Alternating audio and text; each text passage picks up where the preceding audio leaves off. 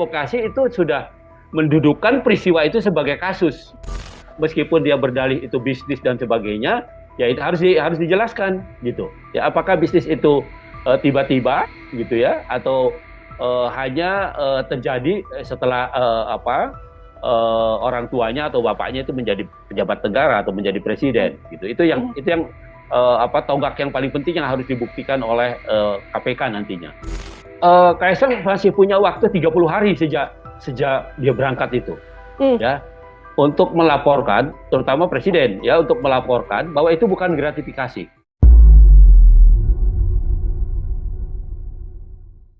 Program Tribunnews on Focus Tribuners hari ini kembali membersamai Anda bersama dengan saya Nila Yardah. Tribuners, putra Presiden Joko Widodo Kaisang Pangarep saat ini sedang menuai sorotan publik seusai terpergok menggunakan jet pribadi untuk pergi ke luar negeri bersama dengan sang istri Erina Gudono. KPK pun kemudian diminta mengklarifikasi terkait apa yang dilakukan Kaisang Pangarep dengan dugaan gratifikasi. Lantas apakah mungkin Kaisang Pangarep bisa terjerat pidana atas kasus jet pribadi yang saat ini sedang menjadi sorotan publik? Saya akan berdiskusi dan membahasnya, Tribuners, bersama dengan pakar hukum pidana. Ada Bang Abdul Fikar Hajar dalam sambungan Zoom bersama dengan saya. Bang Fikar, selamat sore. Terima kasih banyak sudah bergabung. Oke, selamat sore, Mbak Ya, Petio.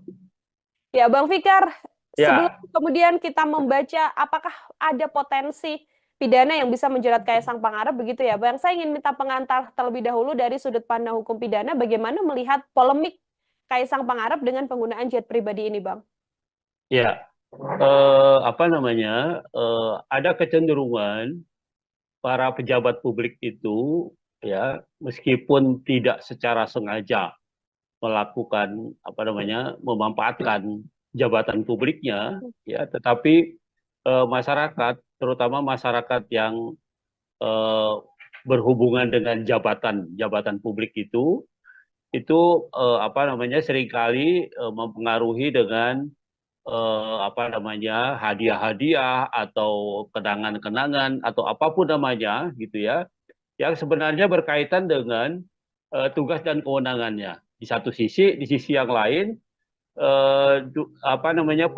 pemberian fasilitas gitu. Apakah fasilitas perizinan atau fasilitas modal atau fasilitas lainnya yang diharapkan itu diperoleh oleh terutama oleh para pengusaha yang membutuhkan, ya, soal perizinan itu. Nah, itu yang terjadi, atau kemudahan-kemudahan berusaha gitu. Nah, karena itu kemudian potensi yang sangat besar ini diantisipasi oleh Undang-Undang Tindak Pidana Korupsi pada tahun 99 gitu ya. Kalau pada undang-undang yang lama, ya, undang-undang korupsi yang tahun 71 itu belum secara rinci, ya, belum secara rinci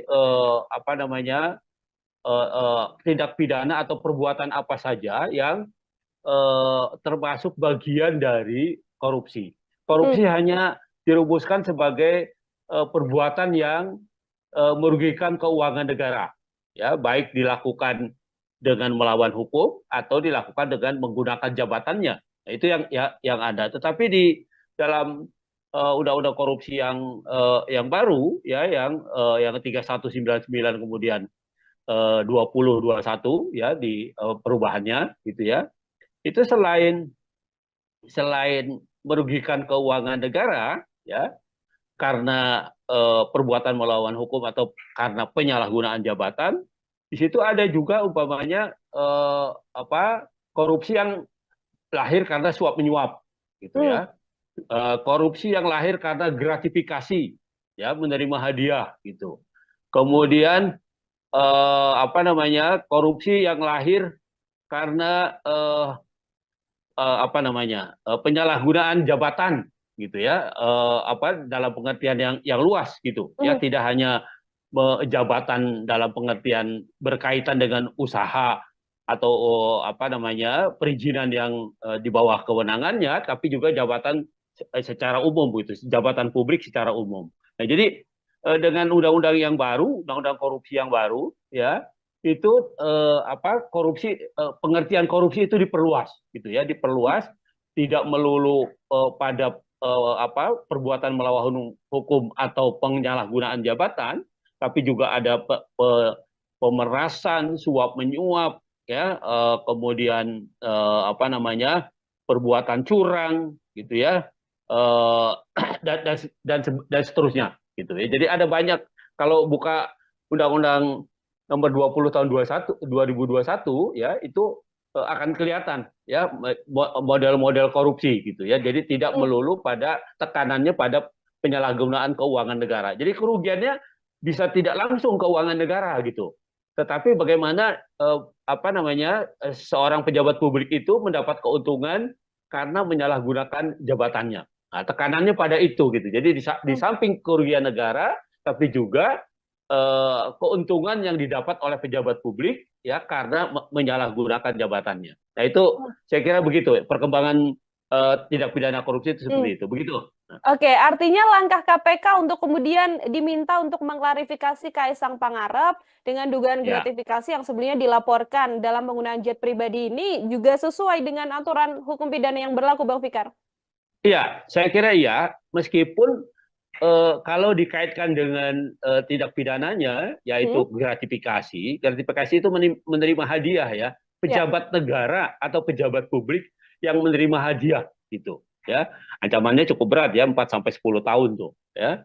Nah, apa namanya, kan orang akan bilang, loh, Kaisang itu kan bukan bukan pejabat negara Penyelenggara kan, gitu negara, ya. ya.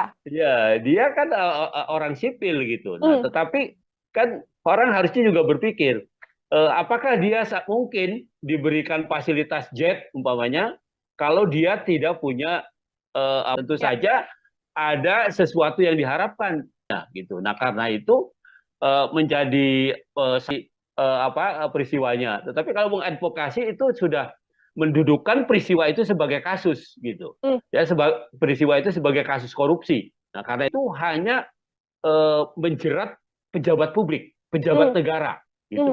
Ya. Nah, karena itu, pamannya kalau dikaitkan dengan Kaisang, Kaisang sendiri tidak termasuk kualifikasi oleh pasal itu, gitu. Ya, pasal sebagai pejabat negara karena dia bukan pejabat negara. Nah, tetapi gratifikasi itu adalah penerimaan oleh seorang pejabat negara dan hak di dalam undang-undang LHKPN itu, ya, undang-undang pejabat negara yang bebas korupsi, bebas KKN itu, korupsi, Hmm. kolusi, nepotisme, itu disebutkan selain pejabat publiknya tapi juga keluarganya, gitu. Oke. Nah, ya, jadi memang kalau kalau hanya berpegang pada ketentuan gratifikasi di undang-undang korupsi, selain pejabat negara nggak ada yang bisa dikenakan. Hmm. Tetapi begitu diperluas itu dikaitkan dengan undang-undang tentang LHKPN itu, tentang pejabat negara yang pejabat publik yang bebas dari KKN itu, nah, maka itu menjadi kena, gitu. Nah, karena Hmm. itu kemudian eh, apa namanya menjadi tepat, gitu, ya, Kaisang kemudian diklarifikasi atau diadvokasi bahkan, gitu, oleh KPK, begitu.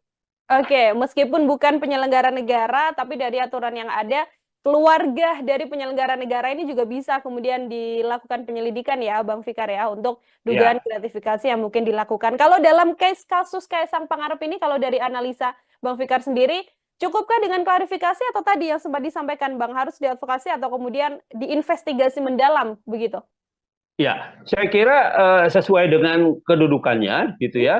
Kan KPK itu kan punya dua fungsi sebenarnya, pencegahan dan penindakan, gitu, Hmm. ya.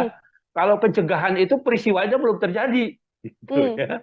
Peristiwanya belum terjadi, karena itu kemudian orang dikasih penyuluhan, dikasih tahu begini nggak boleh begini, ada pencegahan supaya tidak terjadi korupsi. Kalau termasuk klarifikasi itu juga, itu sebenarnya bukan tindakan bukan tindakan investigasi, bukan tindakan Hmm. advokasi sebenarnya, bukan tindakan penindakan, gitu, tetapi lebih pada pencegahan itu sebenarnya, gitu. Nah, karena itu saya sependapat dengan pendapat banyak orang, gitu ya, bahwa seharusnya, ya, peristiwanya sudah jelas ada, gitu, Hmm. ya, peristiwanya itu sudah nyata, gitu. Nah, karena itu tindakan yang paling tepat adalah mengadvokasinya, gitu. Ya, jadi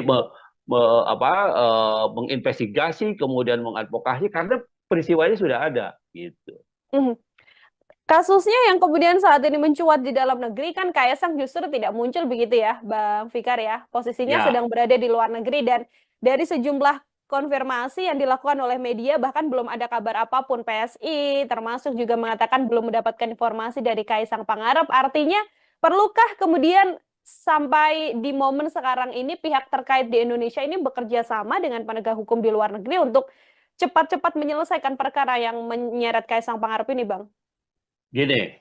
Nah, itu tadi tergantung pada status tindakan yang dilakukan, gitu ya. Oke. Hmm. Kalau dia klarifikasi, itu artinya belum masuk jadi perkara itu sebenarnya. Ya, Hmm. masih kalaupun dikualifikasi jadi perkara itu masih penyelidikan. Hmm. Penyelidikan itu masih mencari peristiwa. Ya, masih ada nggak sebenarnya peristiwa pidananya. Nah, masih itu. Jadi belum belum ada upaya paksa istilahnya, Hmm. gitu ya. Upaya yang bisa dilakukan secara paksa terhadap pihak-pihak yang memang seharusnya diinvestigasi gitu ya di dalam konteks itu gitu. Kecuali kemudian KPK meningkatkan itu menjadi penyidikan. Oke. Nah, kalau penyidikan itu sudah bisa digunakan upaya paksa. Upaya paksa di dalam hukum acara pidana Indonesia itu umpamanya nangkap, nahan, menggeledah, menyita, termasuk Hmm. minta bantuan aparat hukum di luar negeri. Hmm. Gitu. Itu juga bagian dari penyidikan gitu Hmm. sebenarnya. Nah, karena belum masuk ke tahap itu gitu ya, maka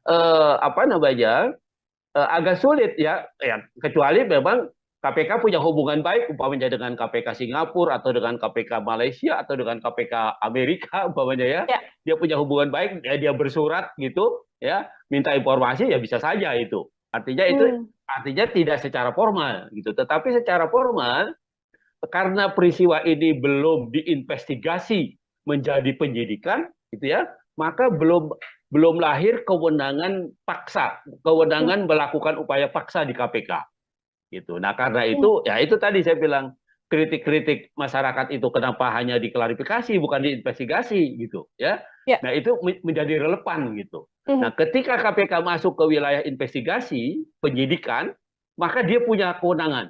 Dia punya hak untuk menggeledah, menyita, menangkap, menahan ya atau minta bantuan informasi dari penegak hukum lain dan sebagainya. Nah, itu Hmm. lahir gitu. Nah, tapi Hmm. kalau cuma klarifikasi gini kan seolah-olah belum ada apa-apa. Peristiwanya belum ada gitu. Seperti Oke. itu.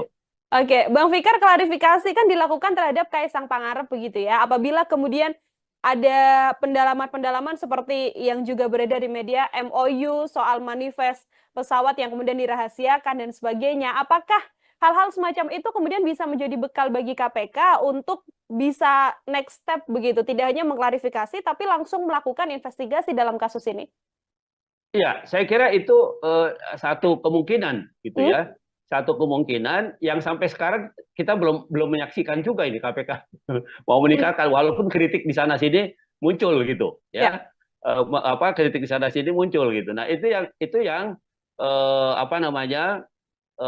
seharusnya diperhatikan oleh KPK Hmm. gitu ya. KPK itu kan tidak tidak eh, apa namanya eh, bahwa dia penegak hukum iya, tapi dia penegak hukum menurut saya sih yang luar biasa karena dia dilahirkan karena kelemahan penegak hukum yang ada gitu, kelemahan Hmm. kepolisian, kelemahan kejaksaan, kemudian dibentuklah itu KPK sengaja. Nah, karena itu dia punya kewenangan yang cukup luas gitu, cukup luas dan cukup cukup besar gitu.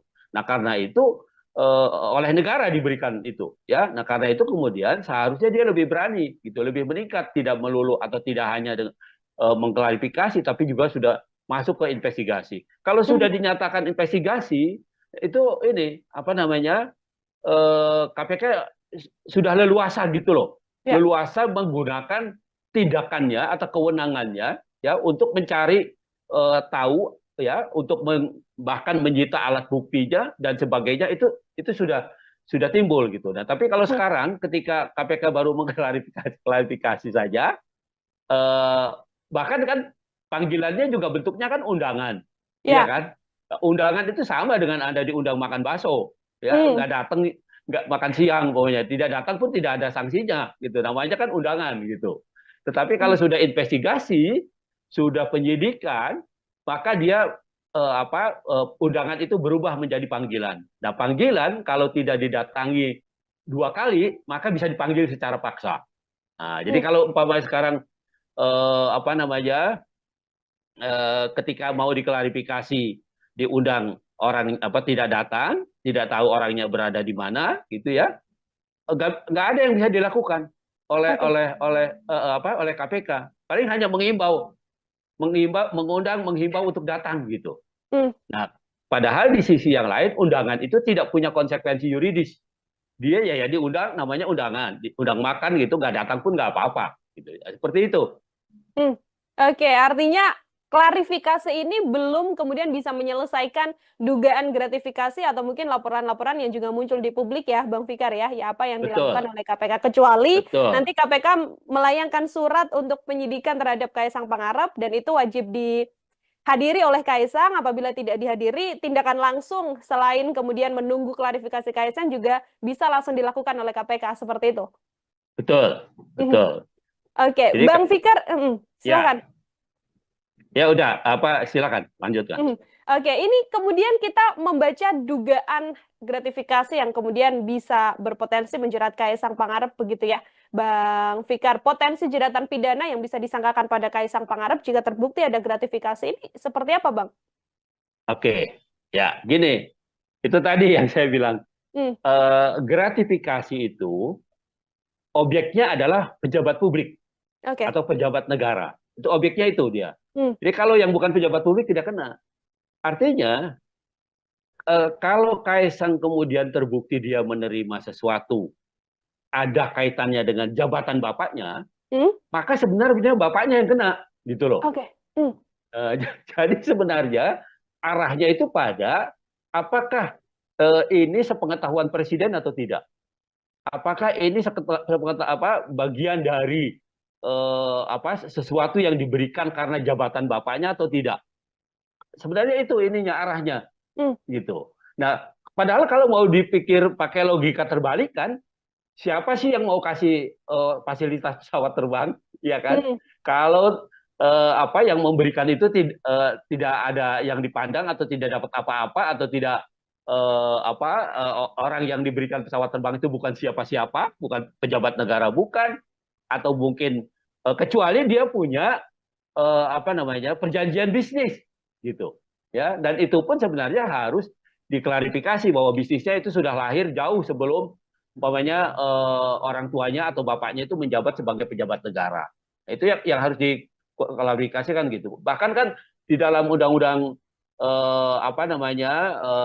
LHKPN itu tentang pejabat publik yang anti korupsi, kolusi dan nepotisme itu sudah dinyatakan lebih dahulu. Yang pertama umpamanya ada kewajiban klarifikasi soal harta, ya, harta kekayaan dari keluarga gitu. Itu satu. Yang kedua ada pengertian pejabat negara itu tidak bisa menerima gratifikasi ya selain pada pejabat negaranya tapi juga pada keluarganya gitu. hmm, Dan pokoknya undang-undang itu sebenarnya begitu rinci ya, begitu begitu rigid gitu sehingga bisa menjerat orang. Karena kan gini, gratifikasi itu bisa bisa tidak terasa gitu, bisa hmm, macam-macam bentuknya, iya kan? hmm, Bisa eh, apa namanya eh, bisa dia pemberian, bisa dia berbentuk undangan, dia bisa berbentuk, bisa bentuknya bisa macam-macam begitu, hmm, ya. Tidak melulu pemberian satu sesuatu yang bernilai ekonomi gitu, tetapi juga fasilitas-fasilitas yang menguntungkan, yang juga punya nilai ekonomi itu bisa bisa dilakukan. Ya, hmm, jadi sebenarnya gratifikasi itu kalau lihat undang-undang korupsi itu contohnya itu macam-macam. Jadi tidak melulu menerima begitu saja, tetapi juga ada fasilitas lain yang tidak berbentuk fisik umpamanya. Nah itu juga bisa dikualifikasi sebagai gratifikasi. Nah hmm, karena itu pengaturan mengenai ini sangat rigid, sangat sangat sangat sangat ketat gitu, sebenarnya untuk menjaga supaya pejabat publik itu tidak melakukan tindak pidana korupsi, kolusi dan nepotisme, gitu. Termasuk gratifikasi di dalamnya, artinya yang akan terjerat nantinya apabila ini sepengetahuan sang ayah begitu ya, sepengetahuan Presiden Joko Widodo, Presiden Jokowi yang juga akan terseret kasus gratifikasi ini. Apabila nanti ada klarifikasi dari Kaisang Pangarep yang mengatakan ini murni urusan bisnis pribadi begitu ya, Bang Fikar, lalu tidak ada kaitan atau sangkut pautnya bersama dengan Presiden Jokowi, secara hukum apakah kemudian Kaisang bisa terbebas dan lepas begitu saja atau seperti apa? Pengakuannya tidak bisa hanya pengakuan begitu saja, tetapi juga harus didukung oleh alat bukti gitu. Umpamanya sejak kapan dia berhubungan dengan pengusaha itu? Kalau dia bisa membuktikan umpamanya ada bisnis dengan pengusaha yang memberikan fasilitas pesawat itu sebelum ayahnya menjadi presiden, ya mungkin itu tidak ada masalah apa-apa gitu. Nah, yang kita tahu kan mereka anak-anak ini kan menjadi pengusaha itu setelah bapaknya jadi pejabat negara kan begitu ya. Dari informasi publik yang kita dengarkan itu masih kecil-kecil, tadinya masih apa namanya belum tahu bisnis dan belum tahu apa gitu kan. Nah, tapi ini berkembang 10 tahun belakangan kan begitu. Nah, jadi artinya dia bisa tidak dikaitkan dengan jabatan ayahnya. Pembuktiannya begitu ya, pembuktiannya artinya meskipun dia berdalih itu bisnis dan jadi PR besar juga bagi KPK. Di satu sisi seorang Kaisang Pangarep masih belum ada di Indonesia, jadi masih belum bisa melakukan klarifikasi, tapi di satu sisi harus ada pengusutan yang jelas yang dilakukan oleh KPK untuk kemudian bisa secara gamblang terbuka apakah ini gratifikasi atau tidak, seperti itu. Terakhir dari saya, Bang Fikar, sebagai closing statement juga, apabila memang ada yang bisa dilakukan oleh Kaisang Pangarep untuk bisa membuktikan apakah ini ada gratifikasi atau tidak. Kalau dari analisa Bang Fikar, hal apa yang sedianya bisa ditunjukkan? Masih punya waktu 30 hari sejak dia berangkat itu. Ya, untuk melaporkan, terutama presiden ya, untuk melaporkan bahwa itu bukan gratifikasi gitu. Bahwa itu adalah perjanjian bisnis atau apapun gitu. Itu undang-undang tentang LHKPN itu ya, tentang pejabat yang anti KKN itu, kolusi nepotisme itu ya, atau ketentuan pasal 12 Undang-Undang korupsi tentang gratifikasi itu memberikan waktu 30 hari ya untuk klarifikasi bahwa itu bukan gratifikasi gitu. Ya, bahwa itu tidak ada kaitannya dengan jabatan presiden, bahwa itu tidak ada kaitannya dengan jabatan pejabat publik gitu. Nah, jadi dia masih punya waktu 30 hari itu gitu. Nah, kalau itu bisa dibuktikan gitu ya, maka ya dia bisa bebas ya. Lepas dari pembuktiannya itu nanti caranya bagaimana gitu ya, mungkin pada caranya juga ada sedikit ide dan sebagainya gitu ya. Ya itu terlepas dari itu gitu. Tetapi secara formal Kaisang masih punya waktu 30 hari sejak dia pergi ya, sejak dia naik pesawat itu ya, sampai 30 hari ke depan dia mengklarifikasi itu. Ya, apakah itu gratifikasi atau pemberian yang ada kaitannya dengan jabatan presiden atau tidak. Nah, itu saja sebenarnya peluangnya gitu ya. Tapi kalau dia tidak bisa membuktikan itu ya sebenarnya bebannya sebenarnya ada pada presiden, ya ada pada bapaknya sebenarnya. Begitu. Lepas 30 hari artinya KPK bisa dengan leluasa melakukan pengusutan, Bang Fikar? Mestinya begitu. Menurut undang-undang harusnya sudah masuk itu. Itu suap, itu kan bisa lari ke yang lain-lain kan? Ya. Itu hadiah, itu suap, itu apalagi ya termasuk itu tadi ya, apa namanya, penyalahgunaan jabatan dan sebagainya dan sebagainya. Nah, itu bisa lari ke sana larinya ya. Tapi kalau 30 hari itu dimanfaatkan untuk membuat laporan itu ya, maka itu tadi ya, dia mungkin hanya gratifikasi saja dan bahkan umpamanya bisa diperkuat dengan dalil atau dengan argumen bahwa itu bukan sesuatu yang dilakukan dengan melawan hukum, begitu. Bukannya mengklarifikasi, harusnya langsung mengadvokasi gitu. Ya. Kalau klarifikasi kan cuma tanya betul apa enggak gitu ya kan, cuma mengklarifikasi peristiwanya. Tetapi kalau mengadvokasi itu sudah mendudukkan peristiwa itu sebagai kasus, meskipun dia berdalih itu bisnis dan sebagainya. Ya itu harus dijelaskan gitu. Ya apakah bisnis itu tiba-tiba gitu ya, atau hanya terjadi setelah orang tuanya atau bapaknya itu menjadi pejabat negara atau menjadi presiden gitu. Itu yang tonggak yang paling penting yang harus dibuktikan oleh KPK nantinya. Kaisang masih punya waktu 30 hari sejak dia berangkat itu, ya, untuk melaporkan, terutama presiden, ya, untuk melaporkan bahwa itu bukan gratifikasi.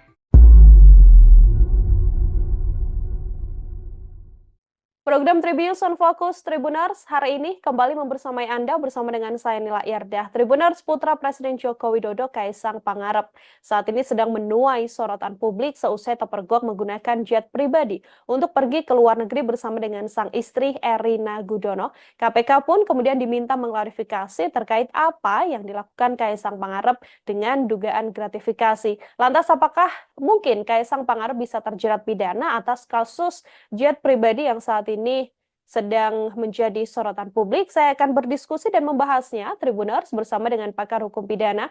Ada Bang Abdul Fikar Hajar dalam sambungan Zoom bersama dengan saya. Bang Fikar, selamat sore. Terima kasih banyak sudah bergabung. Oke, selamat sore, Mbak Petri. Ya, Bang Fikar, sebelum Ya, kemudian kita membaca apakah ada potensi pidana yang bisa menjerat Kaisang Pangarep, begitu ya, Bang? Saya ingin minta pengantar terlebih dahulu dari sudut pandang hukum pidana, bagaimana melihat polemik Kaisang Pangarep dengan penggunaan jet pribadi ini, Bang? ya, ada kecenderungan para pejabat publik itu, ya, meskipun tidak secara sengaja melakukan memanfaatkan jabatan publiknya, ya, tetapi masyarakat, terutama masyarakat yang eh, berhubungan dengan jabatan publik itu seringkali mempengaruhi dengan hadiah-hadiah atau kenangan-kenangan atau apapun namanya gitu ya, yang sebenarnya berkaitan dengan tugas dan kewenangannya. Di sisi yang lain, pemberian fasilitas gitu, apakah fasilitas perizinan atau fasilitas modal atau fasilitas lainnya yang diharapkan itu diperoleh oleh terutama oleh para pengusaha yang membutuhkan, ya, soal perizinan itu. Nah, itu yang terjadi, atau kemudahan-kemudahan berusaha gitu. Nah, karena itu kemudian potensi yang sangat besar ini diantisipasi oleh Undang-Undang Tindak Pidana Korupsi pada tahun 99 gitu ya. Kalau pada undang-undang yang lama, ya, undang-undang korupsi yang tahun 71 itu belum secara rinci, ya, belum secara rinci tindak pidana atau perbuatan apa saja yang termasuk bagian dari korupsi. Korupsi hanya dirumuskan sebagai perbuatan yang merugikan keuangan negara, ya, baik dilakukan dengan melawan hukum atau dilakukan dengan menggunakan jabatannya. Nah, itu yang ada. Tetapi di dalam undang-undang korupsi yang baru, ya, yang 3199 kemudian 2021, ya, di perubahannya gitu ya. Itu selain merugikan keuangan negara, ya, karena perbuatan melawan hukum atau karena penyalahgunaan jabatan, di situ ada juga umpamanya korupsi yang lahir karena suap menyuap, gitu ya. Korupsi yang lahir karena gratifikasi, ya, menerima hadiah, gitu. Kemudian korupsi yang lahir karena penyalahgunaan jabatan, gitu ya, dalam pengertian yang luas gitu ya, tidak hanya jabatan dalam pengertian berkaitan dengan usaha atau perizinan yang di bawah kewenangannya, tapi juga jabatan secara umum gitu, jabatan publik secara umum. Nah, jadi dengan undang-undang yang baru, undang-undang korupsi yang baru, ya, itu pengertian korupsi itu diperluas gitu ya, diperluas, tidak melulu pada perbuatan melawan hukum atau penyalahgunaan jabatan, tapi juga ada pemerasan, suap menyuap, ya, kemudian perbuatan curang gitu ya, eh, dan seterusnya gitu ya. Jadi ada banyak, kalau buka Undang-Undang nomor 20 tahun 2021 ya, itu akan kelihatan ya model-model korupsi gitu ya. Jadi tidak Hmm. melulu pada tekanannya pada penyalahgunaan keuangan negara. Jadi kerugiannya bisa tidak langsung keuangan negara gitu.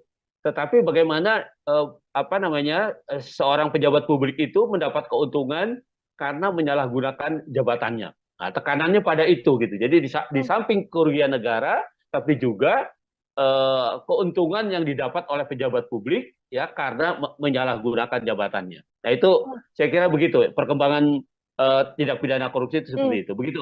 Nah, Oke, artinya langkah KPK untuk kemudian diminta untuk mengklarifikasi Kaisang Pangarep dengan dugaan ya, gratifikasi yang sebelumnya dilaporkan dalam penggunaan jet pribadi ini juga sesuai dengan aturan hukum pidana yang berlaku, Bang Fikar? iya, saya kira iya. Meskipun kalau dikaitkan dengan tindak pidananya, Hmm? yaitu gratifikasi, gratifikasi itu menerima hadiah ya, Ya. pejabat negara atau pejabat publik yang menerima hadiah gitu ya, ancamannya cukup berat ya, 4 sampai 10 tahun tuh ya.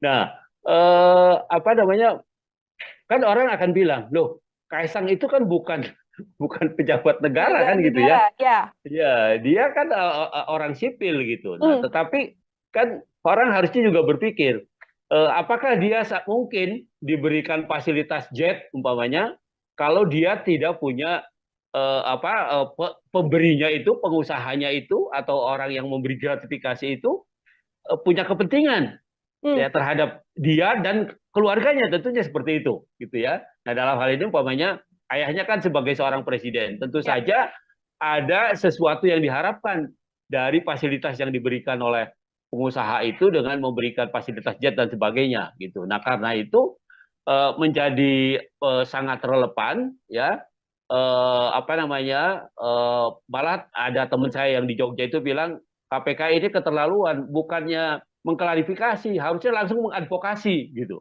Hmm. Ya, kalau klarifikasi kan cuma tanya betul apa enggak gitu ya kan, Ya. cuma mengklarifikasi peristiwanya. Tetapi kalau mengadvokasi itu sudah mendudukan peristiwa itu sebagai kasus gitu. Hmm. Ya, peristiwa itu sebagai kasus korupsi. Nah, karena itu kemudian diadvokasi.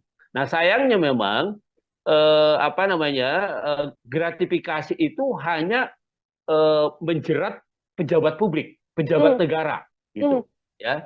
Nah, karena itu pamannya kalau dikaitkan dengan Kaisang, Kaisang sendiri tidak apa namanya tidak termasuk kualifikasi oleh pasal itu gitu ya, pasal sebagai pejabat negara karena dia bukan pejabat negara. Nah, tetapi gratifikasi itu adalah penerimaan oleh seorang pejabat negara dan hak di dalam undang-undang apa namanya undang-undang LHKPN itu ya, undang-undang pejabat negara yang bebas korupsi, bebas KKN itu korupsi, Hmm. kolusi, nepotisme itu disebutkan selain pejabat publiknya tapi juga keluarganya gitu. Oke. Nah, ya jadi memang kalau hanya berpegang pada ketentuan gratifikasi di undang-undang korupsi, selain pejabat negara nggak ada yang bisa dikenakan. Hmm. Tetapi begitu diperluas itu dikaitkan dengan undang-undang tentang apa namanya LHKPN itu tentang pejabat negara yang pejabat publik yang bebas dari KKN itu, nah maka itu menjadi kena gitu. Nah karena Hmm. itu kemudian apa namanya menjadi tepat gitu ya, Kaisang kemudian diklarifikasi atau diadvokasi bahkan gitu oleh KPK begitu. Oke, meskipun bukan penyelenggara negara, tapi dari aturan yang ada, keluarga dari penyelenggara negara ini juga bisa kemudian dilakukan penyelidikan ya, Bang Fikar ya, untuk dugaan Ya, gratifikasi yang mungkin dilakukan. Kalau dalam kasus Kaisang Pangarep ini, kalau dari analisa Bang Fikar sendiri, cukupkah dengan klarifikasi atau tadi yang sempat disampaikan Bang, harus diadvokasi atau kemudian diinvestigasi mendalam begitu? ya, saya kira sesuai dengan kedudukannya gitu Hmm? ya. Kan KPK itu kan punya dua fungsi sebenarnya, pencegahan dan penindakan gitu Hmm. ya. Kalau pencegahan itu peristiwanya belum terjadi gitu Hmm. ya.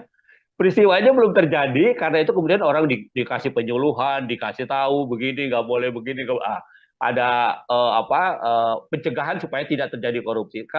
termasuk klarifikasi itu juga itu sebenarnya bukan tindakan bukan tindakan investigasi, bukan tindakan Hmm. advokasi sebenarnya, bukan tindakan penindakan gitu, tetapi lebih pada pencegahan itu sebenarnya gitu. Nah karena itu saya sependapat dengan pendapat banyak orang gitu ya, bahwa seharusnya ya peristiwanya sudah jelas ada gitu Hmm. ya, peristiwanya itu sudah nyata gitu. Nah karena itu tindakan yang paling tepat adalah mengadvokasinya gitu ya, jadi menginvestigasi kemudian mengadvokasi karena peristiwanya sudah ada gitu. Hmm. Kasusnya yang kemudian saat ini mencuat di dalam negeri kan Kaisang justru tidak muncul begitu ya, Bang Fikar ya. Posisinya Ya, sedang berada di luar negeri dan dari sejumlah konfirmasi yang dilakukan oleh media bahkan belum ada kabar apapun. PSI termasuk juga mengatakan belum mendapatkan informasi dari Kaisang Pangarep. Artinya perlukah kemudian sampai di momen sekarang ini pihak terkait di Indonesia ini bekerja sama dengan penegak hukum di luar negeri untuk cepat-cepat menyelesaikan perkara yang menyeret Kaisang Pangarep ini, Bang? gini. Nah, itu tadi tergantung pada status tindakan yang dilakukan, gitu ya. Oke. Hmm. Kalau dia klarifikasi, itu artinya belum masuk jadi perkara itu sebenarnya. Ya, Hmm. masih kalaupun dikualifikasi jadi perkara itu masih penyelidikan. Hmm. Penyelidikan itu masih mencari peristiwa. Ya, masih ada nggak sebenarnya peristiwa pidananya. Nah, masih itu. Jadi belum belum ada upaya paksa istilahnya, Hmm. gitu ya. Upaya yang bisa dilakukan secara paksa terhadap pihak-pihak yang memang seharusnya diinvestigasi gitu ya, di dalam konteks itu gitu. Kecuali kemudian KPK meningkatkan itu menjadi penyidikan. Oke. Nah, kalau penyidikan itu sudah bisa digunakan upaya paksa. Upaya paksa di dalam hukum acara pidana Indonesia itu umpamanya nangkap, nahan, menggeledah, menyita, termasuk Hmm. minta bantuan aparat hukum di luar negeri. Hmm. Gitu. Itu juga bagian dari penyidikan gitu Hmm. sebenarnya. Nah, karena belum masuk ke tahap itu gitu ya, maka agak sulit ya, kecuali memang KPK punya hubungan baik umpamanya dengan KPK Singapura atau dengan KPK Malaysia atau dengan KPK Amerika umpamanya ya, Ya. dia punya hubungan baik ya, dia bersurat gitu ya, minta informasi ya bisa saja itu.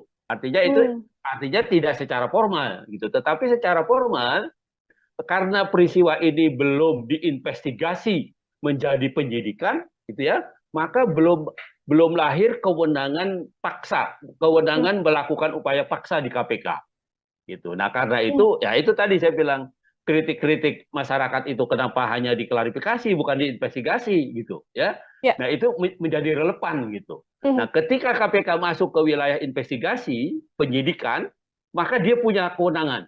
Dia punya hak untuk menggeledah, menyita, menangkap, menahan ya, atau minta bantuan informasi dari penegak hukum lain dan sebagainya. Nah, itu Hmm. lahir gitu. Nah, tapi Hmm. kalau cuma klarifikasi gini kan seolah-olah belum ada apa-apa. Peristiwanya belum ada gitu. Seperti Oke. itu.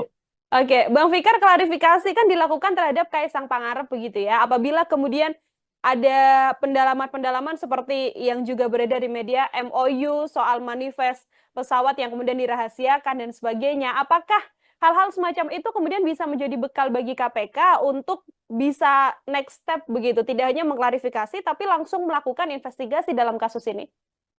Iya, saya kira itu satu kemungkinan gitu Hmm? ya. Satu kemungkinan yang sampai sekarang kita belum belum menyaksikan juga ini KPK mau Hmm. meningkatkan, walaupun kritik di sana sini muncul gitu Ya. ya. Kritik di sana sini muncul gitu. Nah, itu yang seharusnya diperhatikan oleh KPK Hmm. gitu ya.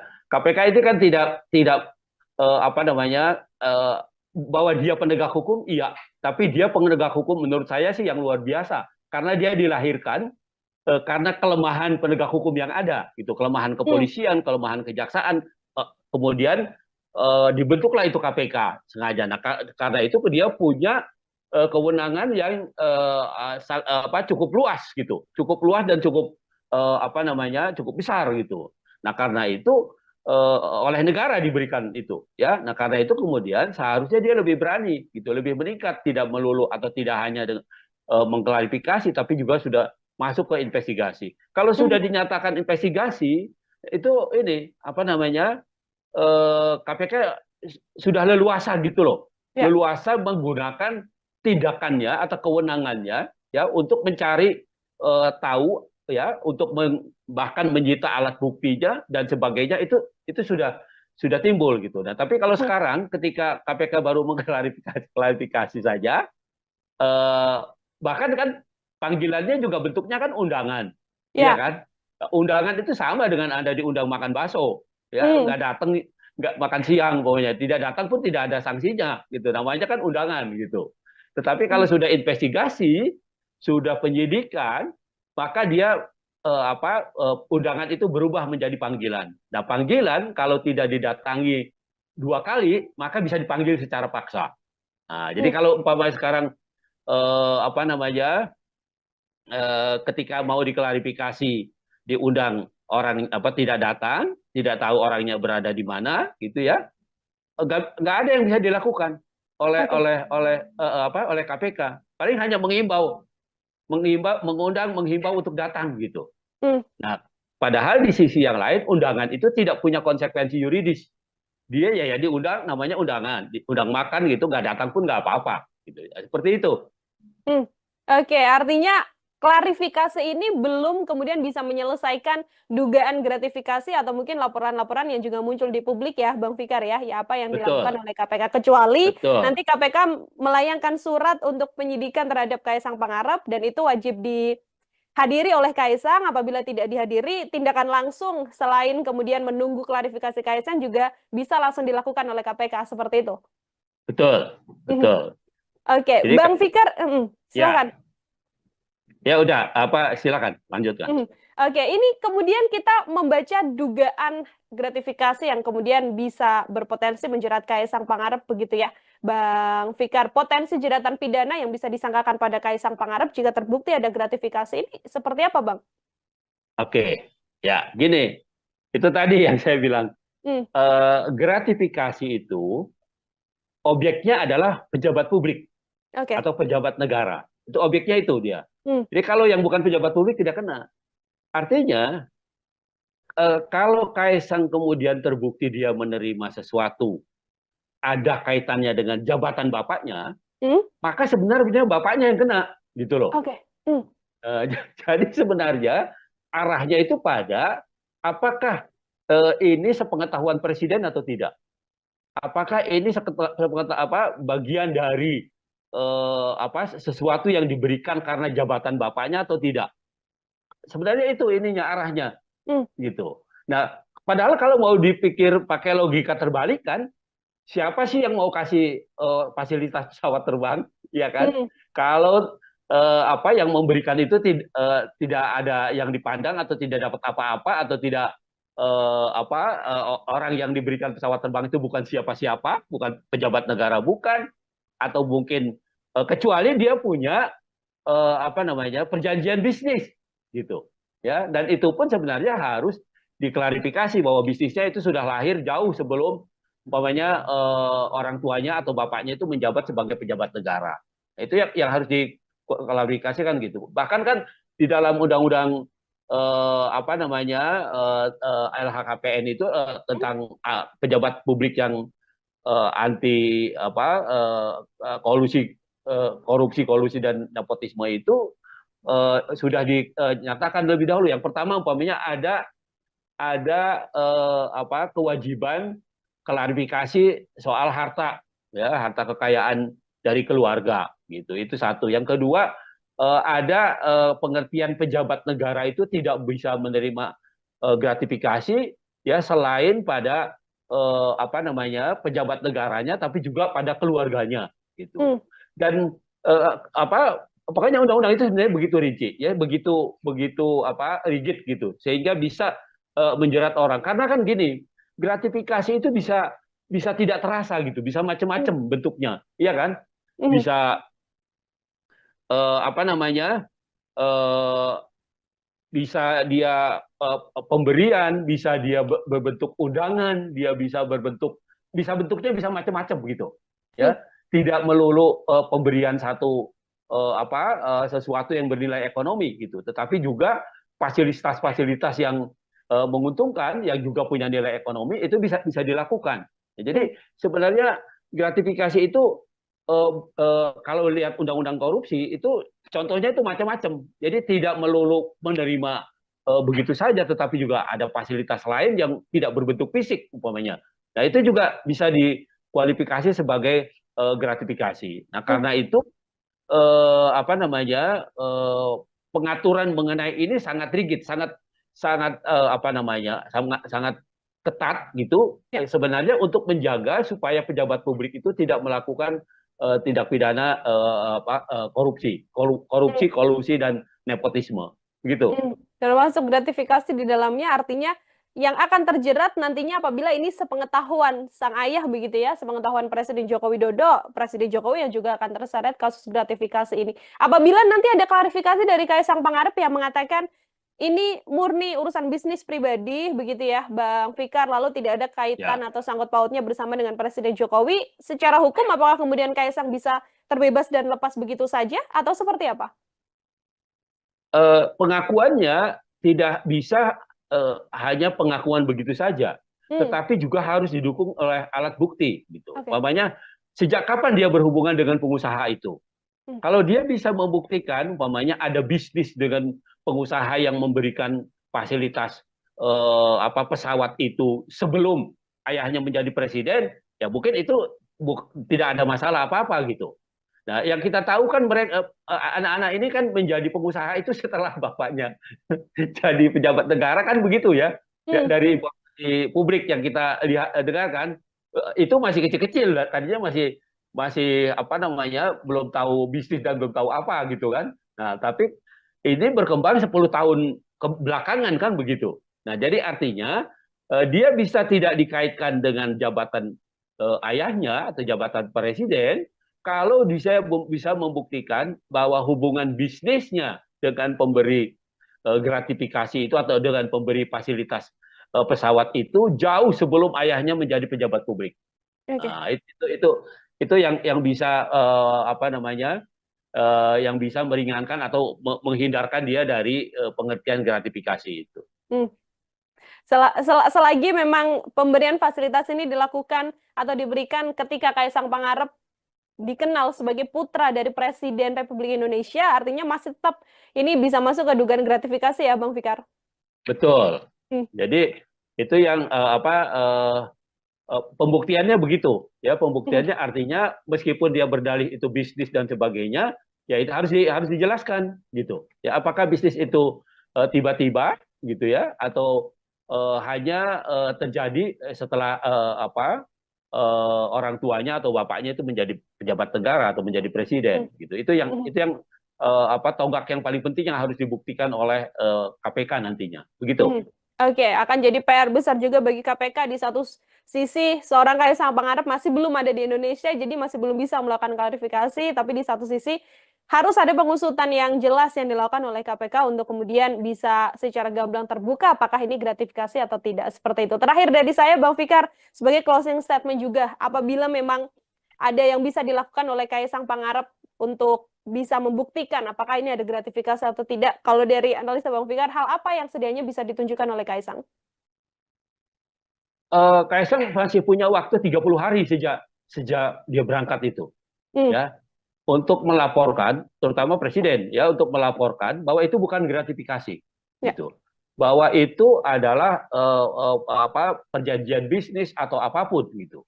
Itu undang-undang tentang LHKPN itu ya tentang pejabat yang anti KKN itu kolusi Hmm, korupsi nepotisme itu ya atau ketentuan pasal 12 Undang-Undang korupsi tentang gratifikasi itu memberikan waktu 30 hari ya untuk klarifikasi bahwa itu bukan gratifikasi ya. gitu. Ya, bahwa itu tidak ada kaitannya dengan jabatan presiden, bahwa itu tidak ada kaitannya dengan jabatan pejabat publik gitu. Nah, jadi dia masih punya waktu 30 hari itu gitu. Nah, kalau itu bisa dibuktikan gitu ya, maka ya dia bisa bebas ya. Lepas dari pembuktiannya itu nanti caranya bagaimana gitu ya, mungkin pada caranya juga ada sedikit ini dan sebagainya gitu ya. Ya itu terlepas dari itu gitu. Tetapi secara formal Kaisang masih punya waktu 30 hari sejak dia pergi, ya, sejak dia naik pesawat itu ya sampai 30 hari ke depan dia mengklarifikasi itu. Ya, apakah itu gratifikasi atau pemberian yang ada kaitannya dengan jabatan presiden atau tidak. Nah, itu saja sebenarnya peluangnya gitu ya. Tapi kalau dia tidak bisa membuktikan itu ya sebenarnya bebannya sebenarnya ada pada presiden, ya ada pada bapaknya sebenarnya. Begitu. Lepas 30 hari artinya KPK bisa dengan leluasa melakukan pengusutan, Bang Fikar? Mestinya begitu. Menurut undang-undang harusnya tidak sudah masuk itu. Itu suap, itu kan bisa lari ke yang lain-lain kan? Ya. Itu hadiah, itu suap, itu apalagi ya termasuk itu tadi ya apa namanya penyalahgunaan jabatan dan sebagainya dan sebagainya. Nah itu bisa lari ke sana larinya ya. Tapi kalau 30 hari itu dimanfaatkan untuk membuat laporan gitu ya, maka itu tadi ya dia mungkin hanya gratifikasi saja dan bahkan umpamanya bisa diperkuat dengan dalil atau dengan argumen bahwa itu bukan sesuatu yang dilakukan dengan melawan hukum. Begitu. Bukannya mengklarifikasi, harusnya langsung mengadvokasi gitu. Ya. Kalau klarifikasi kan cuma tanya betul apa enggak gitu ya kan. Ya. Cuma mengklarifikasi peristiwanya. Tetapi kalau mengadvokasi itu sudah mendudukkan peristiwa itu sebagai kasus. Meskipun dia berdalih itu bisnis dan sebagainya, ya itu harus dijelaskan gitu. Ya apakah bisnis itu tiba-tiba gitu ya atau hanya terjadi setelah orang tuanya atau bapaknya itu menjadi pejabat negara atau menjadi presiden gitu. Itu yang tonggak yang paling penting yang harus dibuktikan oleh KPK nantinya. Kaisang masih punya waktu 30 hari sejak dia berangkat itu. Ya. Untuk melaporkan, terutama presiden ya, untuk melaporkan bahwa itu bukan gratifikasi. Program Tribuners on Focus Tribuners hari ini kembali membersamai Anda bersama dengan saya Nila Yardah. Tribuners putra Presiden Joko Widodo Kaisang Pangarep saat ini sedang menuai sorotan publik seusai terpergok menggunakan jet pribadi untuk pergi ke luar negeri bersama dengan sang istri Erina Gudono. KPK pun kemudian diminta mengklarifikasi terkait apa yang dilakukan Kaisang Pangarep dengan dugaan gratifikasi. Lantas apakah mungkin Kaisang Pangarep bisa terjerat pidana atas kasus jet pribadi yang saat ini sedang menjadi sorotan publik? Saya akan berdiskusi dan membahasnya, Tribuners, bersama dengan pakar hukum pidana. Ada Bang Abdul Fikar Hajar dalam sambungan Zoom bersama dengan saya. Bang Fikar, selamat sore. Terima kasih banyak sudah bergabung. Oke, selamat sore, Mbak Petio. Ya, Bang Fikar, sebelum kemudian kita membaca apakah ada potensi pidana yang bisa menjerat Kaisang Pangarep begitu ya, Bang. Saya ingin minta pengantar terlebih dahulu dari sudut pandang hukum pidana, bagaimana melihat polemik Kaisang Pangarep dengan penggunaan jet pribadi ini, Bang? Ya,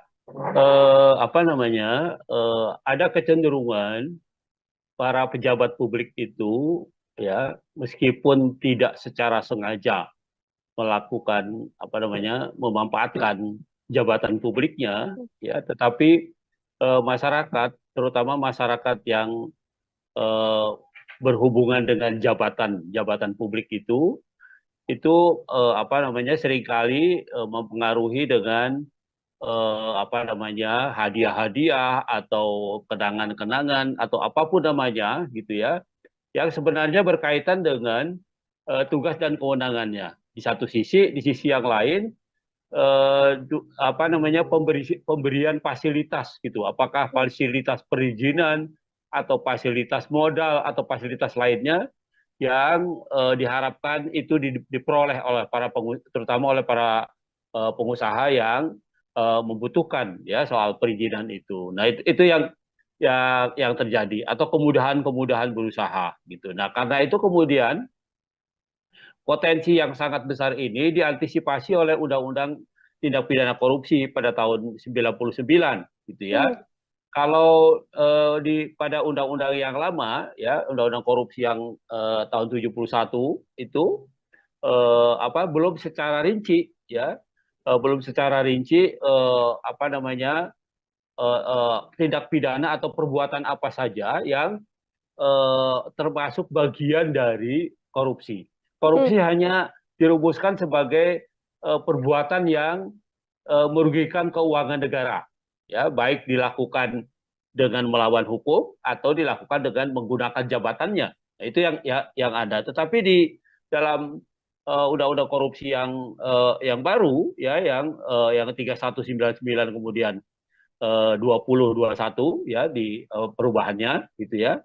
Itu selain merugikan keuangan negara, ya, karena perbuatan melawan hukum atau karena penyalahgunaan jabatan, di situ ada juga umpamanya korupsi yang lahir karena suap menyuap, gitu Hmm. ya. Korupsi yang lahir karena gratifikasi, ya, menerima hadiah, gitu. Kemudian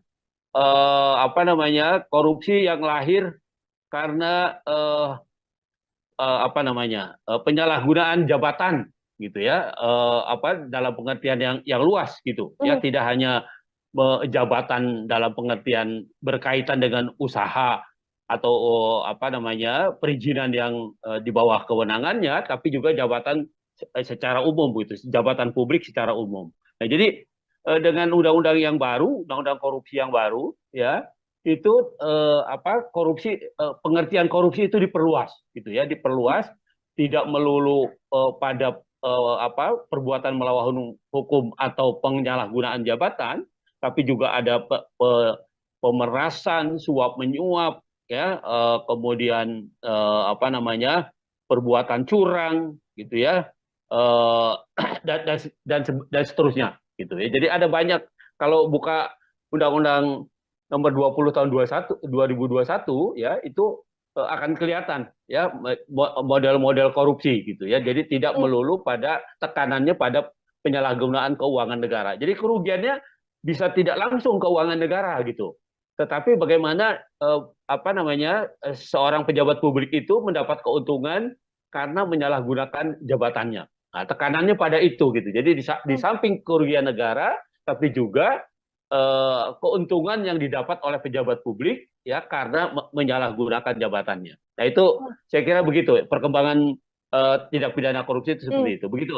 Nah, Oke, artinya langkah KPK untuk kemudian diminta untuk mengklarifikasi Kaisang Pangarep dengan dugaan ya, gratifikasi yang sebelumnya dilaporkan dalam penggunaan jet pribadi ini juga sesuai dengan aturan hukum pidana yang berlaku, Bang Fikar? iya, saya kira iya, meskipun kalau dikaitkan dengan tindak pidananya, Hmm? yaitu gratifikasi, gratifikasi itu menerima hadiah, ya, Ya. pejabat negara atau pejabat publik yang menerima hadiah, gitu, ya, ancamannya cukup berat, ya, 4 sampai 10 tahun tuh, ya. Nah,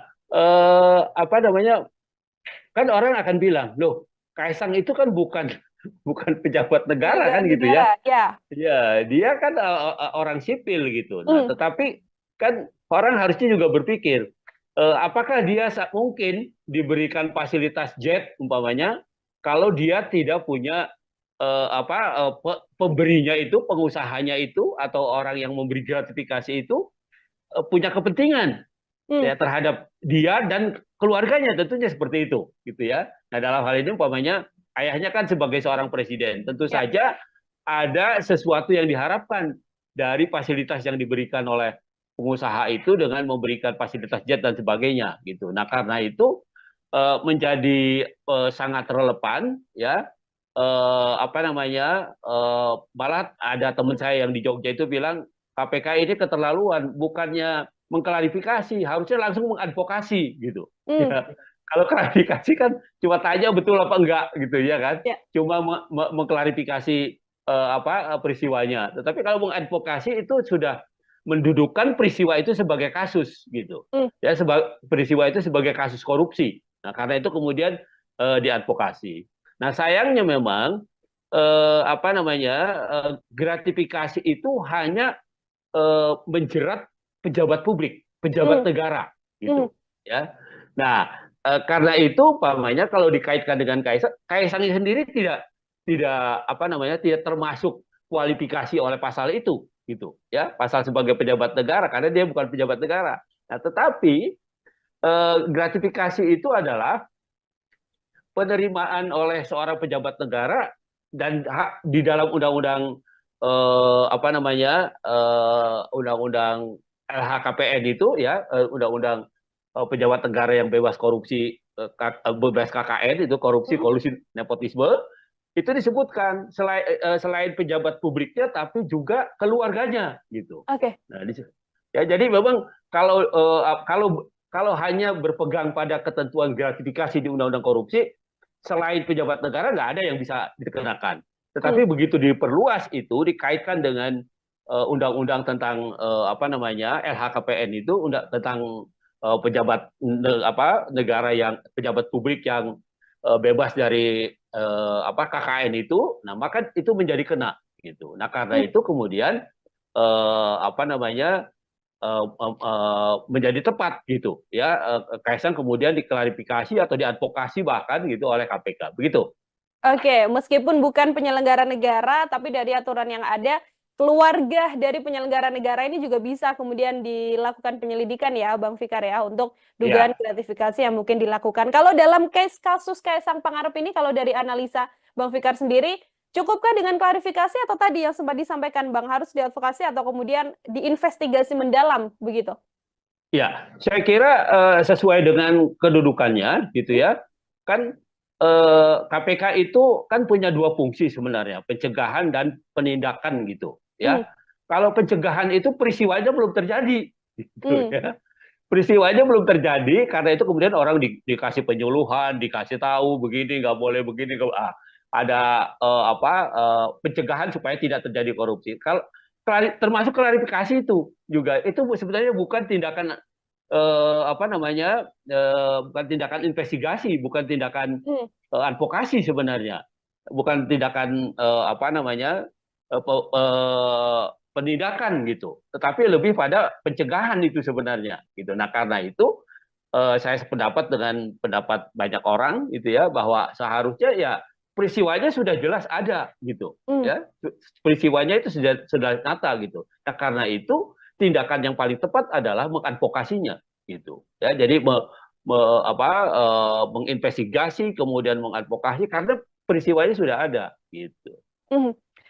Kasusnya yang kemudian saat ini mencuat di dalam negeri kan Kaisang justru tidak muncul begitu ya, Bang Fikar ya. Posisinya Ya, sedang berada di luar negeri dan dari sejumlah konfirmasi yang dilakukan oleh media bahkan belum ada kabar apapun. PSI termasuk juga mengatakan belum mendapatkan informasi dari Kaisang Pangarep. Artinya perlukah kemudian sampai di momen sekarang ini pihak terkait di Indonesia ini bekerja sama dengan penegak hukum di luar negeri untuk cepat-cepat menyelesaikan perkara yang menyeret Kaisang Pangarep ini, Bang?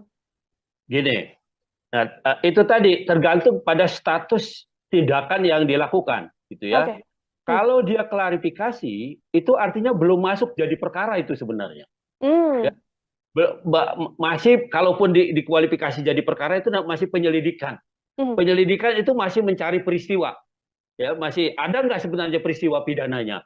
Nah masih itu, jadi belum belum ada upaya paksa istilahnya, Hmm. gitu ya, upaya yang bisa dilakukan secara paksa terhadap pihak-pihak yang memang seharusnya diinvestigasi gitu ya di dalam konteks itu gitu. Kecuali kemudian KPK meningkatkan itu menjadi penyidikan. Oke. Nah, kalau penyidikan itu sudah bisa digunakan upaya paksa. Upaya paksa di dalam hukum acara pidana Indonesia itu umpamanya nangkap, nahan, menggeledah, menyita, termasuk Hmm. minta bantuan apa aparat hukum di luar negeri. Hmm. Gitu. Itu juga bagian dari apa namanya penyidikan gitu Hmm. sebenarnya. Nah, karena belum masuk ke tahap itu gitu ya, maka apa namanya agak sulit ya, ya kecuali memang KPK punya hubungan baik umpamanya dengan KPK Singapura atau dengan KPK Malaysia atau dengan KPK Amerika umpamanya ya, Ya. dia punya hubungan baik ya, dia bersurat gitu ya minta informasi ya bisa saja itu Hmm. artinya tidak secara formal gitu, tetapi secara formal karena peristiwa ini belum diinvestigasi menjadi penyidikan gitu ya, maka belum lahir kewenangan paksa, Hmm. kewenangan melakukan upaya paksa di KPK gitu. Nah, karena Hmm. itu ya itu tadi saya bilang kritik-kritik masyarakat itu kenapa hanya diklarifikasi bukan diinvestigasi gitu ya. Ya. Nah, itu menjadi relevan gitu. Hmm. Nah, ketika KPK masuk ke wilayah investigasi, penyidikan, maka dia punya kewenangan, dia punya hak untuk menggeledah, menyita, menangkap, menahan, ya, atau minta bantuan informasi dari penegak hukum lain dan sebagainya. Nah, itu Hmm. lahir gitu. Nah, tapi Hmm. kalau cuma klarifikasi gini kan seolah-olah belum ada apa-apa, peristiwa aja belum ada gitu. Seperti Oke. itu. Oke, Bang Fikar, klarifikasi kan dilakukan terhadap Kaisang Pangarep begitu ya. Apabila kemudian ada pendalaman-pendalaman seperti yang juga beredar di media, MOU soal manifest pesawat yang kemudian dirahasiakan dan sebagainya. Apakah hal-hal semacam itu kemudian bisa menjadi bekal bagi KPK untuk bisa next step begitu, tidak hanya mengklarifikasi tapi langsung melakukan investigasi dalam kasus ini? Iya, saya kira itu satu kemungkinan gitu Hmm? ya. Satu kemungkinan yang sampai sekarang kita belum menyaksikan juga ini KPK mau Hmm. meningkatkan walaupun kritik di sana sini muncul gitu Ya. ya. Kritik di sana sini muncul gitu. Nah, itu yang apa namanya seharusnya diperhatikan oleh KPK Hmm. gitu ya. KPK itu kan tidak tidak apa namanya bahwa dia penegak hukum, iya, tapi dia penegak hukum menurut saya sih yang luar biasa karena dia dilahirkan karena kelemahan penegak hukum yang ada, gitu, kelemahan Hmm. kepolisian, kelemahan kejaksaan, kemudian dibentuklah itu KPK sengaja. Nah, karena itu dia punya kewenangan yang cukup luas gitu, cukup luas dan cukup apa namanya cukup besar gitu. Nah, karena itu oleh negara diberikan itu, ya. Nah, karena itu kemudian seharusnya dia lebih berani gitu, lebih meningkat, tidak melulu atau tidak hanya dengan mengklarifikasi, tapi juga sudah masuk ke investigasi. Kalau Hmm. sudah dinyatakan investigasi, itu ini apa namanya KPK sudah leluasa gitu loh, Ya. leluasa menggunakan tindakannya atau kewenangannya ya untuk mencari tahu ya, untuk bahkan menyita alat buktinya dan sebagainya itu sudah timbul gitu. Nah, tapi kalau Hmm. sekarang ketika KPK baru mengklarifikasi saja, eh, bahkan kan panggilannya juga bentuknya kan undangan, iya Ya. kan? Undangan itu sama dengan Anda diundang makan bakso, ya, Hmm. nggak datang, nggak makan siang pokoknya, tidak datang pun tidak ada sanksinya, gitu. Namanya kan undangan, gitu. Tetapi kalau Hmm. sudah investigasi, sudah penyidikan, maka dia undangan itu berubah menjadi panggilan. Nah, panggilan kalau tidak didatangi 2 kali, maka bisa dipanggil secara paksa. Nah, jadi Hmm. kalau umpamanya sekarang apa namanya ketika mau diklarifikasi diundang orang apa tidak datang, tidak tahu orangnya berada di mana, gitu ya, nggak ada yang bisa dilakukan Oke. oleh KPK. Paling hanya mengundang, menghimbau untuk datang gitu. Hmm. Nah, padahal di sisi yang lain undangan itu tidak punya konsekuensi yuridis. Dia ya diundang, namanya undangan, diundang makan gitu, nggak datang pun nggak apa-apa, gitu. Seperti itu. Hmm. Oke, artinya klarifikasi ini belum kemudian bisa menyelesaikan dugaan gratifikasi atau mungkin laporan-laporan yang juga muncul di publik ya, Bang Fikar ya, ya apa yang dilakukan Betul, oleh KPK. Kecuali betul. nanti KPK melayangkan surat untuk penyidikan terhadap Kaisang Pangarep dan itu wajib dihadiri oleh Kaisang. Apabila tidak dihadiri, tindakan langsung selain kemudian menunggu klarifikasi Kaisang juga bisa langsung dilakukan oleh KPK seperti itu. Betul, Mhm. betul. Oke, Jadi Bang Fikar, silakan. ya, ya udah apa silakan lanjutkan. Mhm. Oke, ini kemudian kita membaca dugaan gratifikasi yang kemudian bisa berpotensi menjerat Kaisang Pangarep begitu ya, Bang Fikar. Potensi jeratan pidana yang bisa disangkakan pada Kaisang Pangarep jika terbukti ada gratifikasi ini seperti apa, Bang? Oke, ya gini, itu tadi yang saya bilang Hmm. gratifikasi itu objeknya adalah pejabat publik Oke. atau pejabat negara. Itu objeknya itu dia. Hmm. Jadi kalau yang bukan pejabat publik tidak kena. Artinya kalau Kaisang kemudian terbukti dia menerima sesuatu ada kaitannya dengan jabatan bapaknya, Hmm. maka sebenarnya bapaknya yang kena, gitu loh. Oke. Hmm. Jadi sebenarnya arahnya itu pada apakah ini sepengetahuan presiden atau tidak? Apakah ini bagian dari sesuatu yang diberikan karena jabatan bapaknya atau tidak? Sebenarnya itu ininya arahnya Hmm. gitu. Nah, padahal kalau mau dipikir pakai logika terbalik kan, siapa sih yang mau kasih fasilitas pesawat terbang, ya kan? Hmm. Kalau apa yang memberikan itu tidak ada yang dipandang atau tidak dapat apa-apa atau tidak orang yang diberikan pesawat terbang itu bukan siapa-siapa, bukan pejabat negara, bukan, atau mungkin kecuali dia punya apa namanya perjanjian bisnis gitu ya, dan itu pun sebenarnya harus diklarifikasi bahwa bisnisnya itu sudah lahir jauh sebelum umpamanya orang tuanya atau bapaknya itu menjabat sebagai pejabat negara.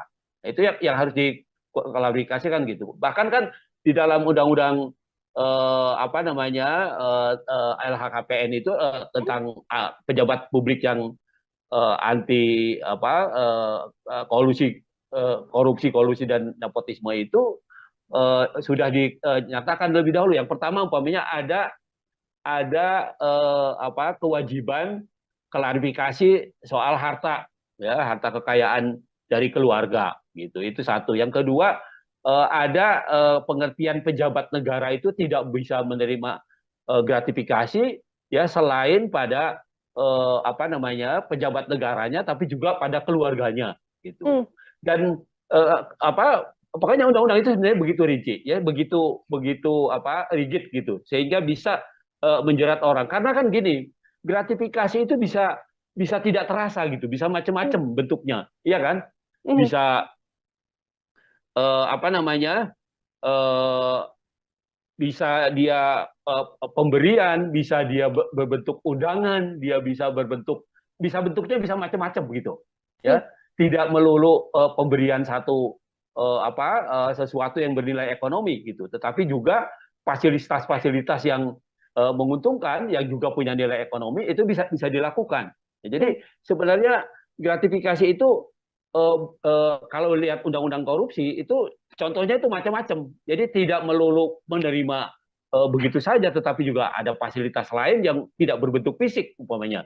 Nah itu juga bisa dikualifikasi sebagai gratifikasi. Nah karena itu apa namanya pengaturan mengenai ini sangat rigid, sangat sangat apa namanya sangat sangat ketat gitu. Sebenarnya untuk menjaga supaya pejabat publik itu tidak melakukan tindak pidana korupsi, kolusi dan nepotisme, gitu. Termasuk gratifikasi di dalamnya artinya yang akan terjerat nantinya apabila ini sepengetahuan sang ayah begitu ya, sepengetahuan Presiden Joko Widodo, Presiden Jokowi yang juga akan terseret kasus gratifikasi ini. Apabila nanti ada klarifikasi dari Kaisang Pangarep yang mengatakan ini murni urusan bisnis pribadi begitu ya, Bang Fikar, lalu tidak ada kaitan Ya, atau sangkut pautnya bersama dengan Presiden Jokowi, secara hukum apakah kemudian Kaisang bisa terbebas dan lepas begitu saja atau seperti apa? pengakuannya tidak bisa hanya pengakuan begitu saja, Hmm, tetapi juga harus didukung oleh alat bukti, gitu. oke. Umpamanya sejak kapan dia berhubungan dengan pengusaha itu? Hmm, Kalau dia bisa membuktikan, umpamanya ada bisnis dengan pengusaha yang memberikan fasilitas apa pesawat itu sebelum ayahnya menjadi presiden, ya mungkin itu tidak ada masalah apa-apa gitu. Nah, yang kita tahu kan mereka anak-anak ini kan menjadi pengusaha itu setelah bapaknya jadi pejabat negara kan begitu ya. hmm, Dari informasi publik yang kita dengarkan itu masih kecil-kecil, tadinya masih masih apa namanya belum tahu bisnis dan belum tahu apa gitu kan. Nah, tapi ini berkembang 10 tahun ke belakangan kan begitu. Nah, jadi artinya dia bisa tidak dikaitkan dengan jabatan ayahnya atau jabatan presiden kalau dia bisa membuktikan bahwa hubungan bisnisnya dengan pemberi gratifikasi itu atau dengan pemberi fasilitas pesawat itu jauh sebelum ayahnya menjadi pejabat publik. oke. Nah, itu yang bisa apa namanya yang bisa meringankan atau menghindarkan dia dari pengertian gratifikasi itu. Hmm. Selagi memang pemberian fasilitas ini dilakukan atau diberikan ketika Kaisang Pangarep dikenal sebagai putra dari Presiden Republik Indonesia, artinya masih tetap ini bisa masuk ke dugaan gratifikasi ya, Bang Fikar? Betul. Hmm, Jadi itu yang pembuktiannya begitu ya, hmm, pembuktiannya artinya meskipun dia berdalih itu bisnis dan sebagainya ya itu harus dijelaskan gitu ya, apakah bisnis itu tiba-tiba gitu ya atau hanya terjadi setelah orang tuanya atau bapaknya itu menjadi pejabat negara atau menjadi presiden hmm, gitu. Itu yang hmm. itu yang tonggak yang paling penting yang harus dibuktikan oleh KPK nantinya. Begitu. Oke, akan jadi PR besar juga bagi KPK. Di satu sisi, seorang Kaisang Pangarep masih belum ada di Indonesia, jadi masih belum bisa melakukan klarifikasi. Tapi di satu sisi, harus ada pengusutan yang jelas yang dilakukan oleh KPK untuk kemudian bisa secara gamblang terbuka apakah ini gratifikasi atau tidak. Seperti itu. Terakhir dari saya, Bang Fikar, sebagai closing statement juga, apabila memang ada yang bisa dilakukan oleh Kaisang Pangarep untuk bisa membuktikan apakah ini ada gratifikasi atau tidak. Kalau dari analisa Bang Fikar, hal apa yang sedianya bisa ditunjukkan oleh Kaisang? Kaisang masih punya waktu 30 hari sejak dia berangkat itu, ya, untuk melaporkan, terutama presiden, ya, untuk melaporkan bahwa itu bukan gratifikasi, gitu, bahwa itu adalah perjanjian bisnis atau apapun, gitu. Itu undang-undang tentang LHKPN itu, ya, tentang pejabat yang anti KKN itu, kolusi nepotisme itu, ya, atau ketentuan pasal 12 Undang-Undang korupsi tentang gratifikasi itu memberikan waktu 30 hari, ya, untuk klarifikasi bahwa itu bukan gratifikasi, gitu. Ya, bahwa itu tidak ada kaitannya dengan jabatan presiden, bahwa itu tidak ada kaitannya dengan jabatan pejabat publik, gitu. Nah, jadi dia masih punya waktu 30 hari itu, gitu. Nah, kalau itu bisa dibuktikan, gitu ya, maka ya dia bisa bebas, ya. Lepas dari pembuktiannya itu nanti caranya bagaimana, gitu ya, mungkin pada caranya juga ada sedikit ide dan sebagainya, gitu ya.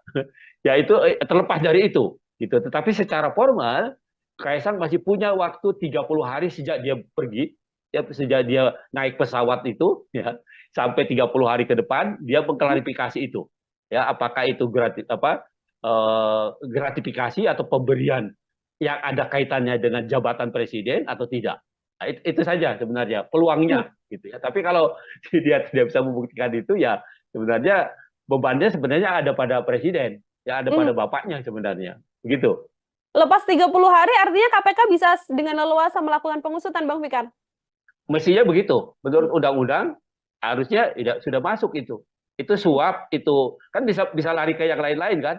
Ya. Itu hadiah, itu suap, itu apalagi ya termasuk itu tadi, ya, apa namanya, penyalahgunaan jabatan dan sebagainya dan sebagainya. Nah, itu bisa lari ke sana larinya, ya. Tapi kalau 30 hari itu dimanfaatkan untuk membuat laporan, itu ya, maka itu tadi, ya, dia mungkin hanya gratifikasi saja dan bahkan umpamanya bisa diperkuat dengan dalil atau dengan argumen bahwa itu bukan sesuatu yang dilakukan dengan melawan hukum, begitu. Bukannya mengklarifikasi, harusnya langsung mengadvokasi, gitu. Ya. Kalau klarifikasi kan cuma tanya betul apa enggak, gitu ya kan, cuma mengklarifikasi peristiwanya. Tetapi kalau mengadvokasi itu sudah mendudukkan peristiwa itu sebagai kasus, meskipun dia berdalih itu bisnis dan sebagainya, ya itu harus dijelaskan, gitu. Ya, apakah bisnis itu tiba-tiba, gitu ya, atau hanya terjadi setelah orang tuanya atau bapaknya itu menjadi pejabat negara atau menjadi presiden, gitu. Itu yang tonggak yang paling penting yang harus dibuktikan oleh KPK nantinya. Kaisang masih punya waktu 30 hari sejak dia berangkat itu, ya, untuk melaporkan, terutama presiden, ya, untuk melaporkan bahwa itu bukan gratifikasi.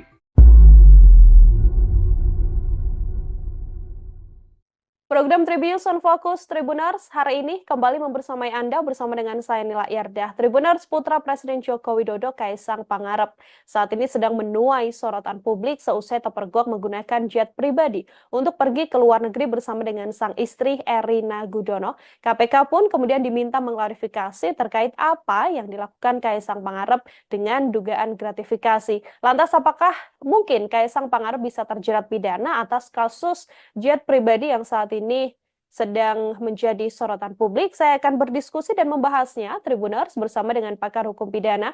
Ada Bang Abdul Fikar Hajar dalam sambungan Zoom bersama dengan saya. Bang Fikar, selamat sore. Terima kasih banyak sudah bergabung. Oke, selamat sore, Mbak Petio. Ya, Bang Fikar, sebelum kemudian kita membaca apakah ada potensi pidana yang bisa menjerat Kaisang Pangarep begitu ya, Bang. Saya ingin minta pengantar terlebih dahulu dari sudut pandang hukum pidana, bagaimana melihat polemik Kaisang Pangarep dengan penggunaan jet pribadi ini, Bang? Ya, apa namanya? Ada kecenderungan para pejabat publik itu, ya, meskipun tidak secara sengaja melakukan apa namanya, memanfaatkan jabatan publiknya, ya, tetapi masyarakat, terutama masyarakat yang eh, berhubungan dengan jabatan publik itu apa namanya, seringkali mempengaruhi dengan apa namanya, hadiah-hadiah atau kenangan-kenangan atau apapun namanya gitu ya, yang sebenarnya berkaitan dengan tugas dan kewenangannya. Di sisi yang lain apa namanya, pemberian fasilitas gitu. Apakah fasilitas perizinan atau fasilitas modal atau fasilitas lainnya yang diharapkan itu diperoleh oleh terutama oleh para pengusaha yang membutuhkan ya soal perizinan itu. Nah, itu yang terjadi atau kemudahan-kemudahan berusaha gitu. Nah, karena itu kemudian potensi yang sangat besar ini diantisipasi oleh Undang-Undang Tindak Pidana Korupsi pada tahun 99 gitu ya.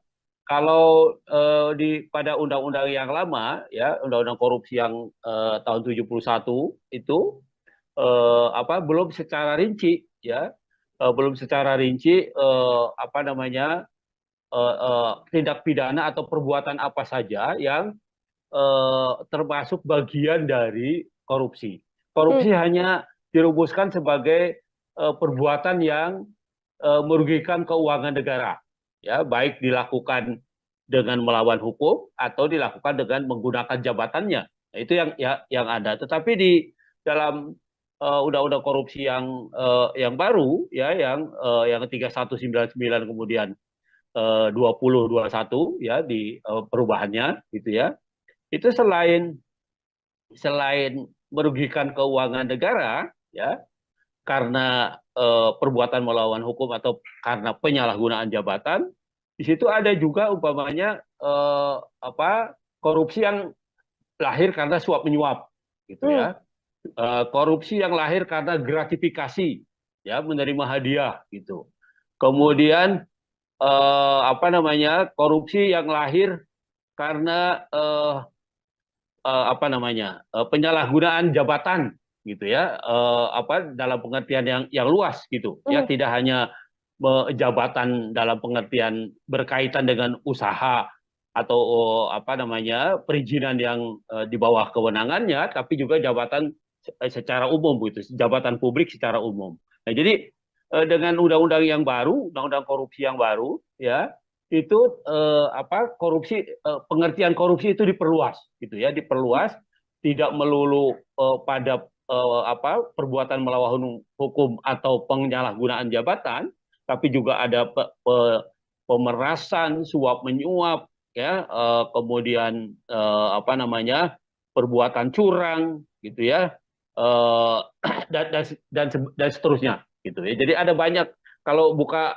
undang-undang nomor 20 tahun 2021 ya, itu akan kelihatan ya model-model korupsi gitu ya. Jadi tidak Hmm. melulu pada tekanannya pada penyalahgunaan keuangan negara. Jadi kerugiannya bisa tidak langsung keuangan negara gitu. Tetapi bagaimana apa namanya, seorang pejabat publik itu mendapat keuntungan karena menyalahgunakan jabatannya. Nah, tekanannya pada itu gitu. Jadi di Hmm. samping kerugian negara, tapi juga keuntungan yang didapat oleh pejabat publik ya karena menyalahgunakan jabatannya. Nah, itu saya kira begitu perkembangan tindak pidana korupsi itu, Hmm. seperti itu. Begitu. Oke, artinya langkah KPK untuk kemudian diminta untuk mengklarifikasi Kaisang Pangarep dengan dugaan Ya. gratifikasi yang sebelumnya dilaporkan dalam penggunaan jet pribadi ini juga sesuai dengan aturan hukum pidana yang berlaku, Bang Fikar?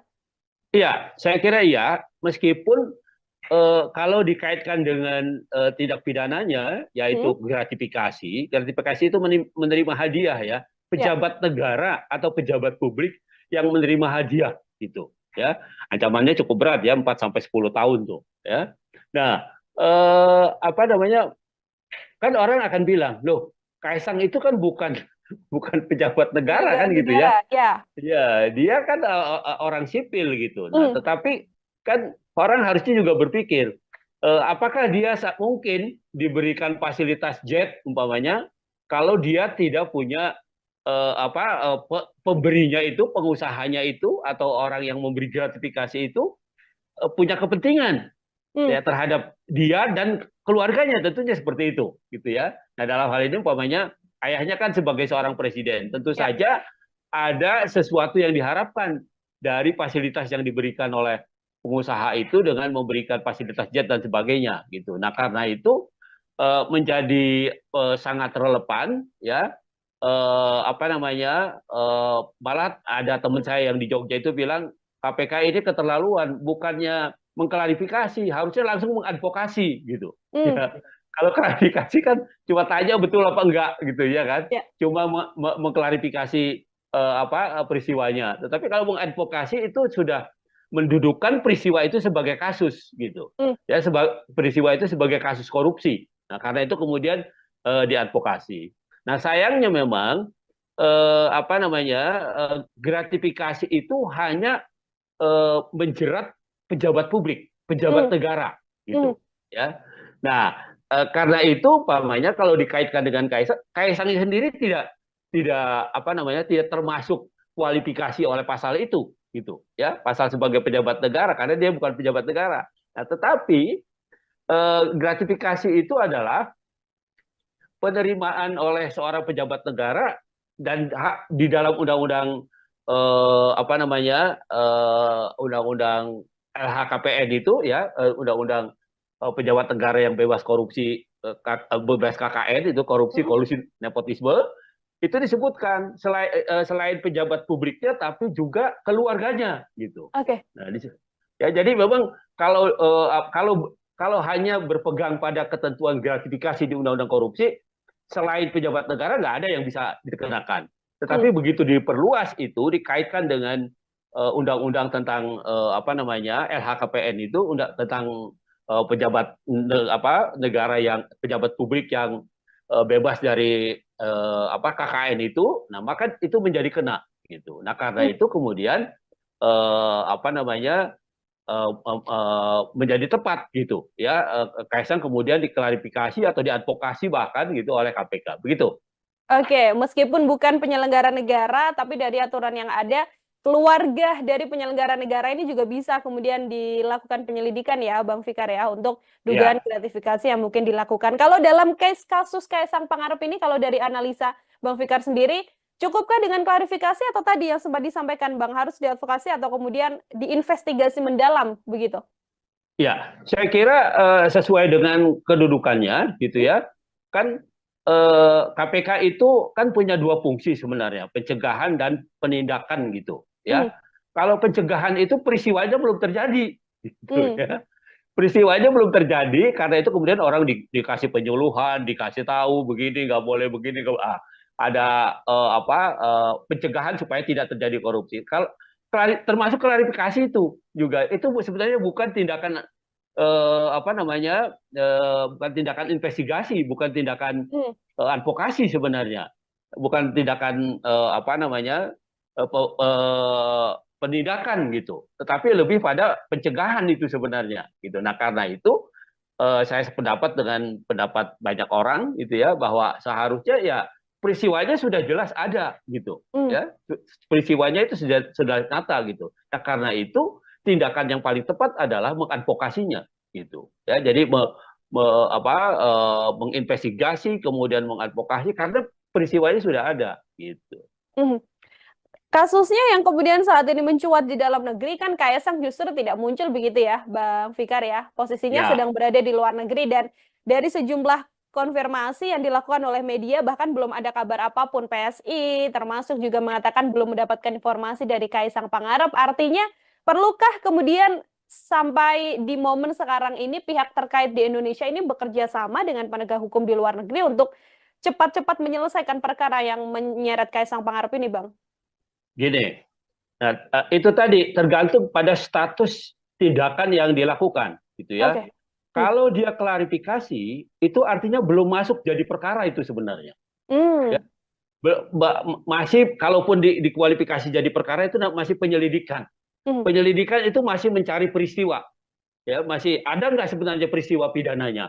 Nah masih itu, jadi belum ada upaya paksa istilahnya, gitu ya, upaya yang bisa dilakukan secara paksa terhadap pihak-pihak yang memang seharusnya diinvestigasi gitu, ya di dalam konteks itu, gitu. Kecuali kemudian KPK meningkatkan itu menjadi penyidikan. Nah, kalau penyidikan itu sudah bisa digunakan upaya paksa. Upaya paksa di dalam hukum acara pidana Indonesia itu umpamanya nangkap, nahan, menggeledah, menyita, termasuk minta bantuan aparat hukum di luar negeri. Gitu. Itu juga bagian dari penyidikan gitu sebenarnya.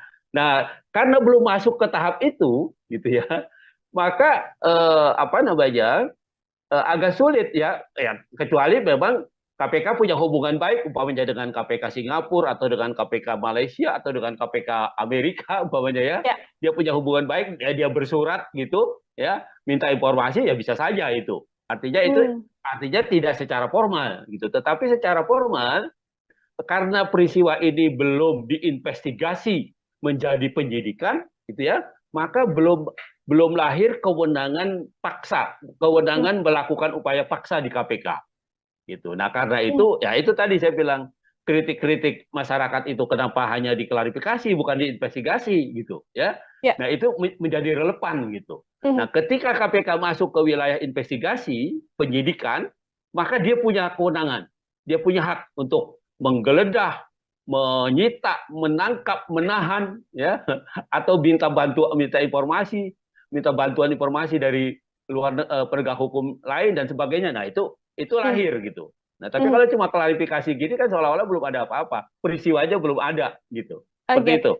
Oke, Bang Fikar, klarifikasi kan dilakukan terhadap Kaisang Pangarep begitu ya. Apabila kemudian ada pendalaman-pendalaman seperti yang juga beredar di media, MOU soal manifest pesawat yang kemudian dirahasiakan dan sebagainya. Apakah hal-hal semacam itu kemudian bisa menjadi bekal bagi KPK untuk bisa next step begitu, tidak hanya mengklarifikasi tapi langsung melakukan investigasi dalam kasus ini? Iya, saya kira itu satu kemungkinan gitu ya. Satu kemungkinan yang sampai sekarang kita belum menyaksikan juga ini KPK mau meningkatkan, walaupun kritik di sana sini muncul gitu ya. Kritik di sana sini muncul gitu. Nah, itu yang seharusnya diperhatikan oleh KPK gitu ya. KPK itu kan tidak bahwa dia penegak hukum, iya, tapi dia penegak hukum menurut saya sih yang luar biasa karena dia dilahirkan karena kelemahan penegak hukum yang ada, gitu, kelemahan kepolisian, kelemahan kejaksaan, kemudian dibentuklah itu KPK sengaja. Nah, karena itu dia punya kewenangan yang cukup luas gitu, cukup luas dan cukup cukup besar gitu. Nah, karena itu oleh negara diberikan itu ya. Nah, karena itu kemudian seharusnya dia lebih berani gitu, lebih meningkat, tidak melulu atau tidak hanya mengklarifikasi tapi juga sudah masuk ke investigasi. Kalau sudah dinyatakan investigasi itu ini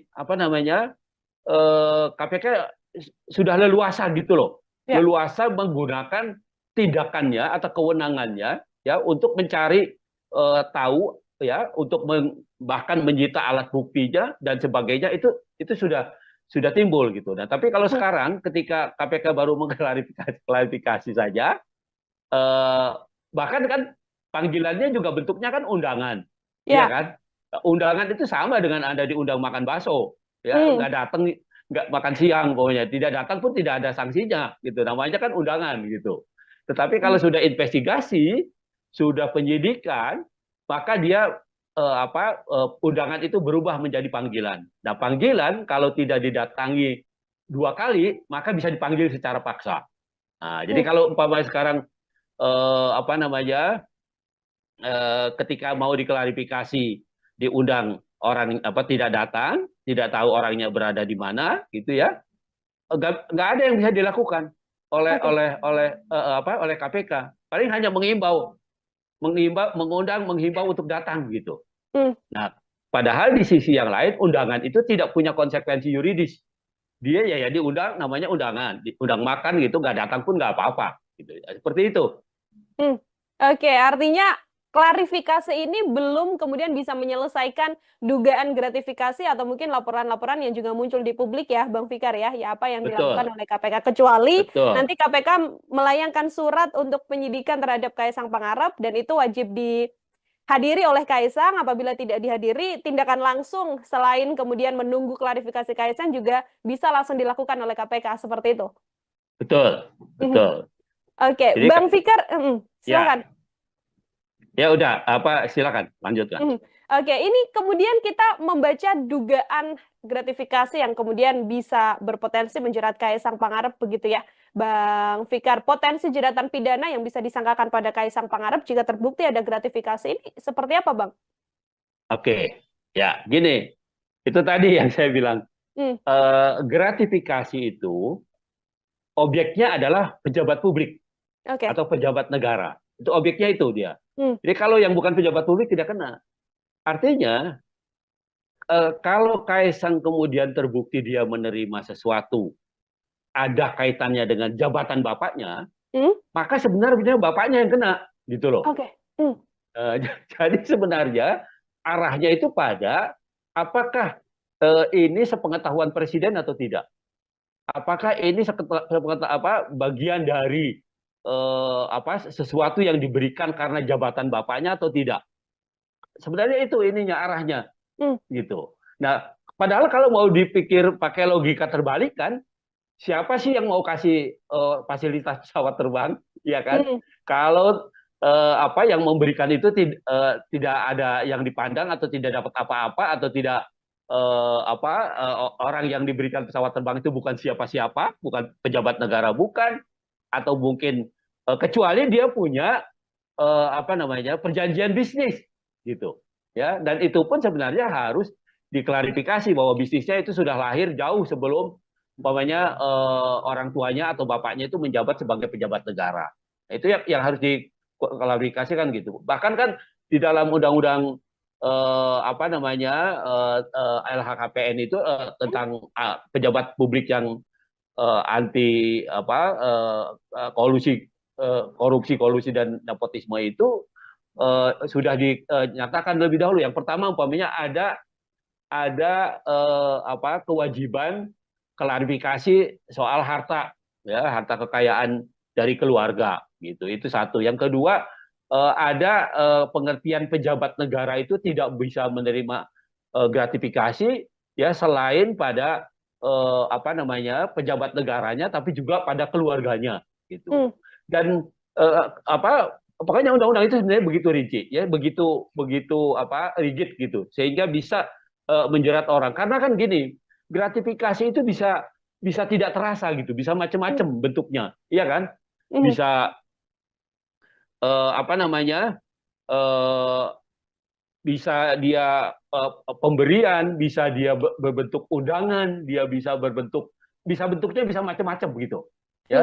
Tidak melulu pemberian satu sesuatu yang bernilai ekonomi gitu, tetapi juga fasilitas-fasilitas yang menguntungkan yang juga punya nilai ekonomi itu bisa bisa dilakukan. Ya, hmm, jadi sebenarnya gratifikasi itu kalau lihat undang-undang korupsi itu contohnya itu macam-macam. Jadi tidak melulu menerima begitu saja, tetapi juga ada fasilitas lain yang tidak berbentuk fisik umpamanya. Nah, itu juga bisa dikualifikasi sebagai gratifikasi. Nah, hmm, karena itu pengaturan mengenai ini sangat rigid, sangat sangat sangat sangat ketat gitu, ya. sebenarnya untuk menjaga supaya pejabat publik itu tidak melakukan tindak pidana korupsi, Hmm. kolusi dan nepotisme, gitu.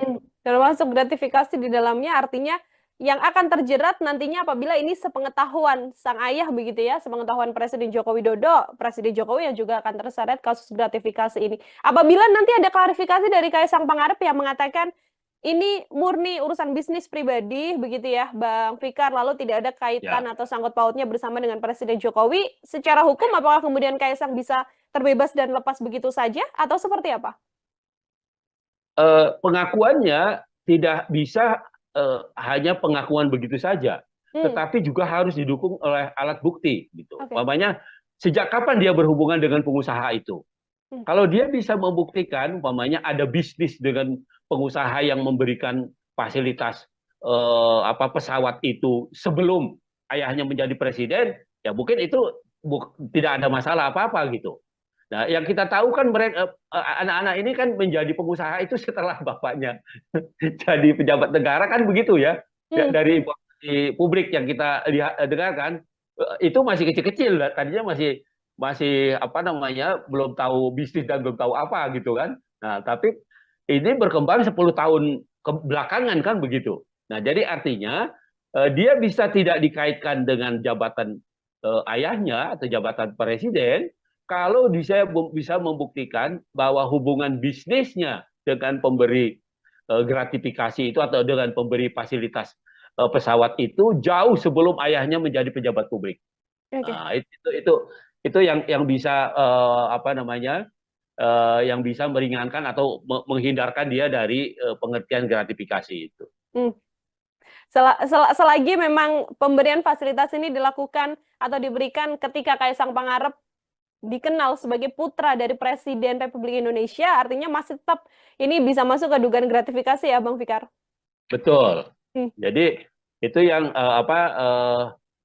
pembuktiannya begitu, ya pembuktiannya artinya meskipun dia berdalih itu bisnis dan sebagainya, ya itu harus dijelaskan gitu. Ya apakah bisnis itu tiba-tiba gitu ya, atau hanya terjadi setelah orang tuanya atau bapaknya itu menjadi pejabat negara atau menjadi presiden gitu. Itu yang tonggak yang paling penting yang harus dibuktikan oleh KPK nantinya. Begitu.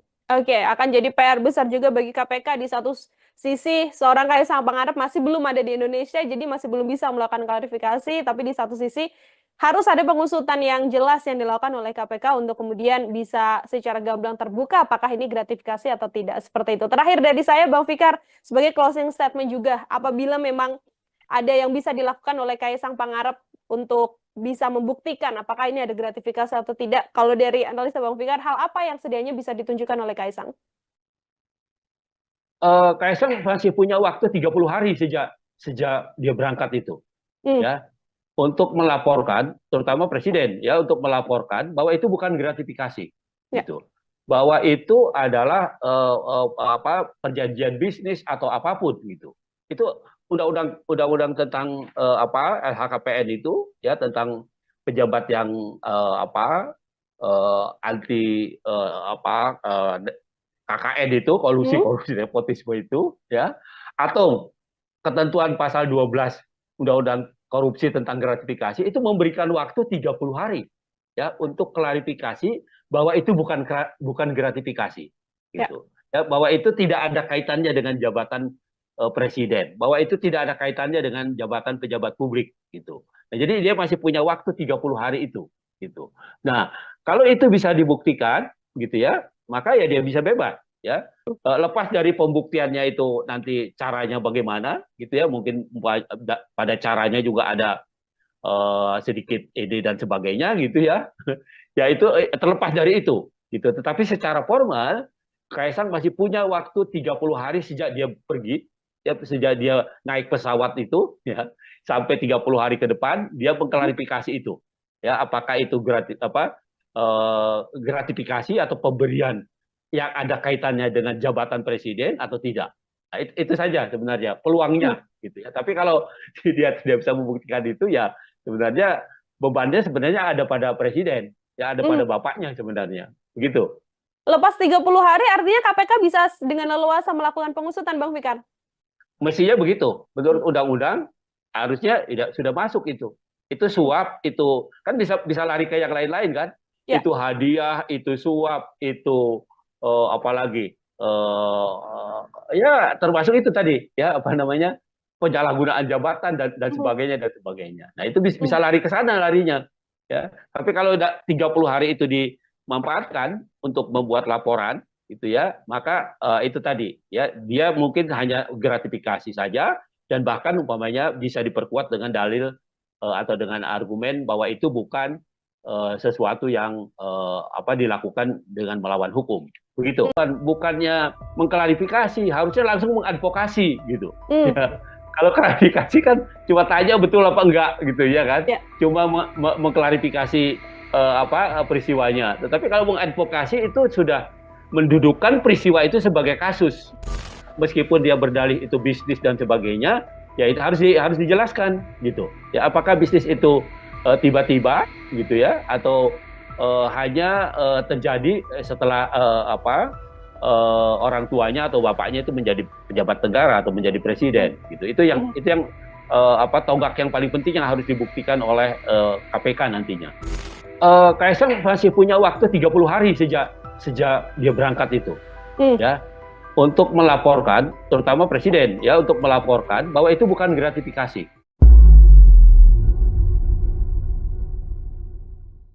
Program Tribunnews on Focus Tribuners hari ini kembali membersamai Anda bersama dengan saya Nila Yardah. Tribuners, putra Presiden Joko Widodo Kaisang Pangarep saat ini sedang menuai sorotan publik seusai terpergok menggunakan jet pribadi untuk pergi ke luar negeri bersama dengan sang istri Erina Gudono. KPK pun kemudian diminta mengklarifikasi terkait apa yang dilakukan Kaisang Pangarep dengan dugaan gratifikasi. Lantas apakah mungkin Kaisang Pangarep bisa terjerat pidana atas kasus jet pribadi yang saat ini sedang menjadi sorotan publik? Saya akan berdiskusi dan membahasnya, Tribuners, bersama dengan pakar hukum pidana.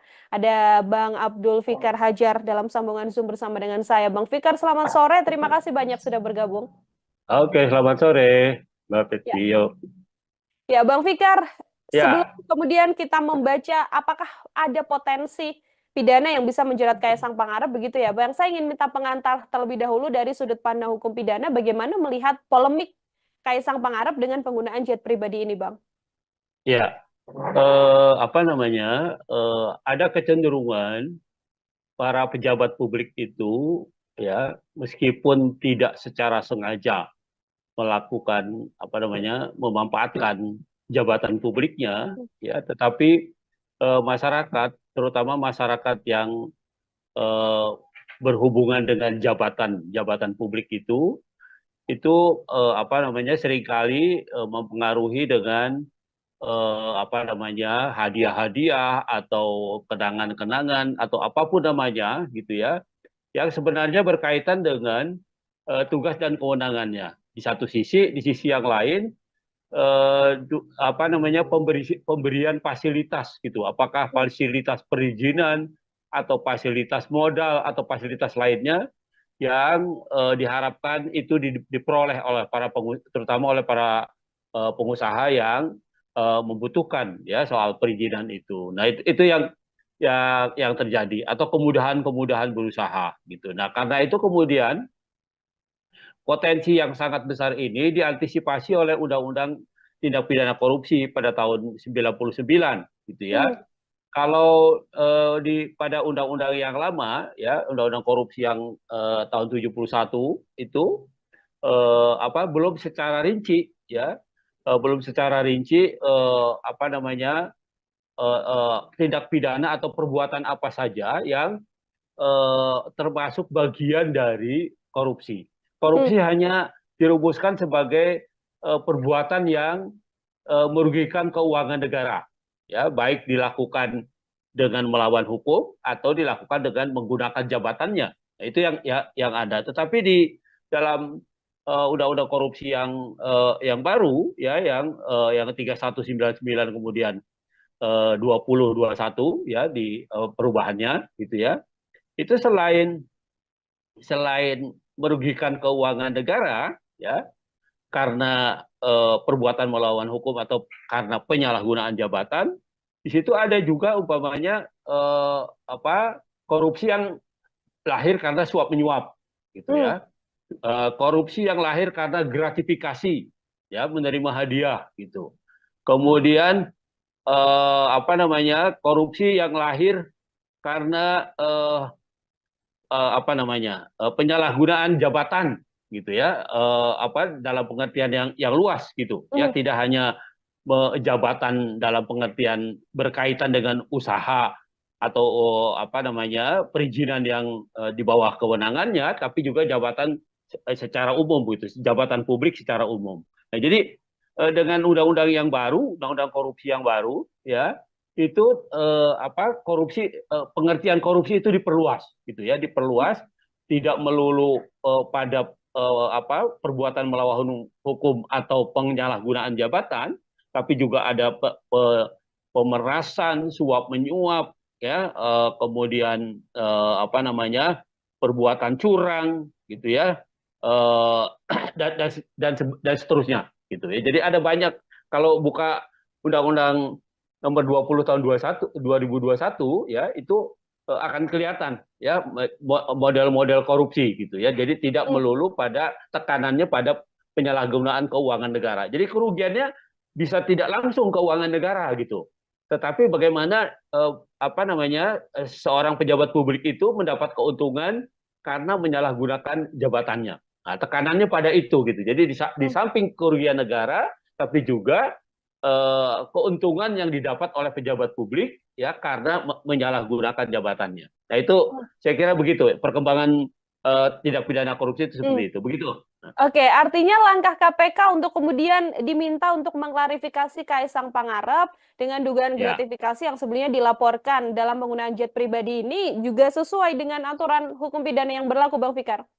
iya, saya kira iya. Meskipun kalau dikaitkan dengan tindak pidananya, Hmm? yaitu gratifikasi, gratifikasi itu menerima hadiah ya, Ya. pejabat negara atau pejabat publik yang menerima hadiah gitu, ya, ancamannya cukup berat ya, 4 sampai 10 tahun tuh, ya. Nah, apa namanya, kan orang akan bilang, loh, Kaisang itu kan bukan bukan pejabat negara Penyelenggara kan gitu ya. negara, ya. Ya, dia kan orang sipil gitu. Nah, Hmm. tetapi kan orang harusnya juga berpikir, apakah dia mungkin diberikan fasilitas jet umpamanya kalau dia tidak punya pemberinya itu, pengusahanya itu atau orang yang memberi gratifikasi itu punya kepentingan Hmm. ya terhadap dia dan keluarganya, tentunya seperti itu gitu ya. Nah, dalam hal ini umpamanya ayahnya kan sebagai seorang presiden, tentu Ya. saja ada sesuatu yang diharapkan dari fasilitas yang diberikan oleh pengusaha itu dengan memberikan fasilitas jet dan sebagainya gitu. Nah, karena itu menjadi sangat relevan ya,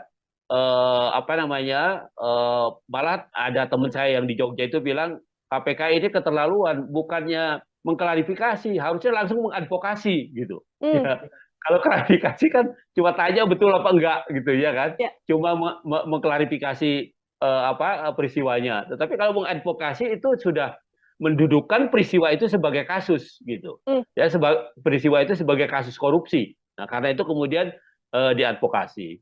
Nah, sayangnya memang gratifikasi itu hanya menjerat pejabat publik, pejabat Hmm. negara Hmm. gitu ya. Nah, karena itu umpamanya kalau dikaitkan dengan Kaisang, Kaisang sendiri tidak termasuk kualifikasi oleh pasal itu gitu ya, pasal sebagai pejabat negara karena dia bukan pejabat negara. Nah, tetapi gratifikasi itu adalah penerimaan oleh seorang pejabat negara dan hak di dalam undang-undang undang-undang LHKPN itu ya, undang-undang pejabat negara yang bebas korupsi, bebas KKN itu, korupsi, Hmm. kolusi, nepotisme, itu disebutkan selain pejabat publiknya tapi juga keluarganya gitu. Oke. Nah, ya jadi memang kalau hanya berpegang pada ketentuan gratifikasi di undang-undang korupsi, selain pejabat negara nggak ada yang bisa dikenakan. Hmm. Tetapi begitu diperluas itu dikaitkan dengan undang-undang tentang LHKPN itu, tentang pejabat negara yang pejabat publik yang bebas dari KKN itu, nah maka itu menjadi kena gitu. Nah karena Hmm. itu kemudian eh, apa namanya menjadi tepat gitu ya, Kaisang kemudian diklarifikasi atau diadvokasi bahkan gitu oleh KPK begitu.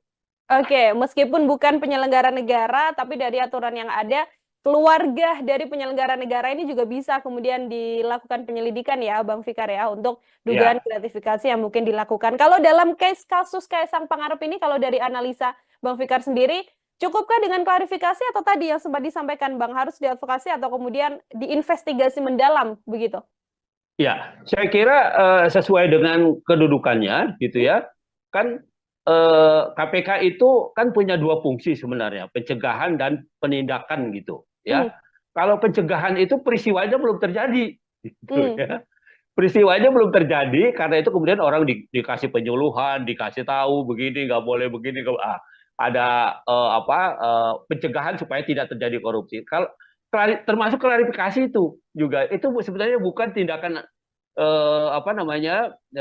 bukan tindakan investigasi, bukan tindakan hmm. advokasi sebenarnya, bukan tindakan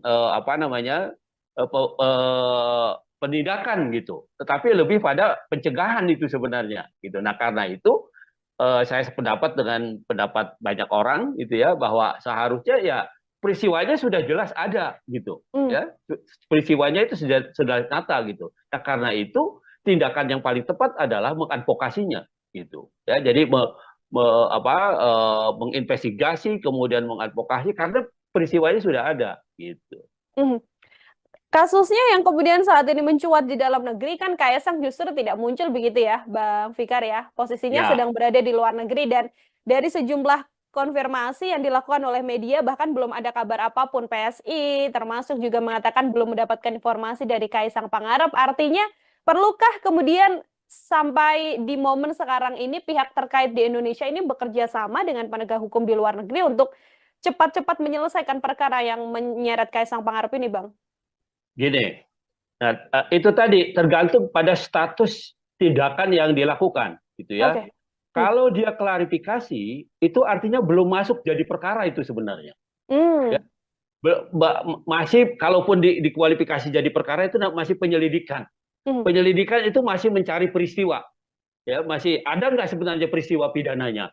Nah masih itu, jadi belum belum ada upaya paksa istilahnya, Hmm. gitu ya, upaya yang bisa dilakukan secara paksa terhadap pihak-pihak yang memang seharusnya diinvestigasi gitu ya, di dalam konteks itu gitu. Kecuali kemudian KPK meningkatkan itu menjadi penyidikan. Oke. Nah, kalau penyidikan itu sudah bisa digunakan upaya paksa. Upaya paksa di dalam hukum acara pidana Indonesia itu umpamanya nangkap, nahan, menggeledah, menyita, termasuk Hmm. minta bantuan aparat hukum di luar negeri. Hmm. Gitu. Itu juga bagian dari penyidikan gitu Hmm. sebenarnya. Nah, karena belum masuk ke tahap itu gitu ya, maka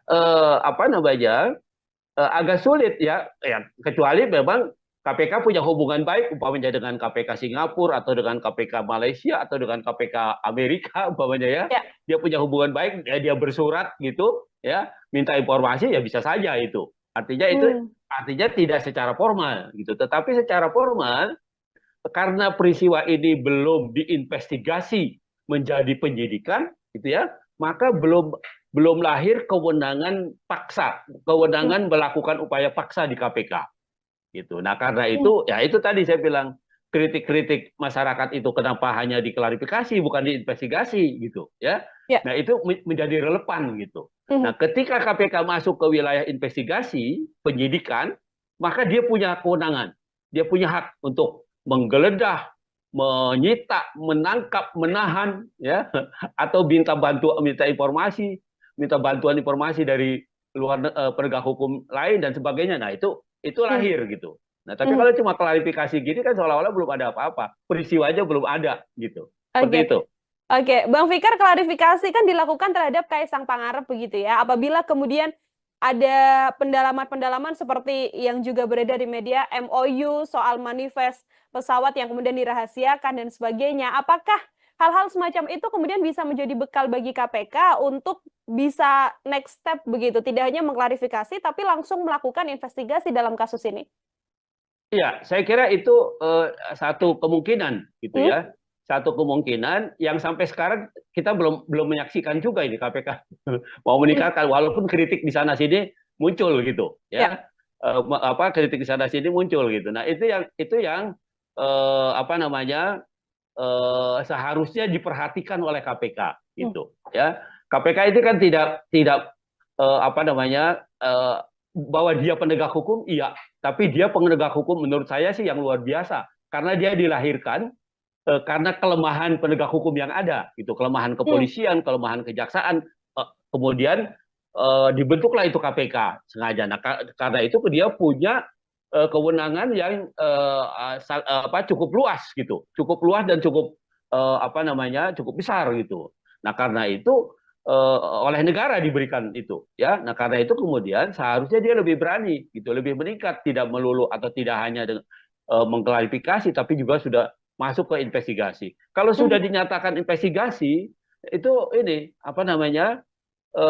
KPK sudah leluasa gitu loh, Ya. leluasa menggunakan tindakannya atau kewenangannya ya untuk mencari tahu ya, untuk bahkan menyita alat buktinya dan sebagainya, itu sudah timbul gitu. Nah, tapi kalau sekarang ketika KPK baru mengklarifikasi saja, eh, bahkan kan panggilannya juga bentuknya kan undangan, iya Ya. kan?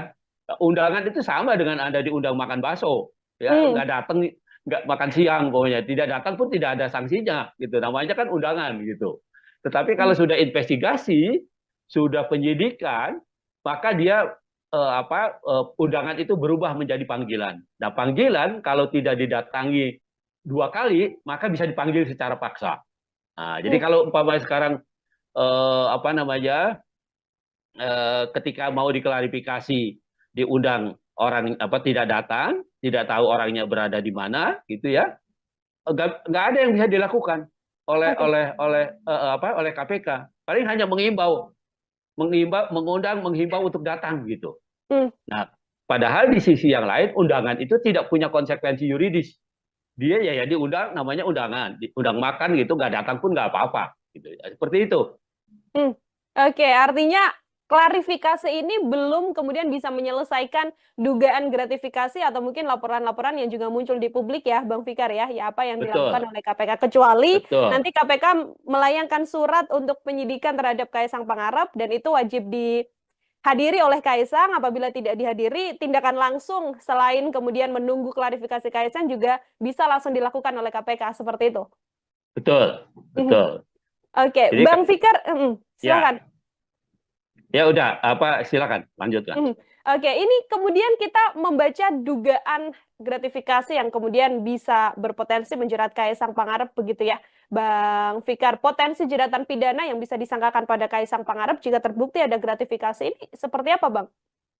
Oke, ya gini, itu tadi yang saya bilang, Hmm. gratifikasi itu objeknya adalah pejabat publik Oke. atau pejabat negara. Itu objeknya itu dia. Hmm. Jadi kalau yang bukan pejabat publik tidak kena. Artinya kalau Kaisang kemudian terbukti dia menerima sesuatu ada kaitannya dengan jabatan bapaknya, Hmm. maka sebenarnya bapaknya yang kena, gitu loh. Oke. Hmm. Jadi sebenarnya arahnya itu pada apakah ini sepengetahuan presiden atau tidak? Apakah ini bagian dari sesuatu yang diberikan karena jabatan bapaknya atau tidak? Sebenarnya itu ininya arahnya Hmm. gitu. Nah, padahal kalau mau dipikir pakai logika terbalik kan, siapa sih yang mau kasih fasilitas pesawat terbang, ya kan? Hmm. Kalau yang memberikan itu tidak ada yang dipandang atau tidak dapat apa-apa atau tidak orang yang diberikan pesawat terbang itu bukan siapa-siapa, bukan pejabat negara, bukan, atau mungkin kecuali dia punya perjanjian bisnis gitu, ya. Dan itu pun sebenarnya harus diklarifikasi bahwa bisnisnya itu sudah lahir jauh sebelum umpamanya orang tuanya atau bapaknya itu menjabat sebagai pejabat negara. Nah, itu yang harus diklarifikasikan gitu. Bahkan kan di dalam undang-undang LHKPN itu tentang pejabat publik yang anti korupsi, kolusi dan nepotisme itu sudah dinyatakan lebih dahulu. Yang pertama umpamanya ada kewajiban klarifikasi soal harta, ya, harta kekayaan dari keluarga gitu. Itu satu. Yang kedua, ada pengertian pejabat negara itu tidak bisa menerima gratifikasi ya selain pada pejabat negaranya, tapi juga pada keluarganya gitu. Hmm. Dan pokoknya undang-undang itu sebenarnya begitu rinci, ya, begitu rigid gitu, sehingga bisa menjerat orang. Karena kan gini, gratifikasi itu bisa tidak terasa gitu, bisa macam-macam bentuknya, iya kan? Hmm. Bisa apa namanya, eh, bisa dia pemberian, bisa dia berbentuk undangan, dia bisa bentuknya bisa macam-macam begitu, Hmm. ya. Tidak melulu pemberian satu sesuatu yang bernilai ekonomi gitu, tetapi juga fasilitas-fasilitas yang menguntungkan, yang juga punya nilai ekonomi itu bisa bisa dilakukan. Ya, Hmm. jadi sebenarnya gratifikasi itu kalau lihat undang-undang korupsi itu contohnya itu macam-macam. Jadi tidak melulu menerima begitu saja, tetapi juga ada fasilitas lain yang tidak berbentuk fisik umpamanya. Nah itu juga bisa dikualifikasi sebagai gratifikasi. Nah Hmm. karena itu apa namanya pengaturan mengenai ini sangat rigid, sangat sangat apa namanya sangat sangat ketat gitu Ya. sebenarnya untuk menjaga supaya pejabat publik itu tidak melakukan tindak pidana korupsi, Hmm. kolusi dan nepotisme gitu. Termasuk gratifikasi di dalamnya artinya yang akan terjerat nantinya apabila ini sepengetahuan sang ayah begitu ya, sepengetahuan Presiden Joko Widodo, Presiden Jokowi yang juga akan terseret kasus gratifikasi ini. Apabila nanti ada klarifikasi dari Kaisang Pangarep yang mengatakan ini murni urusan bisnis pribadi begitu ya, Bang Fikar, lalu tidak ada kaitan Ya. atau sangkut pautnya bersama dengan Presiden Jokowi, secara hukum apakah kemudian Kaisang bisa terbebas dan lepas begitu saja atau seperti apa? Pengakuannya tidak bisa hanya pengakuan begitu saja, Hmm, tetapi juga harus didukung oleh alat bukti gitu. oke. Umpamanya sejak kapan dia berhubungan dengan pengusaha itu? Hmm, Kalau dia bisa membuktikan umpamanya ada bisnis dengan pengusaha yang memberikan fasilitas pesawat itu sebelum ayahnya menjadi presiden, ya mungkin itu tidak ada masalah apa-apa gitu. Nah, yang kita tahu kan mereka anak-anak ini kan menjadi pengusaha itu setelah bapaknya jadi pejabat negara kan begitu ya. hmm, Dari informasi publik yang kita dengarkan itu masih kecil-kecil, tadinya masih masih apa namanya belum tahu bisnis dan belum tahu apa gitu kan. Nah, tapi ini berkembang 10 tahun ke belakangan kan begitu. Nah, jadi artinya dia bisa tidak dikaitkan dengan jabatan ayahnya atau jabatan presiden kalau bisa bisa membuktikan bahwa hubungan bisnisnya dengan pemberi gratifikasi itu atau dengan pemberi fasilitas pesawat itu jauh sebelum ayahnya menjadi pejabat publik. oke. Nah, itu yang bisa apa namanya yang bisa meringankan atau menghindarkan dia dari pengertian gratifikasi itu. Hmm. Selagi memang pemberian fasilitas ini dilakukan atau diberikan ketika Kaisang Pangarep dikenal sebagai putra dari Presiden Republik Indonesia, artinya masih tetap ini bisa masuk ke dugaan gratifikasi ya, Bang Fikar? Betul. Hmm, Jadi itu yang pembuktiannya begitu ya, hmm, pembuktiannya artinya meskipun dia berdalih itu bisnis dan sebagainya ya itu harus dijelaskan gitu ya, apakah bisnis itu tiba-tiba gitu ya atau hanya terjadi setelah orang tuanya atau bapaknya itu menjadi pejabat negara atau menjadi hmm, presiden gitu. hmm, Itu yang tonggak yang paling penting yang harus dibuktikan oleh KPK nantinya begitu. hmm. Oke, akan jadi PR besar juga bagi KPK di satu sisi seorang Kaisang Pangarep masih belum ada di Indonesia, jadi masih belum bisa melakukan klarifikasi, tapi di satu sisi harus ada pengusutan yang jelas yang dilakukan oleh KPK untuk kemudian bisa secara gamblang terbuka apakah ini gratifikasi atau tidak seperti itu. Terakhir dari saya, Bang Fikar, sebagai closing statement juga, apabila memang ada yang bisa dilakukan oleh Kaisang Pangarep untuk bisa membuktikan apakah ini ada gratifikasi atau tidak. Kalau dari analisa Bang Fikar, hal apa yang sedianya bisa ditunjukkan oleh Kaisang? Kaisang masih punya waktu 30 hari sejak sejak dia berangkat itu Hmm, ya untuk melaporkan terutama presiden ya untuk melaporkan bahwa itu bukan gratifikasi ya. gitu. Bahwa itu adalah perjanjian bisnis atau apapun gitu. Itu undang-undang tentang LHKPN itu ya tentang pejabat yang anti KKN itu kolusi Hmm, kolusi nepotisme itu ya atau ketentuan pasal 12 Undang-Undang Korupsi tentang gratifikasi itu memberikan waktu 30 hari ya untuk klarifikasi bahwa itu bukan gratifikasi ya. gitu. Ya, bahwa itu tidak ada kaitannya dengan jabatan presiden, bahwa itu tidak ada kaitannya dengan jabatan pejabat publik gitu. Nah, jadi dia masih punya waktu 30 hari itu gitu. Nah, kalau itu bisa dibuktikan gitu ya, maka ya dia bisa bebas ya. Lepas dari pembuktiannya itu nanti caranya bagaimana gitu ya, mungkin pada caranya juga ada sedikit ide dan sebagainya gitu ya. Ya itu terlepas dari itu gitu. Tetapi secara formal Kaisang masih punya waktu 30 hari sejak dia pergi, ya, sejak dia naik pesawat itu ya, sampai 30 hari ke depan dia mengklarifikasi itu. Ya, apakah itu gratifikasi atau pemberian yang ada kaitannya dengan jabatan presiden atau tidak. Nah, itu saja sebenarnya peluangnya gitu ya. Tapi kalau dia tidak bisa membuktikan itu ya sebenarnya bebannya sebenarnya ada pada presiden, ya ada pada bapaknya sebenarnya. Begitu. Lepas 30 hari artinya KPK bisa dengan leluasa melakukan pengusutan, Bang Fikar? Mestinya begitu. Menurut undang-undang harusnya sudah masuk itu. Itu suap, itu kan bisa lari ke yang lain-lain kan? Ya. Itu hadiah, itu suap, itu apalagi ya termasuk itu tadi ya apa namanya penyalahgunaan jabatan dan sebagainya dan sebagainya. Nah itu bisa lari ke sana larinya ya. Tapi kalau 30 hari itu dimanfaatkan untuk membuat laporan itu ya, maka itu tadi ya dia mungkin hanya gratifikasi saja dan bahkan umpamanya bisa diperkuat dengan dalil atau dengan argumen bahwa itu bukan sesuatu yang dilakukan dengan melawan hukum. Begitu. Bukannya mengklarifikasi, harusnya langsung mengadvokasi gitu. Ya.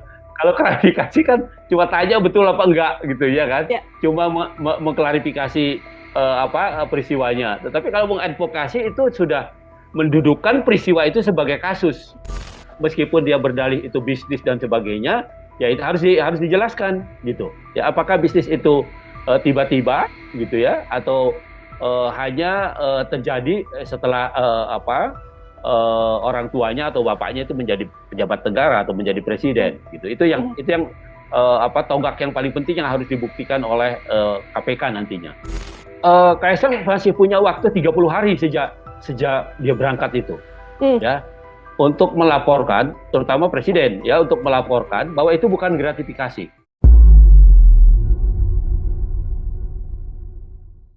Program Tribunnews on Focus Tribuners hari ini kembali membersamai Anda bersama dengan saya Nila Yardah. Tribuners, putra Presiden Joko Widodo Kaisang Pangarep saat ini sedang menuai sorotan publik seusai terpergok menggunakan jet pribadi untuk pergi ke luar negeri bersama dengan sang istri Erina Gudono. KPK pun kemudian diminta mengklarifikasi terkait apa yang dilakukan Kaisang Pangarep dengan dugaan gratifikasi. Lantas apakah mungkin Kaisang Pangarep bisa terjerat pidana atas kasus jet pribadi yang saat ini sedang menjadi sorotan publik? Saya akan berdiskusi dan membahasnya, Tribuners, bersama dengan pakar hukum pidana. Ada Bang Abdul Fikar Hajar dalam sambungan Zoom bersama dengan saya. Bang Fikar, selamat sore. Terima kasih banyak sudah bergabung. Oke, selamat sore, Mbak Petio. Ya, Bang Fikar, sebelum kemudian kita membaca apakah ada potensi pidana yang bisa menjerat Kaisang Pangarep begitu ya, Bang. Saya ingin minta pengantar terlebih dahulu dari sudut pandang hukum pidana, bagaimana melihat polemik Kaisang Pangarep dengan penggunaan jet pribadi ini, Bang? Ya,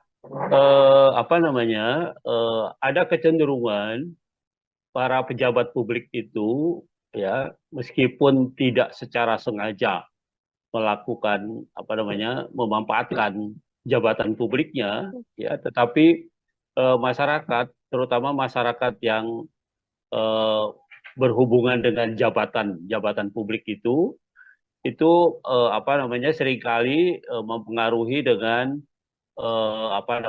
hadiah-hadiah atau kenangan-kenangan atau apapun namanya gitu ya, yang sebenarnya berkaitan dengan tugas dan kewenangannya. Di sisi yang lain pemberian fasilitas gitu, apakah fasilitas perizinan atau fasilitas modal atau fasilitas lainnya yang bukan ya soal perizinan ya, dilakukan dengan melawan hukum atau dilakukan dengan menggunakan jabatannya. Nah, itu yang ada. Tetapi di dalam, kalau buka Undang-Undang Nomor 20 Tahun 2021 ya, itu akan kelihatan ya model-model korupsi gitu ya. Jadi tidak melulu pada tekanannya pada penyalahgunaan keuangan negara. Jadi kerugiannya bisa tidak langsung keuangan negara gitu. Tetapi bagaimana seorang pejabat publik itu mendapat keuntungan karena menyalahgunakan jabatannya. Nah, tekanannya pada itu gitu. Jadi di samping kerugian negara, tapi juga keuntungan yang didapat oleh pejabat publik ya karena menyalahgunakan jabatannya. Nah itu saya kira begitu perkembangan tindak pidana korupsi itu seperti itu. Begitu. Oke, artinya langkah KPK untuk kemudian diminta untuk mengklarifikasi Kaisang Pangarep dengan dugaan Ya. gratifikasi yang sebelumnya dilaporkan dalam penggunaan jet pribadi ini juga sesuai dengan aturan hukum pidana yang berlaku, Bang Fikar? Iya, saya kira iya. Meskipun kalau dikaitkan dengan tindak pidananya, yaitu gratifikasi, gratifikasi itu menerima hadiah ya, Ya. pejabat negara atau pejabat publik yang menerima hadiah gitu, ya, ancamannya cukup berat ya, 4 sampai 10 tahun tuh, ya. Nah, apa namanya, kan orang akan bilang, loh, Kaisang itu kan bukan bukan pejabat negara Pejabat kan gitu ya. negara, ya. Ya, dia kan orang sipil gitu. Nah, tetapi kan orang harusnya juga berpikir, apakah dia mungkin diberikan fasilitas jet umpamanya kalau dia tidak punya pemberinya itu, pengusahanya itu atau orang yang memberi gratifikasi itu punya kepentingan ya terhadap dia dan keluarganya, tentunya seperti itu gitu ya. Nah, dalam hal ini umpamanya ayahnya kan sebagai seorang presiden, tentu Ya. saja ada sesuatu yang diharapkan dari fasilitas yang diberikan oleh pengusaha itu dengan memberikan fasilitas jet dan sebagainya gitu. Nah, karena itu menjadi sangat relevan ya, malah ada teman saya yang di Jogja itu bilang KPK ini keterlaluan, bukannya mengklarifikasi, harusnya langsung mengadvokasi gitu. Ya, kalau klarifikasi kan cuma tanya betul apa enggak gitu ya kan, Ya. cuma mengklarifikasi peristiwanya. Tetapi kalau mengadvokasi itu sudah peristiwa itu sebagai kasus korupsi. Nah, karena itu kemudian diadvokasi. Nah, sayangnya memang gratifikasi itu hanya menjerat pejabat publik, pejabat negara gitu. Ya, pasal sebagai pejabat negara karena dia bukan pejabat negara. Nah, tetapi undang-undang pejabat negara yang bebas korupsi, bebas KKN itu korupsi, kolusi, nepotisme itu disebutkan selain pejabat publiknya tapi juga keluarganya gitu. Oke. Nah, ya jadi memang kalau hanya berpegang pada ketentuan gratifikasi di undang-undang korupsi, selain pejabat negara nggak ada yang bisa dikenakan. Tetapi begitu diperluas itu dikaitkan dengan undang-undang tentang LHKPN itu tentang pejabat negara yang pejabat publik yang bebas dari KKN itu, nah maka itu menjadi kena gitu. Kan KPK itu kan punya dua fungsi sebenarnya, pencegahan dan penindakan gitu ya. Kalau pencegahan itu peristiwanya belum terjadi gitu ya. Peristiwanya belum terjadi, karena itu kemudian orang dikasih penyuluhan, dikasih tahu begini nggak boleh begini, ada pencegahan supaya tidak terjadi korupsi. Kalau termasuk klarifikasi itu juga itu sebenarnya bukan tindakan bukan tindakan investigasi, bukan tindakan advokasi sebenarnya, bukan tindakan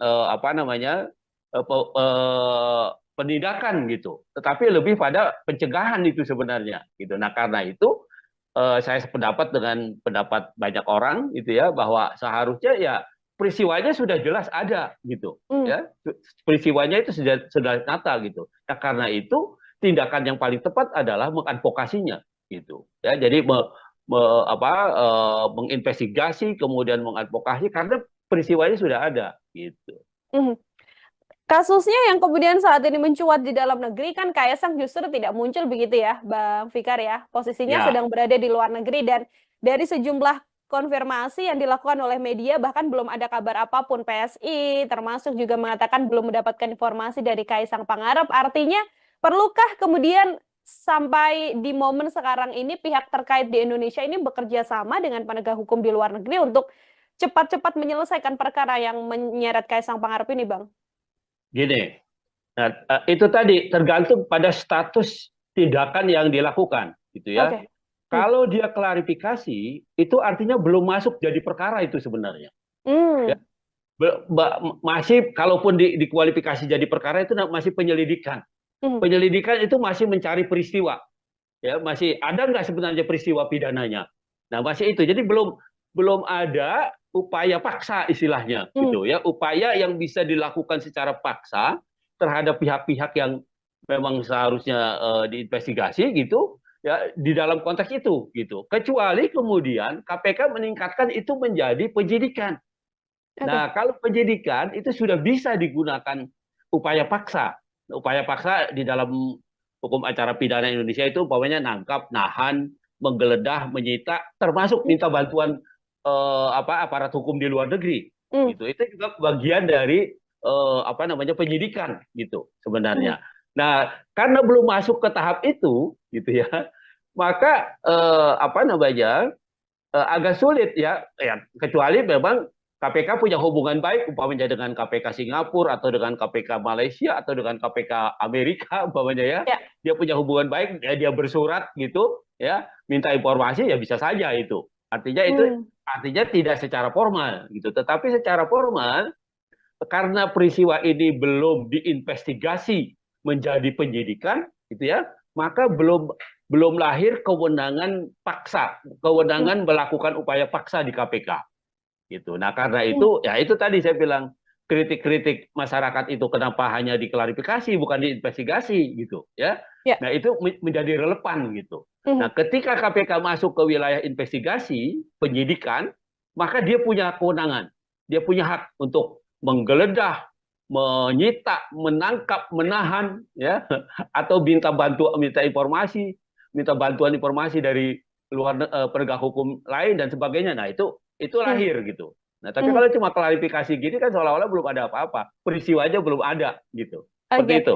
Oke, Bang Fikar, klarifikasi kan dilakukan terhadap Kaisang Pangarep begitu ya. Apabila kemudian ada pendalaman-pendalaman seperti yang juga beredar di media, MOU soal manifest pesawat yang kemudian dirahasiakan dan sebagainya. Apakah hal-hal semacam itu kemudian bisa menjadi bekal bagi KPK untuk bisa next step begitu, tidak hanya mengklarifikasi tapi langsung melakukan investigasi dalam kasus ini? Iya, saya kira itu satu kemungkinan gitu ya. Satu kemungkinan yang sampai sekarang kita belum menyaksikan juga ini KPK mau meningkatkan, walaupun kritik di sana sini muncul gitu ya. Kritik di sana sini muncul gitu. Nah, itu yang seharusnya diperhatikan oleh KPK gitu ya. KPK itu kan tidak bahwa dia penegak hukum, iya, tapi dia penegak hukum menurut saya sih yang luar biasa karena dia dilahirkan karena kelemahan penegak hukum yang ada, gitu, kelemahan kepolisian, kelemahan kejaksaan, kemudian dibentuklah itu KPK sengaja. Nah, karena itu dia punya kewenangan yang cukup luas gitu, cukup luas dan cukup cukup besar gitu. Nah, karena itu oleh negara diberikan itu ya. Nah, karena itu kemudian seharusnya dia lebih berani gitu, lebih meningkat, tidak melulu atau tidak hanya mengklarifikasi tapi juga sudah masuk ke investigasi. Kalau sudah dinyatakan investigasi itu ini KPK sudah leluasa gitu loh. Leluasa menggunakan tindakannya atau kewenangannya ya untuk mencari tahu ya, untuk bahkan menyita alat buktinya dan sebagainya, itu sudah timbul gitu. Nah, tapi kalau sekarang ketika KPK baru mengklarifikasi saja, bahkan kan panggilannya juga bentuknya kan undangan, ya kan? Undangan itu sama dengan Anda diundang makan bakso, ya nggak datang, nggak makan siang, pokoknya tidak datang pun tidak ada sanksinya, gitu. Namanya kan undangan gitu. Tetapi kalau sudah investigasi, sudah penyidikan, maka dia undangan itu berubah menjadi panggilan. Nah, panggilan kalau tidak didatangi 2 kali, maka bisa dipanggil secara paksa. Nah, jadi kalau umpamanya sekarang ketika mau diklarifikasi diundang orang tidak datang, tidak tahu orangnya berada di mana, gitu ya, nggak ada yang bisa dilakukan oleh KPK. Paling hanya menghimbau, menghimbau untuk datang gitu. Nah, padahal di sisi yang lain undangan itu tidak punya konsekuensi yuridis.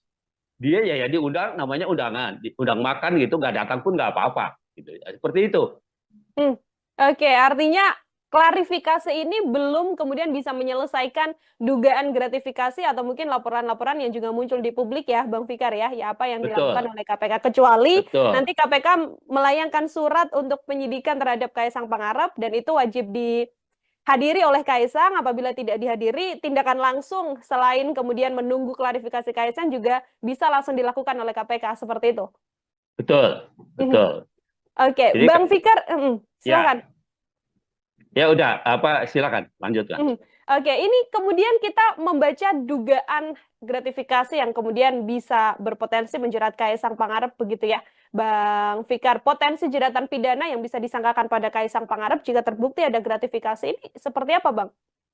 Oke, ya gini, itu tadi yang saya bilang Hmm, negara itu objeknya itu dia. hmm, Jadi kalau yang bukan pejabat publik tidak kena.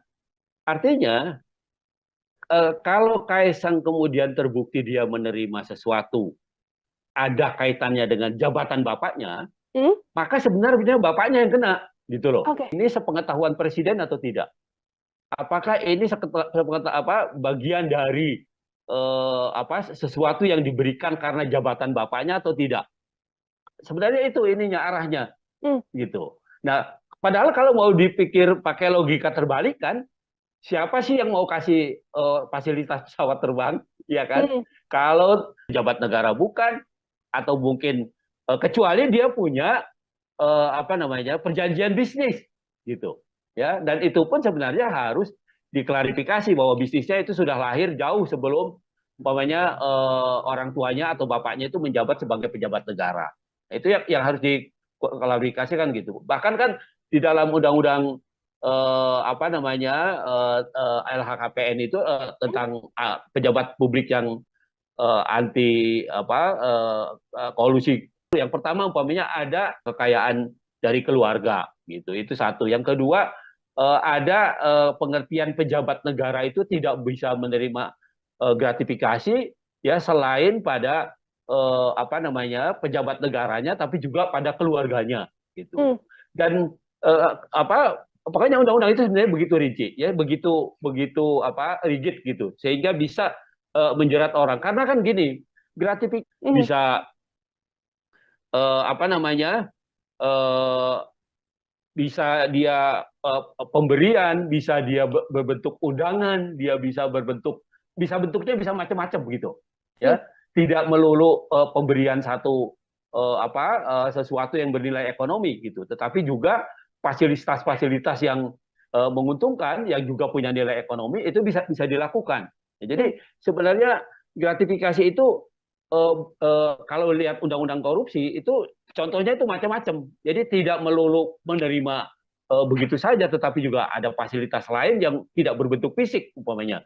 Nah itu juga bisa dikualifikasi sebagai gratifikasi. Nah hmm, karena itu pengaturan mengenai ini sangat rigid, sangat sangat sangat sangat ketat gitu. ya. Sebenarnya untuk menjaga supaya pejabat publik itu tidak melakukan tindak pidana Hmm. korupsi, kolusi dan nepotisme, gitu. Termasuk gratifikasi di dalamnya artinya yang akan terjerat nantinya apabila ini sepengetahuan sang ayah begitu ya, sepengetahuan Presiden Joko Widodo, Presiden Jokowi yang juga akan terseret kasus gratifikasi ini. Apabila nanti ada klarifikasi dari Kaisang Pangarep yang mengatakan ini murni urusan bisnis pribadi begitu ya, Bang Fikar, lalu tidak ada kaitan Ya. atau sangkut pautnya bersama dengan Presiden Jokowi, secara hukum apakah kemudian Kaisang bisa terbebas dan lepas begitu saja atau seperti apa? Pengakuannya tidak bisa hanya pengakuan begitu saja, Hmm, tetapi juga harus didukung oleh alat bukti gitu. oke. Umpamanya sejak kapan dia berhubungan dengan pengusaha itu? Hmm, Kalau dia bisa membuktikan umpamanya ada bisnis dengan pengusaha yang memberikan fasilitas pesawat itu sebelum ayahnya menjadi presiden, ya mungkin itu tidak ada masalah apa-apa gitu. Nah, yang kita tahu kan mereka anak-anak ini kan menjadi pengusaha itu setelah bapaknya jadi pejabat negara kan begitu ya. hmm, Dari informasi publik yang kita lihat dengarkan itu masih kecil-kecil, tadinya masih masih belum tahu bisnis dan belum tahu apa gitu kan. Nah, tapi ini berkembang 10 tahun ke belakangan kan begitu. Nah, jadi artinya dia bisa tidak dikaitkan dengan jabatan ayahnya atau jabatan presiden kalau dia bisa membuktikan bahwa hubungan bisnisnya dengan pemberi gratifikasi itu atau dengan pemberi fasilitas pesawat itu jauh sebelum ayahnya menjadi pejabat publik. Oke. Nah, itu yang bisa apa namanya yang bisa meringankan atau menghindarkan dia dari pengertian gratifikasi itu. Hmm. Selagi memang pemberian fasilitas ini dilakukan atau diberikan ketika Kaisang Pangarep dikenal sebagai putra dari Presiden Republik Indonesia, artinya masih tetap ini bisa masuk ke dugaan gratifikasi ya, Bang Fikar? Betul. Hmm. Jadi itu yang pembuktiannya begitu, ya pembuktiannya artinya meskipun dia berdalih itu bisnis dan sebagainya, ya itu harus dijelaskan gitu. Ya apakah bisnis itu tiba-tiba gitu ya atau hanya terjadi setelah orang tuanya atau bapaknya itu menjadi pejabat negara atau menjadi presiden gitu. Itu yang tonggak yang paling penting yang harus dibuktikan oleh KPK nantinya. Begitu. Oke, akan jadi PR besar juga bagi KPK. Di satu sisi, seorang Kaisang Pangarep masih belum ada di Indonesia, jadi masih belum bisa melakukan klarifikasi, tapi di satu sisi harus ada pengusutan yang jelas yang dilakukan oleh KPK untuk kemudian bisa secara gamblang terbuka apakah ini gratifikasi atau tidak, seperti itu. Terakhir dari saya, Bang Fikar, sebagai closing statement juga, apabila memang ada yang bisa dilakukan oleh Kaisang Pangarep untuk bisa membuktikan apakah ini ada gratifikasi atau tidak. Kalau dari analisa Bang Fikar, hal apa yang sedianya bisa ditunjukkan oleh Kaisang? Kaisang masih punya waktu 30 hari sejak dia berangkat itu, ya, untuk melaporkan, terutama presiden, ya, untuk melaporkan bahwa itu bukan gratifikasi, gitu, bahwa itu adalah perjanjian bisnis atau apapun, gitu. Itu undang-undang tentang LHKPN itu, ya, tentang pejabat yang anti KKN itu, kolusi nepotisme itu, ya, atau ketentuan pasal 12 Undang-Undang korupsi tentang gratifikasi itu memberikan waktu 30 hari, ya, untuk klarifikasi bahwa itu bukan gratifikasi, gitu, ya, bahwa itu tidak ada kaitannya dengan jabatan presiden, bahwa itu tidak ada kaitannya dengan jabatan pejabat publik, gitu. Nah, jadi dia masih punya waktu 30 hari itu, gitu. Nah, kalau itu bisa dibuktikan, gitu ya, maka ya dia bisa bebas, ya. Lepas dari pembuktiannya itu nanti caranya bagaimana, gitu ya, mungkin pada caranya juga ada sedikit ide dan sebagainya, gitu ya. Ya itu terlepas dari itu, gitu. Tetapi formal, Kaisang masih punya waktu 30 hari sejak dia pergi, ya, sejak dia naik pesawat itu, ya, presiden atau tidak. Nah, itu saja sebenarnya peluangnya, gitu ya. Tapi kalau dia tidak bisa membuktikan itu, ya sebenarnya bebannya sebenarnya ada pada presiden, ya, ada pada bapaknya sebenarnya, begitu. Lepas 30 hari artinya KPK bisa suap itu kan bisa lari ke yang lain-lain kan, ya. Itu hadiah, itu suap, itu penyalahgunaan jabatan dan sebagainya dan sebagainya. Nah itu bisa lari ke sana larinya, ya. Tapi kalau 30 hari itu dimanfaatkan untuk membuat laporan, itu ya, maka itu tadi, ya, dia mungkin hanya gratifikasi saja dan bahkan umpamanya bisa diperkuat dengan dalil atau dengan argumen bahwa itu bukan sesuatu yang dilakukan dengan melawan hukum, begitu. Bukannya mengklarifikasi, harusnya langsung mengadvokasi, gitu. Ya, kalau klarifikasi kan cuma tanya betul apa, advokasi itu sudah mendudukkan peristiwa itu sebagai kasus, meskipun dia berdalih itu bisnis dan sebagainya, ya itu harus dijelaskan, gitu. Ya apakah bisnis itu tiba-tiba, gitu ya, atau hanya terjadi setelah orang tuanya atau bapaknya itu menjadi pejabat negara atau menjadi presiden, gitu. Itu yang tonggak yang paling penting yang harus dibuktikan oleh KPK nantinya. Kaisang masih punya waktu 30 hari sejak dia berangkat itu, ya, untuk melaporkan, terutama presiden, ya, untuk melaporkan bahwa itu bukan gratifikasi.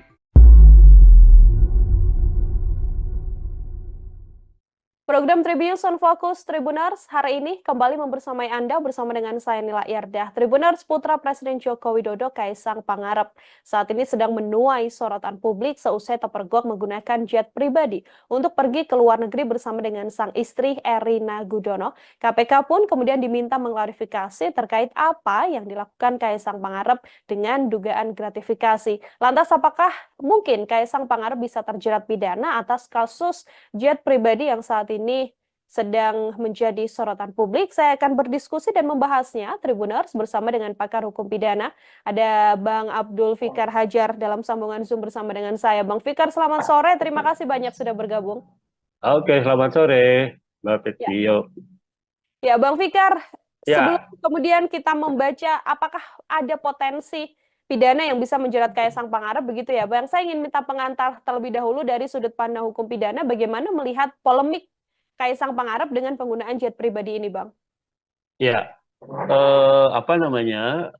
ada kecenderungan para pejabat publik itu, ya, meskipun tidak secara sengaja melakukan memanfaatkan jabatan publiknya, ya, tetapi masyarakat, terutama masyarakat yang eh, berhubungan dengan jabatan publik itu seringkali mempengaruhi dengan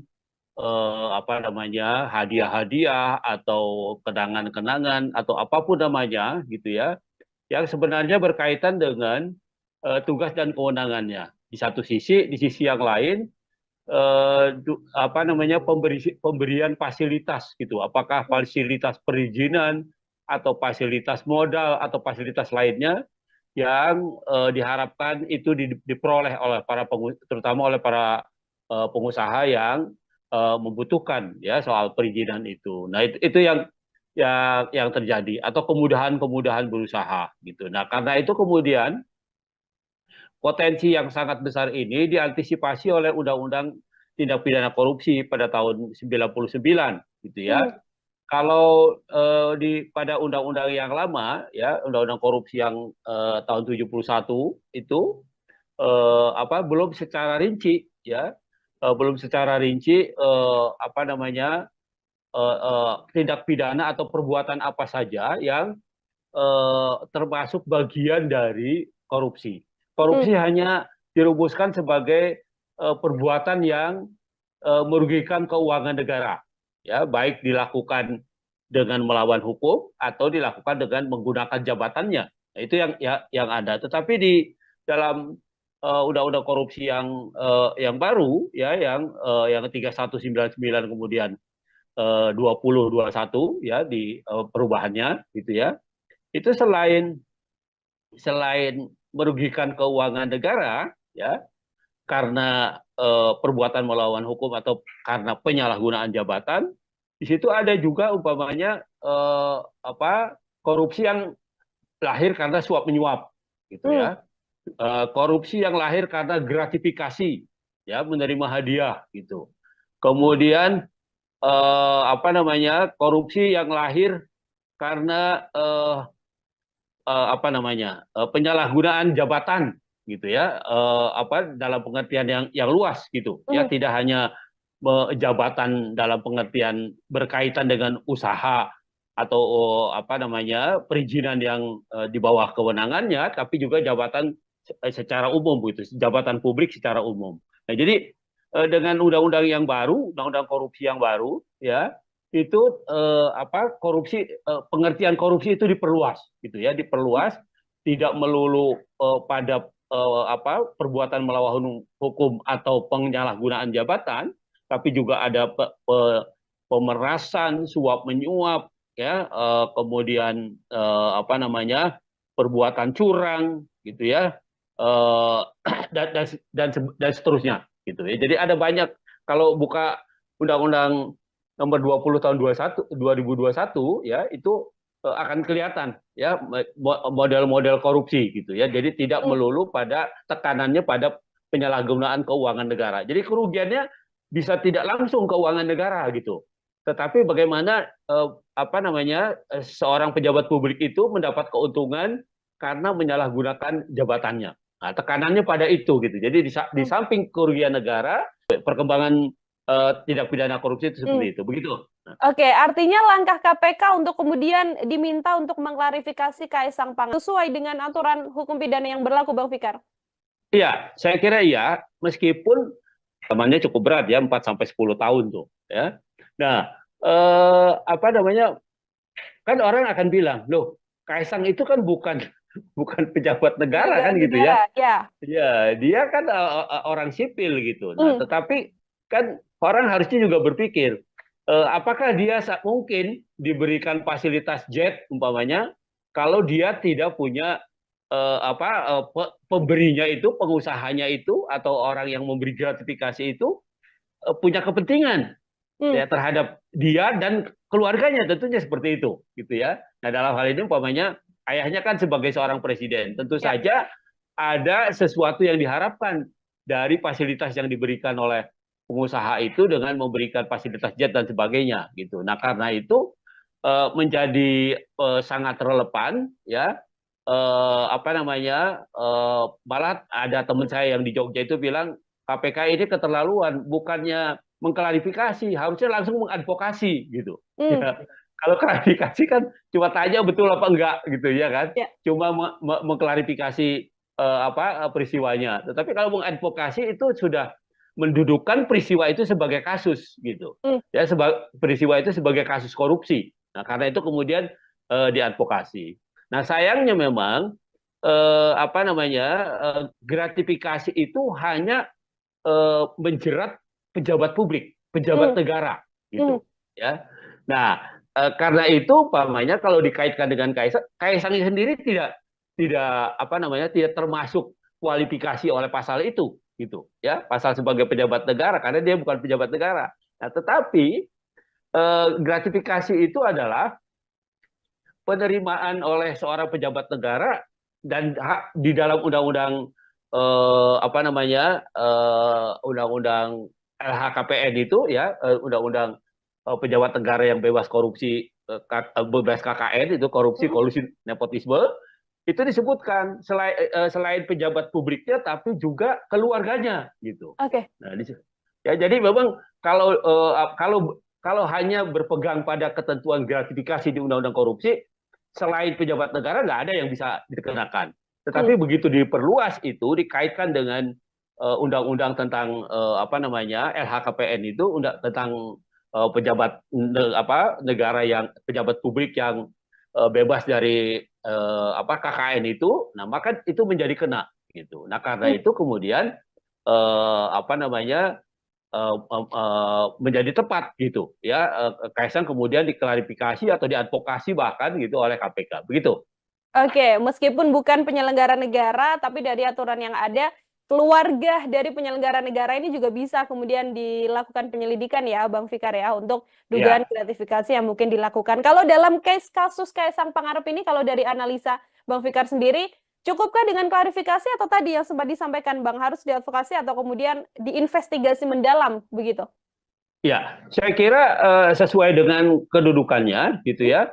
Kan KPK itu kan punya dua fungsi sebenarnya, pencegahan dan penindakan gitu ya. Kalau pencegahan itu peristiwanya belum terjadi gitu ya.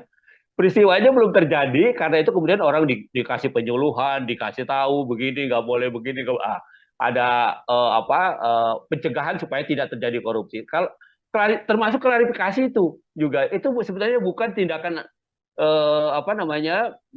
bukan tindakan investigasi, bukan tindakan advokasi sebenarnya, bukan tindakan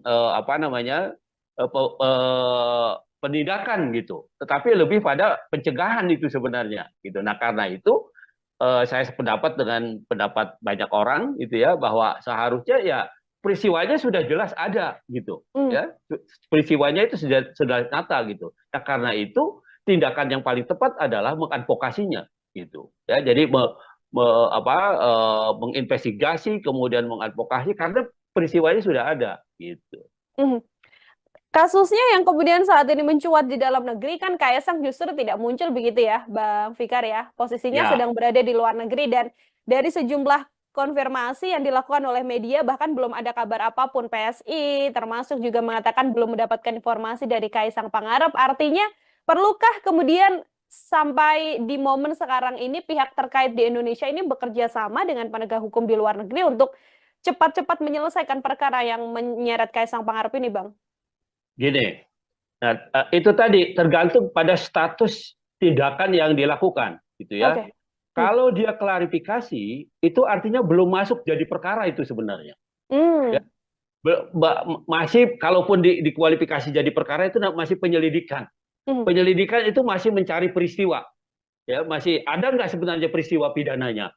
Nah, masih itu. Jadi belum ada upaya paksa istilahnya, gitu ya. Upaya yang bisa dilakukan secara paksa terhadap pihak-pihak yang memang seharusnya diinvestigasi gitu ya di dalam konteks itu gitu. Kecuali kemudian KPK meningkatkan itu menjadi penyidikan. Oke. Nah, kalau penyidikan itu sudah bisa digunakan upaya paksa. Upaya paksa di dalam hukum acara pidana Indonesia itu umpamanya nangkap, nahan, menggeledah, menyita, termasuk minta bantuan aparat hukum di luar negeri. Hmm. Gitu. Itu juga bagian dari penyidikan gitu Hmm. sebenarnya. Nah, karena belum masuk ke tahap itu gitu ya, maka agak sulit ya, kecuali memang KPK punya hubungan baik umpamanya dengan KPK Singapura atau dengan KPK Malaysia atau dengan KPK Amerika umpamanya ya. Ya. Dia punya hubungan baik, ya dia bersurat gitu ya, minta informasi ya bisa saja itu. Artinya tidak secara formal gitu, tetapi secara formal karena peristiwa ini belum diinvestigasi menjadi penyidikan gitu ya, maka belum lahir kewenangan paksa, kewenangan melakukan upaya paksa. Karena itu, ya itu tadi saya bilang, kritik-kritik masyarakat itu kenapa hanya diklarifikasi bukan diinvestigasi gitu ya. Ya. Nah, itu menjadi relevan gitu. Nah, ketika KPK masuk ke wilayah investigasi, penyidikan, maka dia punya kewenangan, dia punya hak untuk menggeledah, menyita, menangkap, menahan ya, atau minta bantuan informasi dari luar penegak hukum lain dan sebagainya. Nah, itu lahir gitu. Nah, tapi kalau cuma klarifikasi gini kan seolah-olah belum ada apa-apa. Peristiwanya belum ada gitu. Kemudian ada pendalaman-pendalaman seperti yang juga beredar di media, MOU soal manifest pesawat yang kemudian dirahasiakan dan sebagainya. Apakah hal-hal semacam itu kemudian bisa menjadi bekal bagi KPK untuk bisa next step begitu, tidak hanya mengklarifikasi tapi langsung melakukan investigasi dalam kasus ini? Iya, saya kira itu satu kemungkinan gitu ya. Satu kemungkinan yang sampai sekarang kita belum menyaksikan juga ini KPK mau meningkatkan, walaupun kritik di sana sini muncul gitu Ya. ya. Kritik di sana sini muncul gitu. Nah, itu yang seharusnya diperhatikan oleh KPK gitu ya. KPK itu kan tidak bahwa dia penegak hukum, iya, tapi dia penegak hukum menurut saya sih yang luar biasa karena dia dilahirkan karena kelemahan penegak hukum cukup cukup besar gitu. Nah, karena itu oleh negara diberikan itu ya. Nah, karena itu kemudian seharusnya dia lebih berani gitu, lebih meningkat, tidak melulu atau tidak hanya mengklarifikasi tapi juga sudah masuk ke investigasi. Kalau sudah dinyatakan investigasi itu KPK sudah leluasa gitu loh. Ya. Leluasa menggunakan tindakannya atau kewenangannya ya untuk mencari tahu ya, untuk bahkan menyita alat buktinya dan sebagainya, itu sudah timbul gitu. Nah, tapi kalau sekarang ketika KPK baru mengklarifikasi saja, bahkan kan panggilannya juga bentuknya kan undangan, ya Ya. kan? Undangan itu sama dengan Anda diundang makan bakso, ya nggak datang, nggak makan siang pokoknya, tidak datang pun tidak ada sanksinya gitu, namanya kan undangan gitu. Tetapi kalau sudah investigasi, sudah penyidikan, maka dia undangan itu berubah menjadi panggilan. Nah, panggilan kalau tidak didatangi 2 kali maka bisa dipanggil secara paksa. Nah, jadi kalau umpamanya sekarang ketika mau diklarifikasi diundang orang tidak datang, tidak tahu orangnya berada di mana gitu ya, nggak ada yang bisa dilakukan oleh KPK. Paling hanya mengimbau menghimbau untuk datang gitu. Hmm. Nah, padahal di sisi yang lain undangan itu tidak punya konsekuensi yuridis. Dia ya diundang, namanya undangan, diundang makan gitu, nggak datang pun nggak apa-apa gitu. Seperti itu. Hmm.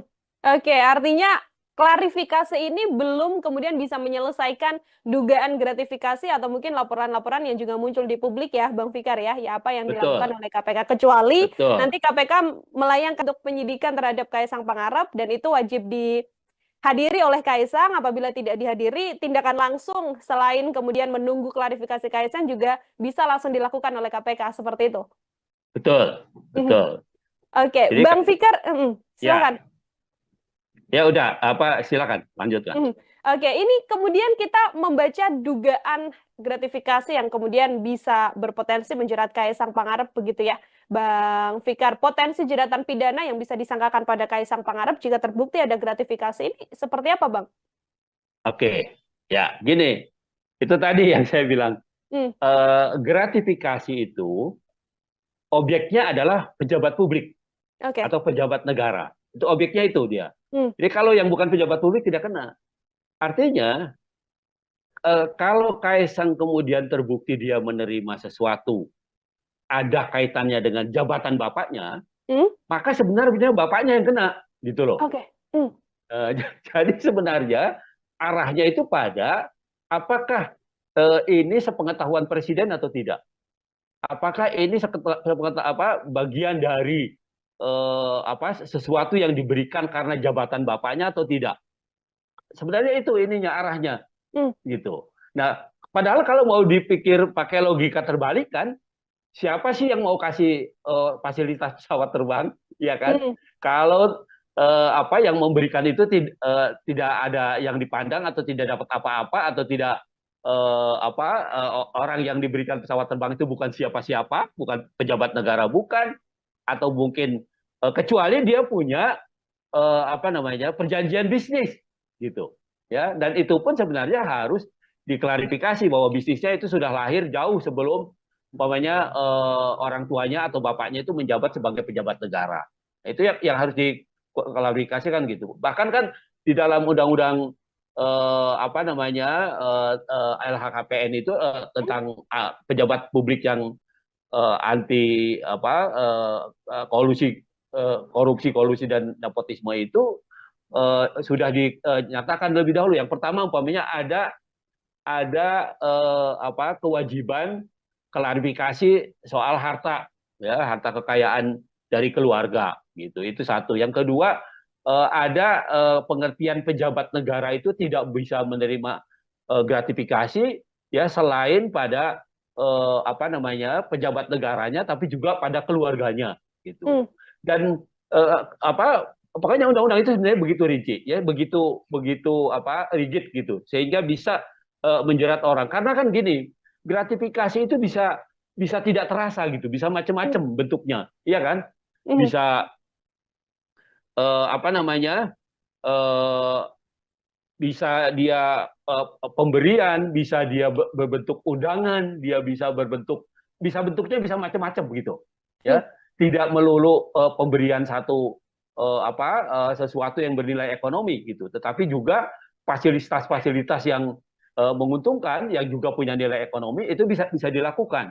Ya, hmm, jadi sebenarnya gratifikasi itu kalau lihat undang-undang korupsi itu contohnya itu macam-macam. Jadi tidak melulu menerima begitu saja, tetapi juga ada fasilitas lain yang tidak berbentuk fisik umpamanya.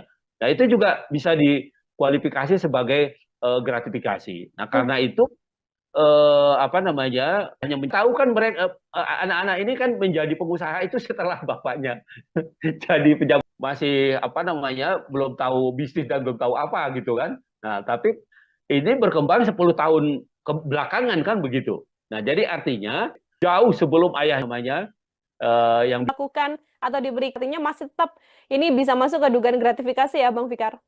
betul. Hmm, Jadi itu yang gitu. Ya, apakah bisnis itu tiba-tiba gitu ya, atau hanya terjadi setelah orang tuanya atau bapaknya itu menjadi pejabat negara atau menjadi hmm, presiden gitu. hmm, Itu yang tonggak yang paling penting yang harus dibuktikan oleh KPK nantinya. hmm. Begitu. Oke, akan jadi PR besar juga bagi KPK. Di satu sisi, seorang Kaisang Pangarep masih belum ada di Indonesia, jadi masih belum bisa melakukan klarifikasi. Tapi di satu sisi, harus ada pengusutan yang jelas yang dilakukan oleh KPK untuk kemudian bisa secara gamblang terbuka apakah ini gratifikasi atau tidak. Seperti itu. Terakhir dari saya, Bang Fikar, sebagai closing statement juga, apabila memang ada yang bisa dilakukan oleh Kaisang Pangarep untuk bisa membuktikan apakah ini ada gratifikasi atau tidak. Kalau dari analisa Bang Fikar, hal apa yang sedianya bisa ditunjukkan oleh Kaisang? Kaisang masih punya waktu 30 hari sejak sejak dia berangkat itu, Hmm, ya, untuk melaporkan, terutama presiden, ya, untuk melaporkan bahwa itu bukan gratifikasi, ya. gitu, bahwa itu adalah apa, perjanjian bisnis atau apapun, gitu. Itu undang-undang tentang apa, LHKPN itu, ya, tentang pejabat yang apa, anti apa, KKN itu, kolusi Hmm, korupsi nepotisme itu, ya, atau ketentuan pasal 12 Undang-Undang Korupsi tentang gratifikasi itu memberikan waktu 30 hari, ya, untuk klarifikasi bahwa itu bukan gratifikasi, ya. gitu, ya, bahwa itu tidak ada kaitannya dengan jabatan presiden, bahwa itu tidak ada kaitannya dengan jabatan pejabat publik, gitu. Nah, jadi dia masih punya waktu 30 hari itu, gitu. Nah, kalau itu bisa dibuktikan, gitu ya, maka ya dia bisa bebas, ya. Lepas dari pembuktiannya itu nanti caranya bagaimana, gitu ya, mungkin pada caranya juga ada sedikit ide dan sebagainya, gitu ya. Ya itu terlepas dari itu, gitu. Tetapi secara formal Kaisang masih punya waktu 30 hari sejak dia pergi, ya, sejak dia naik pesawat itu, ya, sampai 30 hari ke depan dia Hmm, mengklarifikasi itu, ya, apakah itu gratifikasi atau pemberian yang ada kaitannya dengan jabatan presiden atau tidak. Nah, itu saja sebenarnya hmm, peluangnya, gitu ya. Tapi kalau dia tidak bisa membuktikan itu, ya sebenarnya bebannya sebenarnya ada pada presiden, ya, ada pada hmm. bapaknya sebenarnya, begitu. Lepas 30 hari artinya KPK bisa dengan leluasa melakukan pengusutan, Bang Fikar? Mestinya begitu. Hmm, Menurut undang-undang harusnya tidak sudah masuk itu. Itu suap, itu kan bisa lari ke yang lain-lain kan? ya. Itu hadiah, itu suap, itu apalagi ya termasuk itu tadi, ya, apa namanya, penyalahgunaan jabatan dan Hmm, sebagainya dan sebagainya. Nah, itu bisa hmm. lari ke sana larinya, ya. Tapi kalau 30 hari itu dimanfaatkan untuk membuat laporan, itu ya, maka itu tadi, ya, dia mungkin hanya gratifikasi saja, dan bahkan umpamanya bisa diperkuat dengan dalil atau dengan argumen bahwa itu bukan sesuatu yang apa, dilakukan dengan melawan hukum, begitu. Bukannya mengklarifikasi, harusnya langsung mengadvokasi, gitu, Hmm, ya. Kalau klarifikasi kan cuma tanya betul apa enggak, gitu ya kan, ya. cuma mengklarifikasi apa, peristiwanya. Tetapi kalau mengadvokasi itu sudah mendudukkan peristiwa itu sebagai kasus, meskipun dia berdalih itu bisnis dan sebagainya, ya itu harus dijelaskan, gitu ya, apakah bisnis itu tiba-tiba, gitu ya, atau hanya terjadi setelah apa, orang tuanya atau bapaknya itu menjadi pejabat negara atau menjadi Hmm, presiden, gitu. hmm. Itu yang apa, tonggak yang paling penting yang harus dibuktikan oleh KPK nantinya. Kaisang masih punya waktu 30 hari sejak sejak dia berangkat itu, Hmm. ya, untuk melaporkan, terutama presiden, ya, untuk melaporkan bahwa itu bukan gratifikasi.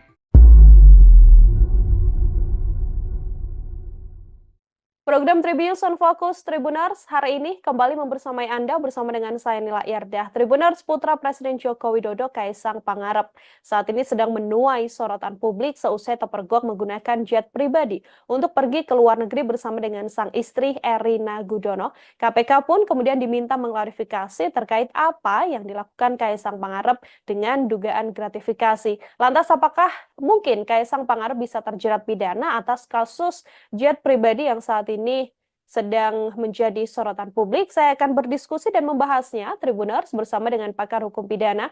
Ada Bang Abdul Fikar Hajar dalam sambungan Zoom bersama dengan saya. Bang Fikar, selamat sore. Terima kasih banyak sudah bergabung.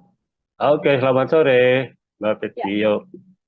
ya Bang Fikar, sebelum Ya, kemudian kita membaca apakah ada potensi pidana yang bisa menjerat Kaisang Pangarep, begitu ya, Bang? Saya ingin minta pengantar terlebih dahulu dari sudut pandang hukum pidana, bagaimana melihat polemik Kaisang Pangarep dengan penggunaan jet pribadi ini, Bang? ya.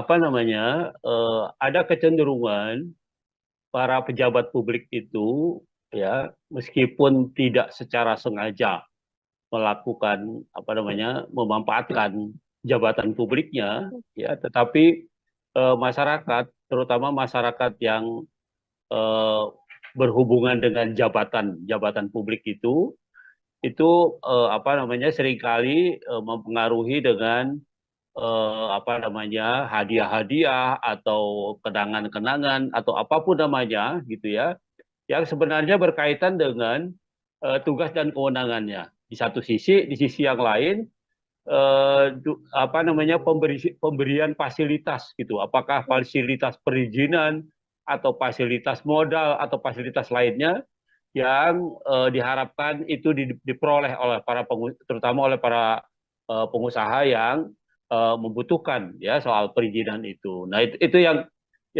terjadi atau kemudahan-kemudahan berusaha gitu. Nah, karena itu kemudian potensi yang sangat besar ini diantisipasi oleh Undang-Undang Tindak Pidana Korupsi pada tahun 90. Pada undang-undang yang lama ya, Undang-Undang Korupsi yang tahun 71 itu apa, belum secara rinci ya, belum secara rinci apa namanya, tindak pidana atau perbuatan apa saja yang termasuk bagian dari korupsi atau dilakukan dengan menggunakan jabatannya. Nah, itu yang ada. Tetapi di dalam undang-undang korupsi yang baru ya, yang 31 itu, selain merugikan keuangan negara ya, kan umpamanya apa, korupsi yang lahir karena suap menyuap gitu Hmm. ya.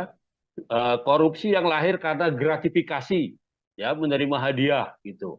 Kemudian apa namanya, korupsi yang lahir karena apa namanya, penyalahgunaan jabatan gitu ya, apa, dalam pengertian yang luas gitu ya, Hmm. tidak hanya jabatan dalam pengertian berkaitan dengan usaha atau apa namanya, perizinan yang di bawah kewenangannya, tapi juga jabatan secara umum gitu, jabatan ya, itu apa, korupsi, pengertian korupsi itu diperluas gitu ya, diperluas, tidak melulu pada apa, perbuatan melawan hukum atau penyalahgunaan jabatan, tapi juga ada pemerasan, suap menyuap, ya, kemudian apa namanya, perbuatan curang, gitu ya, eh, dan seterusnya, gitu ya. Jadi ada banyak, kalau buka Undang-Undang Nomor 20 tahun 2021 ya, itu akan kelihatan ya model-model korupsi gitu ya. Jadi tidak Hmm. melulu pada tekanannya pada penyalahgunaan keuangan negara. Jadi kerugiannya bisa tidak langsung keuangan negara gitu. Tetapi bagaimana apa namanya, seorang pejabat publik itu mendapat keuntungan karena menyalahgunakan jabatannya. Nah, tekanannya pada itu gitu. Jadi di Hmm. samping kerugian negara, tapi juga keuntungan yang didapat oleh pejabat publik ya karena menyalahgunakan jabatannya. Nah, itu saya kira begitu perkembangan tindak pidana korupsi itu Hmm. seperti itu. Begitu.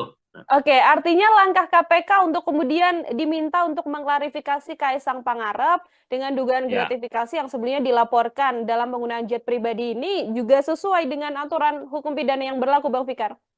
Iya, saya kira iya, meskipun kalau dikaitkan dengan tindak pidananya, Hmm? yaitu gratifikasi, gratifikasi itu menerima hadiah ya, Ya. pejabat negara atau pejabat publik yang menerima hadiah gitu, ya, ancamannya cukup berat ya, 4 sampai 10 tahun tuh, ya.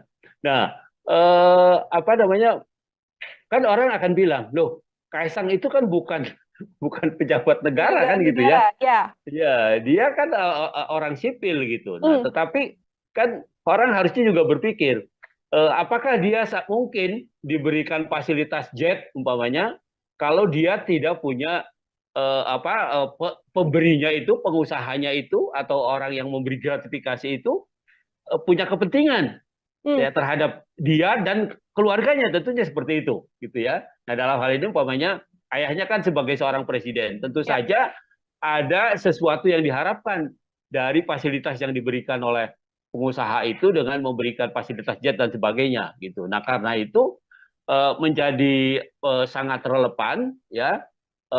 Apa namanya, malah ada teman saya yang di Jogja itu bilang KPK ini keterlaluan, bukannya mengklarifikasi, harusnya langsung mengadvokasi gitu. Hmm, Ya, kalau klarifikasi kan cuma tanya betul apa enggak gitu ya kan, ya. cuma mengklarifikasi peristiwanya. Tetapi kalau mengadvokasi itu sudah mendudukkan peristiwa itu sebagai kasus gitu, Hmm, ya, peristiwa itu sebagai kasus korupsi. Nah, karena itu kemudian diadvokasi. Nah, sayangnya memang apa namanya, gratifikasi itu hanya menjerat pejabat publik, pejabat hmm, negara, hmm. gitu, ya. Nah, karena itu, pamannya kalau dikaitkan dengan Kaisang, Kaisang sendiri tidak apa namanya, tidak termasuk kualifikasi oleh pasal itu, gitu, ya, pasal sebagai pejabat negara karena dia bukan pejabat negara. Nah, tetapi gratifikasi itu adalah penerimaan oleh seorang pejabat negara dan hak di dalam undang-undang apa namanya, undang-undang LHKPN itu, ya, undang-undang pejabat negara yang bebas korupsi, bebas KKN itu, korupsi, Hmm. kolusi, nepotisme, itu disebutkan selain pejabat publiknya tapi juga keluarganya gitu. Oke. Nah, ya, jadi memang kalau hanya berpegang pada ketentuan gratifikasi di undang-undang korupsi, selain pejabat negara nggak ada yang bisa dikenakan. Hmm, Tetapi begitu diperluas itu dikaitkan dengan undang-undang tentang apa namanya, LHKPN itu, tentang pejabat negara yang pejabat publik yang bebas dari KKN itu, nah maka itu menjadi kena gitu. Nah, karena hmm. itu kemudian apa namanya, menjadi tepat gitu, ya, Kaisang kemudian diklarifikasi atau diadvokasi bahkan gitu oleh KPK begitu.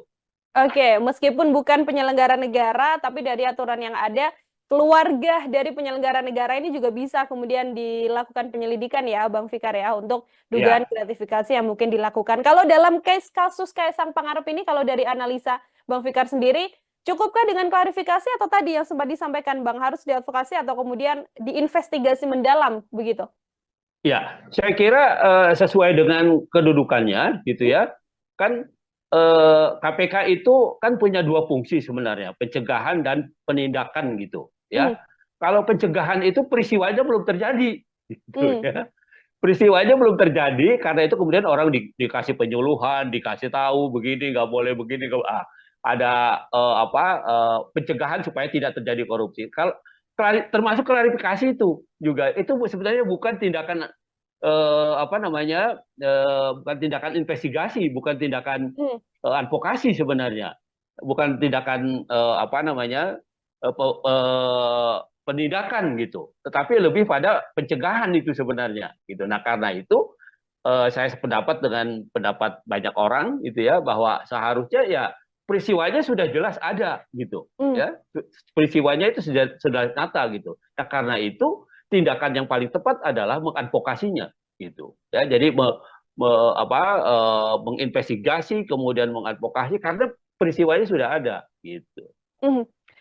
Kasusnya yang kemudian saat ini mencuat di dalam negeri kan Kaisang justru tidak muncul begitu ya, Bang Fikar ya. Posisinya sedang Ya, berada di luar negeri dan dari sejumlah konfirmasi yang dilakukan oleh media bahkan belum ada kabar apapun. PSI termasuk juga mengatakan belum mendapatkan informasi dari Kaisang Pangarep. Artinya perlukah kemudian sampai di momen sekarang ini pihak terkait di Indonesia ini bekerja sama dengan penegak hukum di luar negeri untuk cepat-cepat menyelesaikan perkara yang menyeret Kaisang Pangarep ini, Bang? gini. Nah, itu tadi tergantung pada status tindakan yang dilakukan, gitu ya. Oke. Hmm. Kalau dia klarifikasi, itu artinya belum masuk jadi perkara itu sebenarnya. Ya, Hmm. masih, kalaupun dikualifikasi jadi perkara itu masih penyelidikan. Hmm. Penyelidikan itu masih mencari peristiwa, ya, masih ada nggak sebenarnya peristiwa pidananya. Nah, masih itu. Jadi belum belum ada upaya paksa istilahnya, Hmm. gitu ya. Upaya yang bisa dilakukan secara paksa terhadap pihak-pihak yang memang seharusnya diinvestigasi gitu, ya, di dalam konteks itu gitu. Kecuali kemudian KPK meningkatkan itu menjadi penyidikan. Oke. Nah, kalau penyidikan itu sudah bisa digunakan upaya paksa. Upaya paksa di dalam hukum acara pidana Indonesia itu umpamanya nangkap, nahan, menggeledah, menyita, termasuk minta bantuan aparat hukum di luar negeri. Gitu. Itu juga bagian dari penyidikan gitu sebenarnya. Nah, karena belum masuk ke tahap itu, gitu ya, maka agak sulit ya, kecuali memang KPK punya hubungan baik umpamanya dengan KPK Singapura atau dengan KPK Malaysia atau dengan KPK Amerika umpamanya ya. Dia punya hubungan baik, ya dia bersurat gitu ya, minta informasi ya bisa saja itu. Artinya tidak secara formal gitu. Tetapi secara formal karena peristiwa ini belum diinvestigasi menjadi penyidikan gitu ya, maka belum lahir kewenangan paksa, kewenangan melakukan upaya paksa di KPK gitu. Nah, karena itu ya itu tadi saya bilang kritik-kritik masyarakat itu kenapa hanya diklarifikasi bukan diinvestigasi gitu ya. Nah, itu menjadi relevan gitu. Nah, ketika KPK masuk ke wilayah investigasi, penyidikan, maka dia punya kewenangan. Dia punya hak untuk menggeledah, menyita, menangkap, menahan ya atau minta bantuan informasi dari luar penegak hukum lain dan sebagainya. Nah, itu lahir gitu.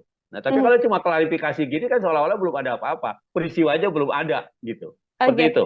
Oke, Bang Fikar, klarifikasi kan dilakukan terhadap Kaisang Pangarep begitu ya. Apabila kemudian ada pendalaman-pendalaman seperti yang juga beredar di media, MOU soal manifest pesawat yang kemudian dirahasiakan dan sebagainya. Apakah hal-hal semacam itu kemudian bisa menjadi bekal bagi KPK untuk bisa next step begitu, tidak hanya mengklarifikasi tapi langsung melakukan investigasi dalam kasus ini? Iya, saya kira itu satu kemungkinan gitu ya. Satu kemungkinan yang sampai sekarang kita belum menyaksikan juga ini KPK mau meningkatkan, walaupun kritik di sana sini muncul gitu ya. Kritik di sana sini muncul gitu. Nah, itu yang seharusnya diperhatikan oleh KPK gitu ya. KPK itu kan tidak bahwa dia penegak hukum, iya, tapi dia penegak hukum menurut saya sih yang luar biasa karena dia dilahirkan karena kelemahan penegak hukum yang ada, gitu, kelemahan kepolisian, kelemahan kejaksaan, kemudian dibentuklah itu KPK sengaja. Nah, karena itu dia punya kewenangan yang cukup luas, gitu, cukup luas dan cukup cukup besar, gitu. Nah, karena itu oleh negara diberikan itu, ya. Nah, karena itu kemudian seharusnya dia lebih berani, gitu, lebih meningkat, tidak melulu atau tidak hanya mengklarifikasi, tapi juga sudah masuk ke investigasi. Kalau sudah dinyatakan investigasi, itu ini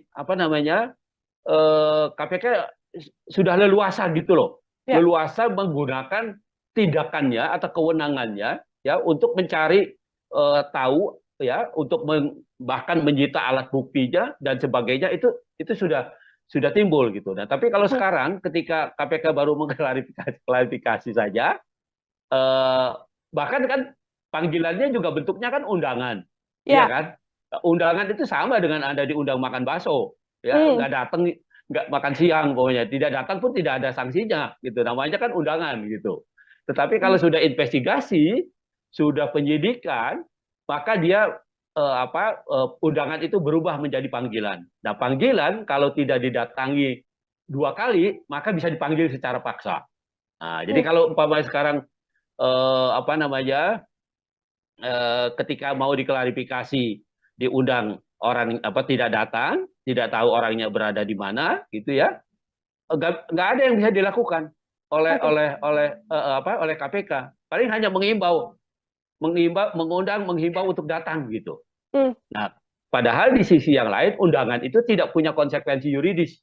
Dia ya diundang, namanya undangan, diundang makan gitu, nggak datang pun nggak apa-apa. Gitu. Seperti itu. Oke, artinya klarifikasi ini belum kemudian bisa menyelesaikan dugaan gratifikasi atau mungkin laporan-laporan yang juga muncul di publik ya, Bang Fikar ya, apa yang dilakukan oleh KPK. Kecuali nanti KPK melayangkan surat untuk penyidikan terhadap Kaisang Pangarep dan itu wajib dihadiri oleh Kaisang. Apabila tidak dihadiri, tindakan langsung selain kemudian menunggu klarifikasi Kaisang juga bisa langsung dilakukan oleh KPK, seperti itu. Betul. Oke, jadi, Bang Fikar, silakan. Ya udah, silakan lanjutkan. Oke, ini kemudian kita membaca dugaan gratifikasi yang kemudian bisa berpotensi menjerat Kaisang Pangarep begitu ya, Bang Fikar. Potensi jeratan pidana yang bisa disangkakan pada Kaisang Pangarep jika terbukti ada gratifikasi ini seperti apa, Bang? Oke, ya gini, itu tadi yang saya bilang. Hmm, Gratifikasi itu objeknya adalah pejabat publik oke. atau pejabat negara. Itu objeknya itu dia. Hmm, Jadi kalau yang bukan pejabat publik tidak kena. Artinya kalau Kaisang kemudian terbukti dia menerima sesuatu ada kaitannya dengan jabatan bapaknya, hmm, maka sebenarnya bapaknya yang kena, gitu loh. oke. Hmm, Eh, jadi sebenarnya arahnya itu pada apakah ini sepengetahuan presiden atau tidak? Apakah ini bagian dari sesuatu yang diberikan karena jabatan bapaknya atau tidak? Sebenarnya itu ininya arahnya hmm, gitu. Nah, padahal kalau mau dipikir pakai logika terbalik kan, siapa sih yang mau kasih fasilitas pesawat terbang, ya kan? hmm, Kalau yang memberikan itu tidak ada yang dipandang atau tidak dapat apa-apa atau tidak orang yang diberikan pesawat terbang itu bukan siapa-siapa, bukan pejabat negara, bukan, atau mungkin kecuali dia punya perjanjian bisnis gitu, ya. Dan itu pun sebenarnya harus diklarifikasi bahwa bisnisnya itu sudah lahir jauh sebelum umpamanya orang tuanya atau bapaknya itu menjabat sebagai pejabat negara. Itu yang harus diklarifikasikan gitu. Bahkan kan di dalam undang-undang LHKPN itu tentang pejabat publik yang anti korupsi dan nepotisme itu sudah dinyatakan lebih dahulu. Yang pertama umpamanya ada kewajiban klarifikasi soal harta, ya, harta kekayaan dari keluarga gitu. Itu satu. Yang kedua, ada pengertian pejabat negara itu tidak bisa menerima gratifikasi, ya, selain pada pejabat negaranya tapi juga pada keluarganya gitu. hmm, Dan pokoknya undang-undang itu sebenarnya begitu rinci, ya, begitu begitu rigid gitu, sehingga bisa menjerat orang. Karena kan gini, gratifikasi itu bisa bisa tidak terasa gitu, bisa hmm, macam-macam bentuknya, iya kan? hmm, Bisa eh, apa namanya eh, bisa dia pemberian, bisa dia berbentuk undangan, dia bisa bentuknya bisa macam-macam gitu, hmm, ya. Tidak melulu pemberian satu sesuatu yang bernilai ekonomi gitu, tetapi juga fasilitas-fasilitas yang menguntungkan yang juga punya nilai ekonomi itu bisa bisa dilakukan. Ya, hmm, jadi sebenarnya gratifikasi itu kalau lihat undang-undang korupsi itu contohnya itu macam-macam. Jadi tidak melulu menerima begitu saja, tetapi juga ada fasilitas lain yang tidak berbentuk fisik umpamanya. Nah, itu juga bisa dikualifikasi sebagai gratifikasi. Nah, hmm, karena itu pengaturan mengenai ini sangat rigid, sangat sangat sangat sangat ketat gitu, ya. sebenarnya untuk menjaga supaya pejabat publik itu tidak melakukan tindak pidana korupsi, Hmm. kolusi dan nepotisme gitu. Termasuk gratifikasi di dalamnya artinya yang akan terjerat nantinya apabila ini sepengetahuan sang ayah begitu ya, sepengetahuan Presiden Joko Widodo, Presiden Jokowi yang juga akan terseret kasus gratifikasi ini. Apabila nanti ada klarifikasi dari Kaisang Pangarep yang mengatakan ini murni urusan bisnis pribadi begitu ya, Bang Fikar, lalu tidak ada kaitan Ya. atau sangkut pautnya bersama dengan Presiden Jokowi, secara hukum apakah kemudian Kaisang bisa terbebas dan lepas begitu saja atau seperti apa? Pengakuannya tidak bisa hanya pengakuan begitu saja, Hmm, tetapi juga harus didukung oleh alat bukti gitu. oke. Umpamanya sejak kapan dia berhubungan dengan pengusaha itu? Hmm, Kalau dia bisa membuktikan umpamanya ada bisnis dengan pengusaha yang memberikan fasilitas pesawat itu sebelum ayahnya menjadi presiden, ya mungkin itu tidak ada masalah apa-apa gitu. Nah, yang kita tahu kan mereka anak-anak ini kan menjadi pengusaha itu setelah bapaknya jadi pejabat negara kan begitu ya. Ya, hmm, dari informasi publik yang kita dengarkan itu masih kecil-kecil, tadinya masih masih belum tahu bisnis dan belum tahu apa gitu kan. Nah, tapi ini berkembang 10 tahun belakangan kan begitu. Nah, jadi artinya dia bisa tidak dikaitkan dengan jabatan ayahnya atau jabatan presiden kalau bisa membuktikan bahwa hubungan bisnisnya dengan pemberi gratifikasi itu atau dengan pemberi fasilitas pesawat itu jauh sebelum ayahnya menjadi pejabat publik. Oke. Nah, itu yang bisa apa namanya yang bisa meringankan atau menghindarkan dia dari pengertian gratifikasi itu. Selagi memang pemberian fasilitas ini dilakukan atau diberikan ketika Kaisang Pangarep dikenal sebagai putra dari Presiden Republik Indonesia, artinya masih tetap ini bisa masuk ke dugaan gratifikasi ya, Bang Fikar? Betul. Jadi itu yang pembuktiannya begitu, ya pembuktiannya artinya meskipun dia berdalih itu bisnis dan sebagainya, ya itu harus dijelaskan gitu. Ya apakah bisnis itu tiba-tiba gitu ya atau hanya terjadi setelah orang tuanya atau bapaknya itu menjadi pejabat negara atau menjadi presiden gitu. Itu yang tonggak yang paling penting yang harus dibuktikan oleh KPK nantinya. Begitu. Oke, akan jadi PR besar juga bagi KPK. Di satu sisi seorang Kaisang Pangarep masih belum ada di Indonesia, jadi masih belum bisa melakukan klarifikasi, tapi di satu sisi harus ada pengusutan yang jelas yang dilakukan oleh KPK untuk kemudian bisa secara gamblang terbuka apakah ini gratifikasi atau tidak, seperti itu. Terakhir dari saya, Bang Fikar, sebagai closing statement juga, apabila memang ada yang bisa dilakukan oleh Kaisang Pangarep untuk bisa membuktikan apakah ini ada gratifikasi atau tidak, kalau dari analisa Bang Fikar, hal apa yang sedianya bisa ditunjukkan oleh Kaisang? Kaisang masih punya waktu 30 hari sejak dia berangkat itu, ya, untuk melaporkan, terutama presiden, ya, untuk melaporkan bahwa itu bukan gratifikasi, gitu, bahwa itu adalah perjanjian bisnis atau apapun, gitu. Itu undang-undang tentang LHKPN itu, ya, tentang pejabat yang anti KKN itu, kolusi nepotisme itu, ya, atau ketentuan pasal 12 Undang-Undang korupsi tentang gratifikasi itu memberikan waktu 30 hari ya untuk klarifikasi bahwa itu bukan gratifikasi gitu.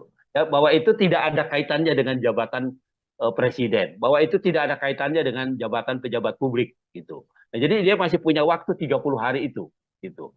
Nah, kalau itu bisa dibuktikan gitu ya, maka ya dia bisa bebas ya. Lepas dari pembuktiannya itu nanti caranya bagaimana gitu ya, mungkin pada caranya juga ada sedikit ide dan sebagainya gitu ya. Ya itu terlepas dari itu gitu. Tetapi secara formal Kaisang masih punya waktu 30 hari sejak dia pergi, ya, sejak dia naik pesawat itu ya, sampai 30 hari ke depan dia mengklarifikasi itu. Ya, apakah itu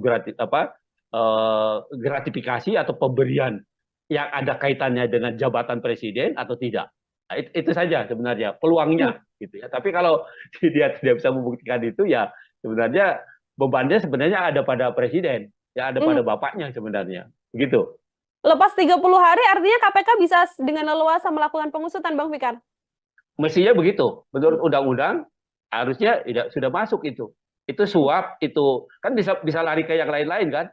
Ya. Itu hadiah, itu suap, itu apalagi ya termasuk itu tadi ya penyalahgunaan jabatan dan sebagainya. Nah itu bisa lari ke sana larinya ya. Tapi kalau 30 hari itu dimanfaatkan untuk membuat laporan itu ya, maka itu tadi ya dia mungkin hanya gratifikasi saja dan bahkan umpamanya bisa diperkuat dengan dalil atau dengan argumen bahwa itu bukan sesuatu yang dilakukan dengan melawan hukum. Begitu.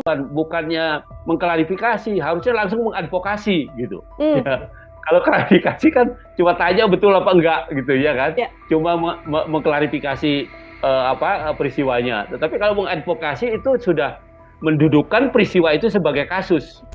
Meskipun dia berdalih itu bisnis dan sebagainya, ya itu harus dijelaskan gitu. Ya apakah bisnis itu tiba-tiba gitu ya atau hanya terjadi setelah orang tuanya atau bapaknya itu menjadi pejabat negara atau menjadi presiden gitu. Itu yang tonggak yang paling penting yang harus dibuktikan oleh KPK nantinya.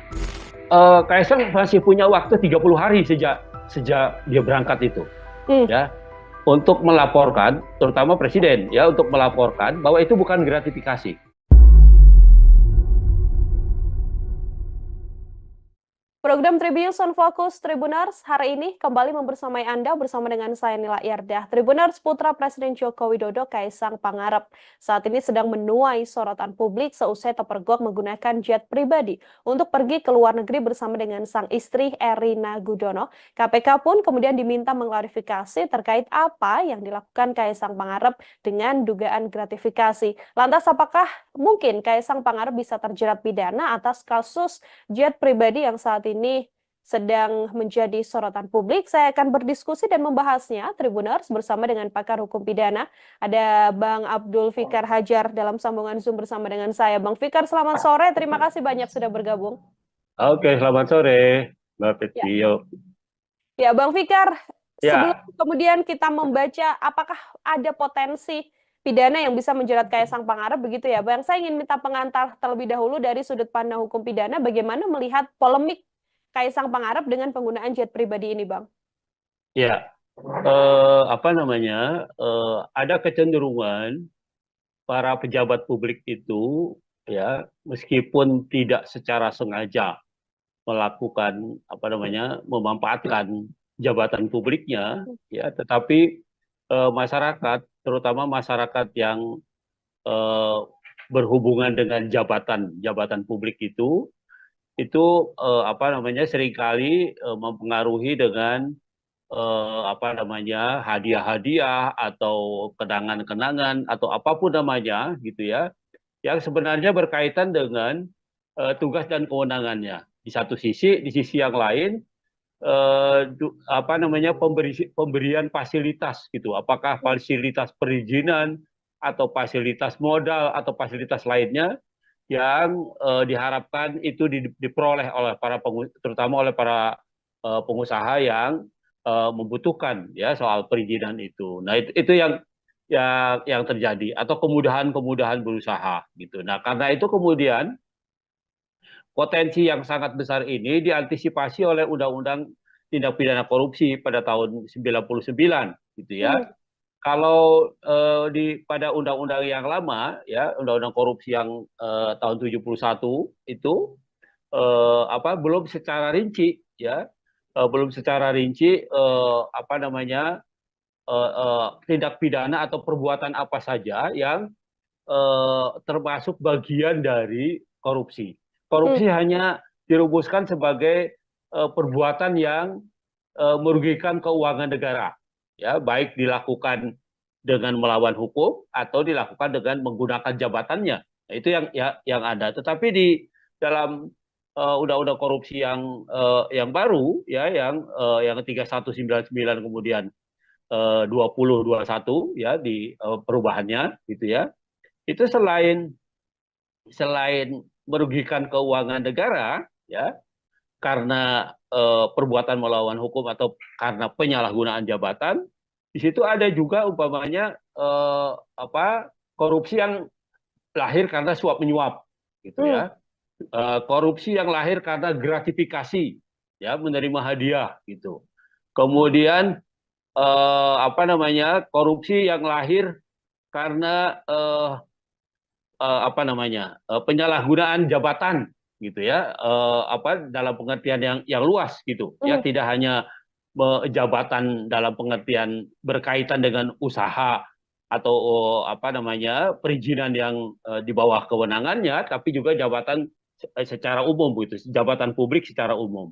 Nah, jadi dengan undang-undang yang baru, undang-undang korupsi yang baru, ya, itu apa, pengertian korupsi itu diperluas gitu ya, diperluas, tidak melulu pada apa, perbuatan melawan hukum atau penyalahgunaan jabatan, tapi juga ada pemerasan, suap menyuap, ya, kemudian apa namanya, perbuatan curang gitu ya, eh, dan seterusnya gitu ya. Jadi ada banyak, kalau buka undang-undang nomor 20 tahun 2021, ya, itu akan kelihatan, ya, model-model korupsi gitu ya. Jadi tidak Hmm. melulu pada tekanannya pada penyalahgunaan keuangan negara. Jadi kerugiannya bisa tidak langsung keuangan negara gitu.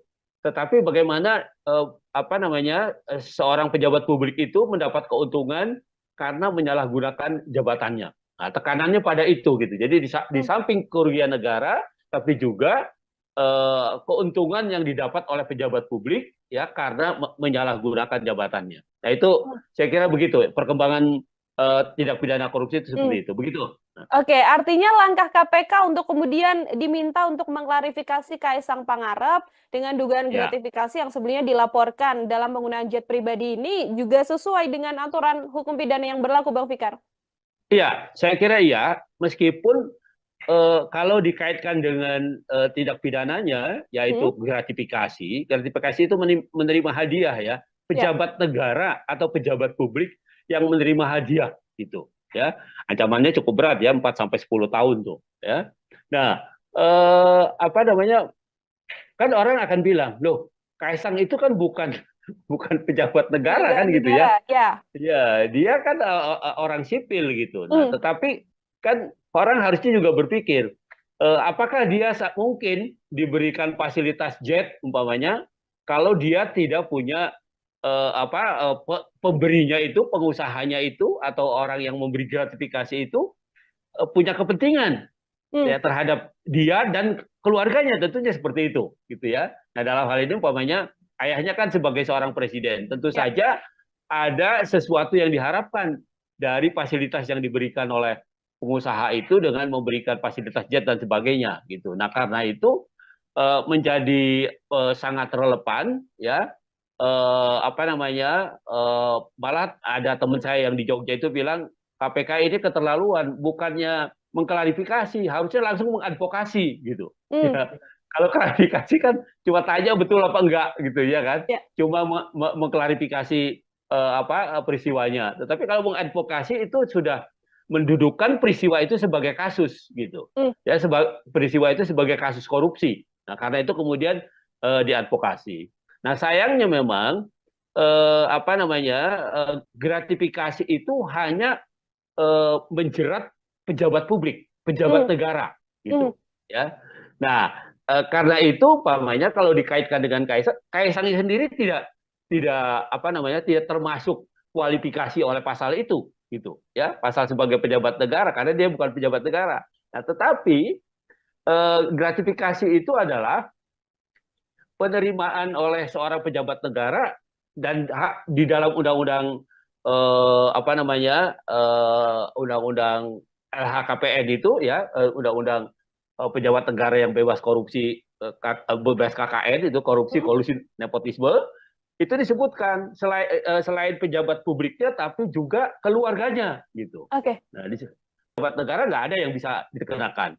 Tetapi begitu diperluas itu dikaitkan dengan undang-undang tentang LHKPN itu tentang pejabat negara yang pejabat publik itu. Nah karena itu kemudian menjadi tepat gitu ya, Kaisang kemudian diklarifikasi atau diadvokasi bahkan gitu oleh KPK begitu. Oke, kemudian dilakukan penyelidikan ya, Bang Fikar ya, untuk dugaan Ya. gratifikasi yang mungkin dilakukan. Kalau dalam kasus Kaisang Pangarep ini, kalau dari analisa Bang Fikar sendiri, cukupkah dengan klarifikasi atau tadi yang sempat disampaikan Bang, harus diadvokasi atau kemudian diinvestigasi mendalam begitu? Ya, saya kira sesuai dengan kedudukannya gitu ya.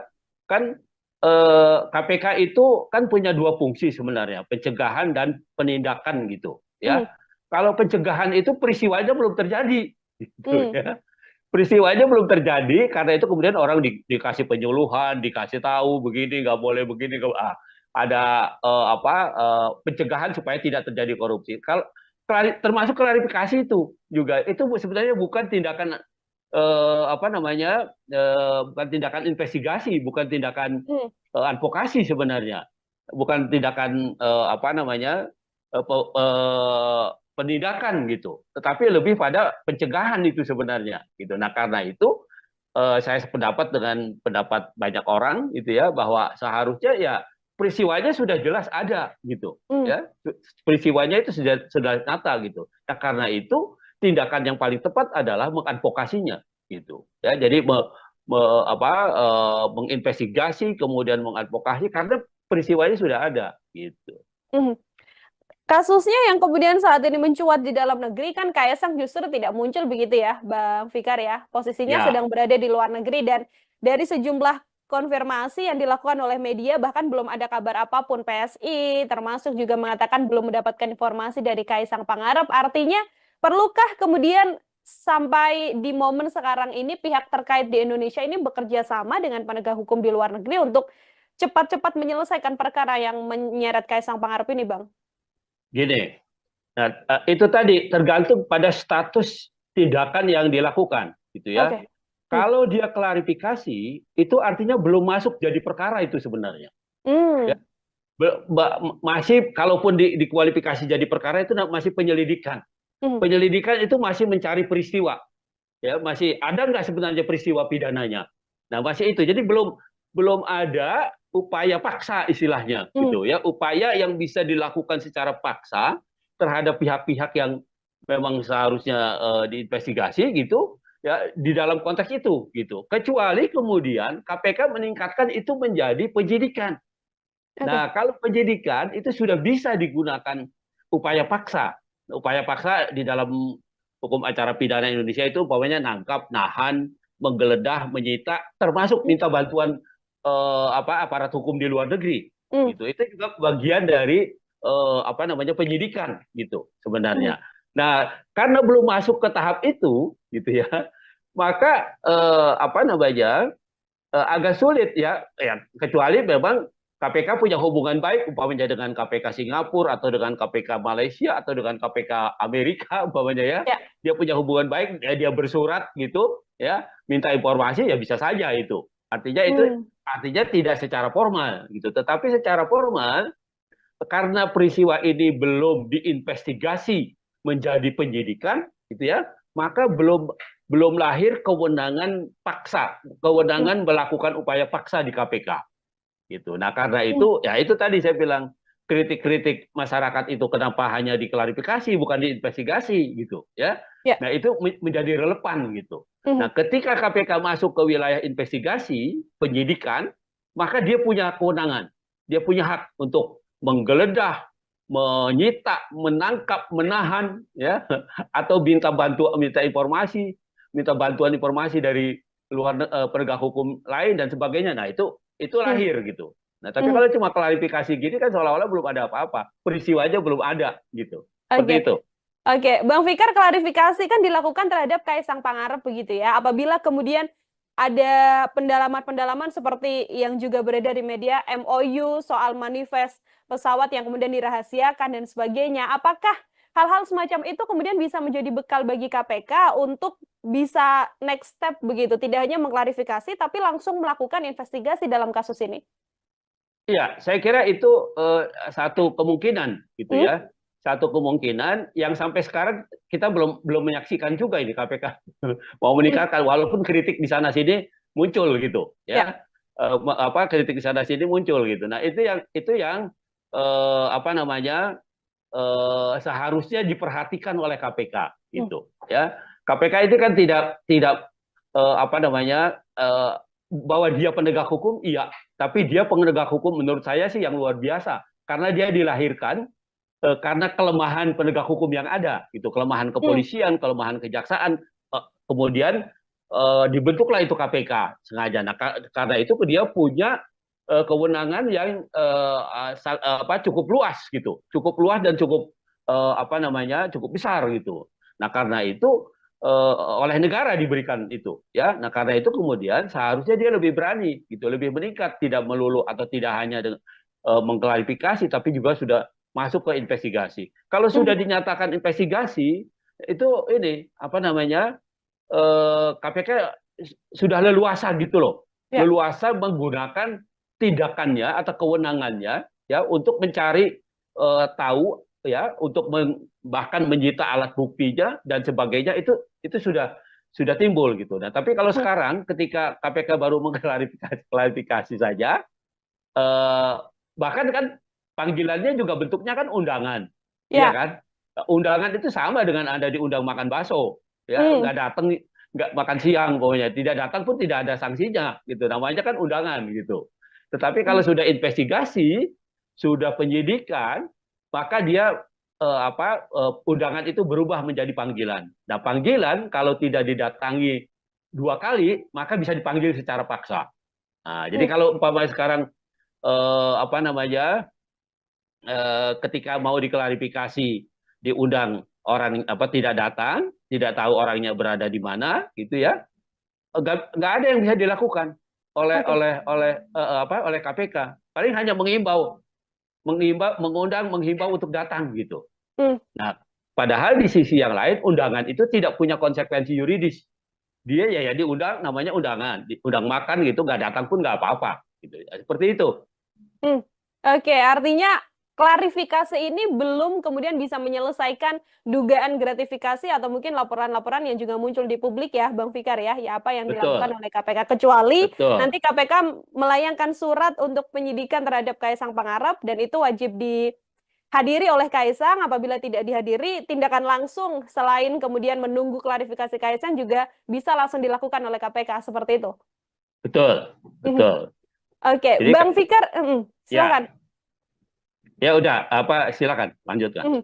Oke, ini kemudian kita membaca dugaan gratifikasi yang kemudian bisa berpotensi menjerat Kaisang Pangarep begitu ya, Bang Fikar. Potensi jeratan pidana yang bisa disangkakan pada Kaisang Pangarep jika terbukti ada gratifikasi ini seperti apa, Bang? Oke, ya gini, itu tadi yang saya bilang. Gratifikasi itu objeknya adalah pejabat publik Oke. atau pejabat negara. Itu objeknya itu dia. Jadi kalau yang bukan pejabat publik tidak kena. Artinya kalau Kaisang kemudian terbukti dia menerima sesuatu ada kaitannya dengan jabatan bapaknya, maka sebenarnya bapaknya yang kena, gitu loh. Oke. Jadi sebenarnya arahnya itu pada apakah ini sepengetahuan presiden atau tidak? Apakah ini bagian dari sesuatu yang diberikan karena jabatan bapaknya atau tidak? Sebenarnya itu ininya arahnya, gitu. Nah, padahal kalau mau dipikir pakai logika terbalik kan, siapa sih yang mau kasih fasilitas pesawat terbang, ya kan? Kalau yang memberikan itu tidak ada yang dipandang atau tidak dapat apa-apa atau tidak orang yang diberikan pesawat terbang itu bukan siapa-siapa, bukan pejabat negara, bukan, atau mungkin kecuali dia punya perjanjian bisnis, gitu, ya. Dan itu pun sebenarnya harus diklarifikasi bahwa bisnisnya itu sudah lahir jauh sebelum umpamanya orang tuanya atau bapaknya itu menjabat sebagai pejabat negara. Nah, itu yang harus diklarifikasikan gitu. Bahkan kan di dalam undang-undang LHKPN itu tentang pejabat publik yang anti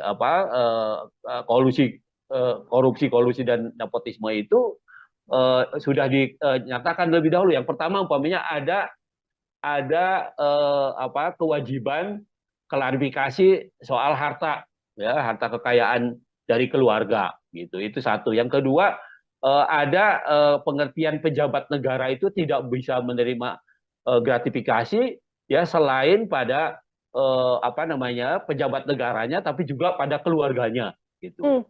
Dan pokoknya undang-undang itu sebenarnya begitu rinci, ya, begitu rigid gitu, sehingga bisa menjerat orang. Karena kan gini, gratifikasi itu bisa tidak terasa gitu, bisa macam-macam bentuknya, iya kan? Bisa bisa dia pemberian, bisa dia berbentuk undangan, dia bisa bentuknya bisa macam-macam begitu, ya.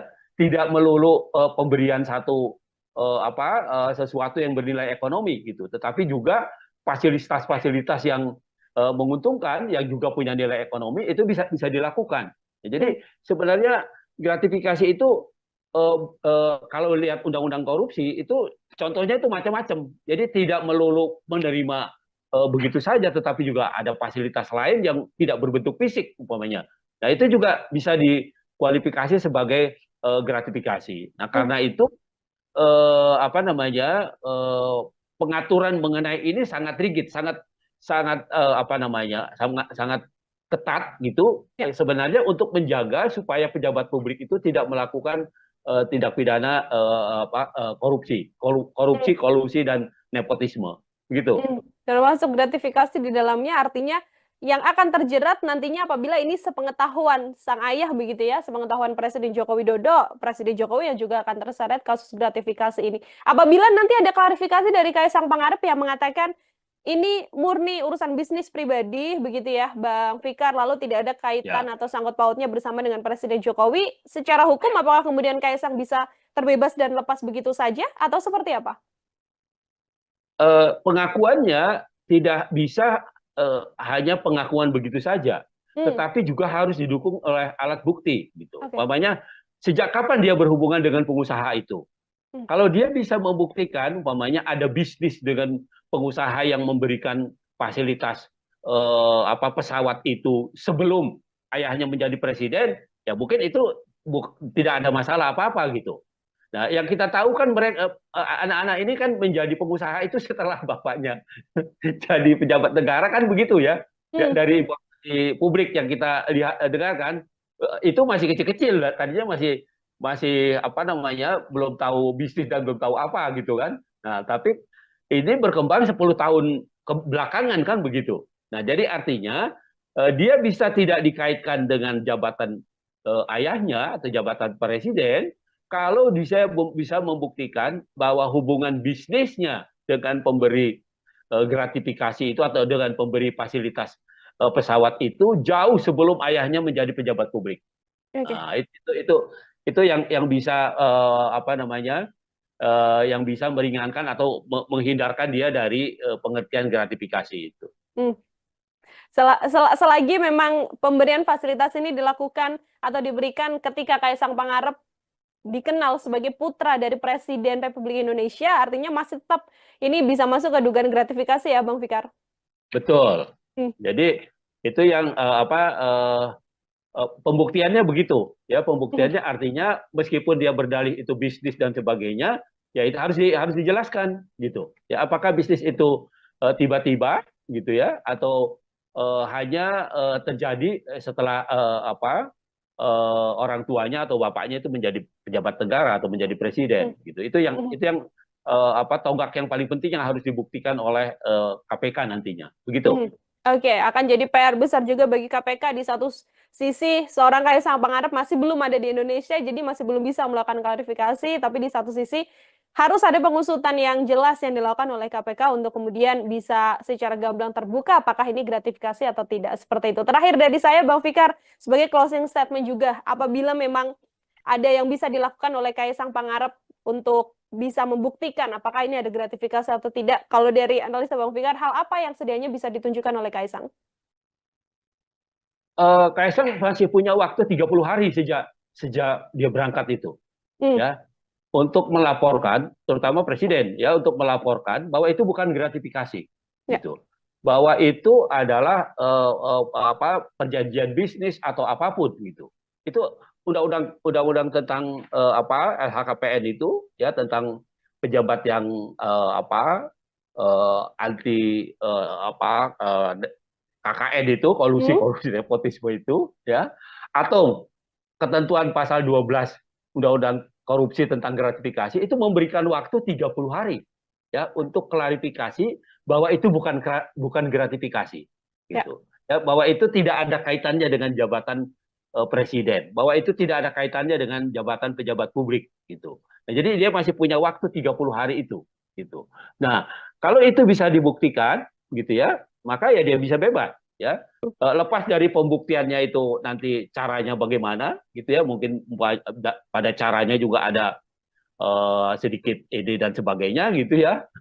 Ya itu terlepas dari itu gitu. Tetapi secara formal Kaisang masih punya waktu 30 hari sejak dia pergi ya, sejak dia naik pesawat itu ya sampai 30 hari ke depan dia Hmm, mengklarifikasi itu. Ya, apakah itu gratifikasi atau pemberian yang ada kaitannya dengan jabatan presiden atau tidak. Nah, itu saja sebenarnya hmm, peluangnya gitu ya. Tapi kalau dia tidak bisa membuktikan itu ya sebenarnya bebannya sebenarnya ada pada presiden, ya ada hmm. pada bapaknya sebenarnya. Begitu. Lepas 30 hari artinya KPK bisa dengan leluasa melakukan pengusutan, Bang Fikar? Mestinya begitu. Hmm, Menurut undang-undang harusnya sudah masuk itu suap, itu kan bisa lari ke yang lain-lain kan, Ya. itu hadiah, itu suap, itu apalagi ya termasuk itu tadi ya apa namanya penyalahgunaan jabatan dan sebagainya dan sebagainya. Nah itu bisa lari ke sana larinya ya. Tapi kalau udah 30 hari itu dimanfaatkan untuk membuat laporan itu ya, maka itu tadi ya dia mungkin hanya gratifikasi saja dan bahkan umpamanya bisa diperkuat dengan dalil atau dengan argumen bahwa itu bukan sesuatu yang dilakukan dengan melawan hukum begitu. Bukannya mengklarifikasi, harusnya langsung mengadvokasi gitu ya. Kalau klarifikasi kan cuma tanya betul apa enggak gitu ya kan, cuma mengklarifikasi peristiwanya. Tetapi kalau mengadvokasi itu sudah mendudukkan peristiwa itu sebagai kasus, meskipun dia berdalih itu bisnis dan sebagainya, ya itu harus dijelaskan gitu ya, apakah bisnis itu tiba-tiba gitu ya, atau hanya terjadi setelah orang tuanya atau bapaknya itu menjadi pejabat negara atau menjadi presiden gitu. Itu yang tonggak yang paling penting yang harus dibuktikan oleh KPK nantinya. Kaisang masih punya waktu 30 hari sejak dia berangkat itu ya, untuk melaporkan, terutama presiden ya, untuk melaporkan bahwa itu bukan gratifikasi.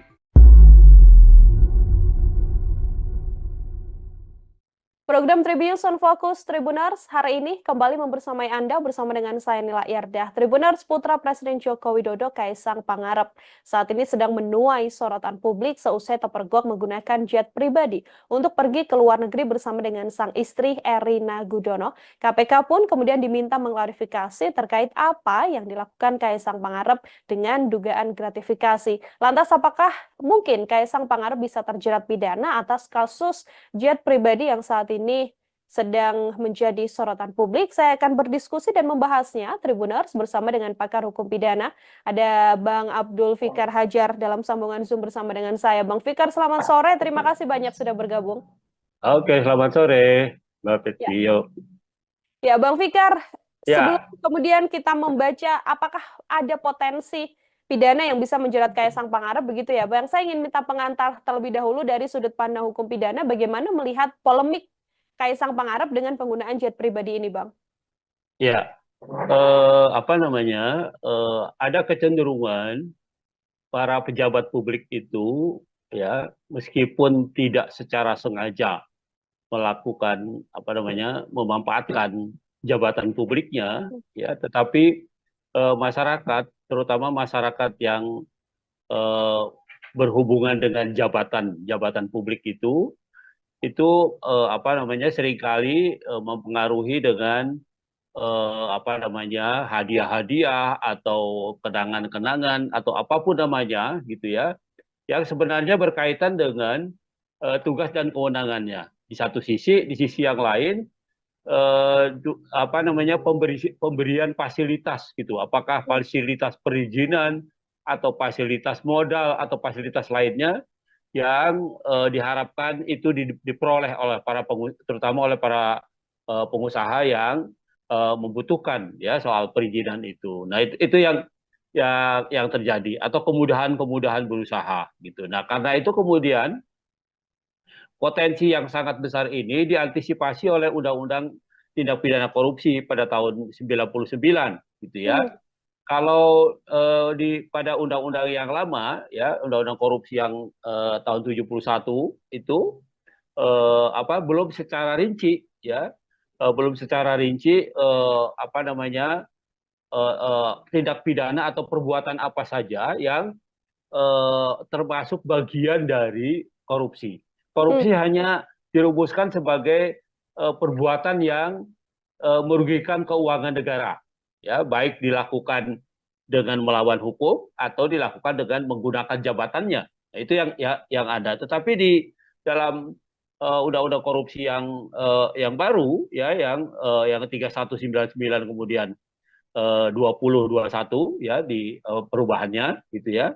Itu selain merugikan keuangan negara ya, karena perbuatan melawan hukum atau karena penyalahgunaan jabatan, di situ ada juga umpamanya korupsi yang lahir karena suap menyuap, gitu Hmm. ya. Korupsi yang lahir karena gratifikasi, ya, menerima hadiah, gitu. Kemudian apa namanya, korupsi yang lahir karena apa namanya, penyalahgunaan jabatan, gitu ya, apa, dalam pengertian yang luas, gitu ya, Hmm. tidak hanya jabatan dalam pengertian berkaitan dengan usaha atau apa namanya, perizinan yang di bawah kewenangannya, tapi juga jabatan secara umum, gitu, jabatan publik secara umum. Nah, jadi dengan undang-undang yang baru, undang-undang korupsi yang baru, ya, itu apa, korupsi, pengertian korupsi itu diperluas, gitu ya, diperluas, tidak melulu pada apa, perbuatan melawan hukum atau penyalahgunaan jabatan, tapi juga ada pemerasan, suap menyuap, ya, kemudian apa namanya, perbuatan curang, gitu ya, eh, dan seterusnya, gitu ya. Jadi ada banyak, kalau buka undang-undang nomor 20 tahun 2021, ya, itu akan kelihatan, ya, model-model korupsi, gitu ya. Jadi tidak Hmm. melulu pada tekanannya pada penyalahgunaan keuangan negara. Jadi kerugiannya bisa tidak langsung keuangan negara, gitu. Tetapi bagaimana apa namanya, seorang pejabat publik itu mendapat keuntungan karena menyalahgunakan jabatannya. Nah, tekanannya pada itu, gitu. Jadi di Hmm. samping kerugian negara, tapi juga keuntungan yang didapat oleh pejabat publik, ya, karena menyalahgunakan jabatannya. Nah, itu saya kira begitu perkembangan tindak pidana korupsi itu, Hmm. seperti itu. Begitu. Oke, artinya langkah KPK untuk kemudian diminta untuk mengklarifikasi Kaisang Pangarep dengan dugaan Ya. gratifikasi yang sebelumnya dilaporkan dalam penggunaan jet pribadi ini juga sesuai dengan aturan hukum pidana yang berlaku, Bang Fikar?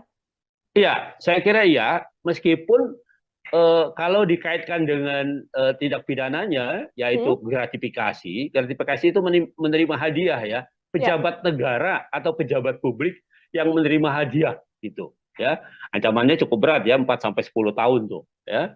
Nah, apa namanya, kan orang akan bilang, loh, Kaisang itu kan bukan bukan pejabat negara, Penyelenggara kan, gitu negara, ya. ya. Ya, dia kan orang sipil, gitu. Nah, Hmm. tetapi kan orang harusnya juga berpikir, apakah dia mungkin diberikan fasilitas jet umpamanya kalau dia tidak punya apa, pemberinya itu, pengusahanya itu, atau orang yang memberi gratifikasi itu punya kepentingan, Hmm. ya, terhadap dia dan keluarganya, tentunya seperti itu, gitu ya. Nah, dalam hal ini umpamanya ayahnya kan sebagai seorang presiden, tentu Ya. saja ada sesuatu yang diharapkan dari fasilitas yang diberikan oleh pengusaha itu dengan memberikan fasilitas jet dan sebagainya, gitu. Nah, karena itu menjadi sangat relevan, ya, apa namanya, malah ada teman saya yang di Jogja itu bilang KPK ini keterlaluan, bukannya mengklarifikasi, harusnya langsung mengadvokasi, gitu. Hmm. Ya, kalau klarifikasi kan cuma tanya betul apa enggak, gitu ya kan, Ya. cuma mengklarifikasi apa, peristiwanya. Tetapi kalau mengadvokasi itu sudah mendudukkan peristiwa itu sebagai kasus, gitu Hmm. ya, peristiwa itu sebagai kasus korupsi. Nah, karena itu kemudian diadvokasi. Nah, sayangnya memang apa namanya, gratifikasi itu hanya menjerat pejabat publik, Hmm. pejabat negara, Hmm. gitu, ya. Nah, karena itu umpamanya kalau dikaitkan dengan Kaisang, Kaisang sendiri tidak apa namanya, tidak termasuk kualifikasi oleh pasal itu, gitu, ya, pasal sebagai pejabat negara, karena dia bukan pejabat negara. Nah, tetapi gratifikasi itu adalah penerimaan oleh seorang pejabat negara dan hak di dalam undang-undang apa namanya, undang-undang LHKPN itu, ya, undang-undang pejabat negara yang bebas korupsi, bebas KKN itu, korupsi, Hmm. kolusi, nepotisme, itu disebutkan selain pejabat publiknya tapi juga keluarganya, gitu. Oke. Nah, ya, jadi memang kalau kalau hanya berpegang pada ketentuan gratifikasi di undang-undang korupsi, selain pejabat negara nggak ada yang bisa dikenakan. Hmm. Tetapi begitu diperluas itu, dikaitkan dengan undang-undang tentang apa namanya, LHKPN itu, tentang pejabat apa, negara yang pejabat publik yang bebas dari apa, KKN itu, nah, maka itu menjadi kena, gitu. Nah karena itu kemudian apa namanya menjadi tepat gitu ya, Kaisang kemudian diklarifikasi atau diadvokasi bahkan gitu oleh KPK begitu.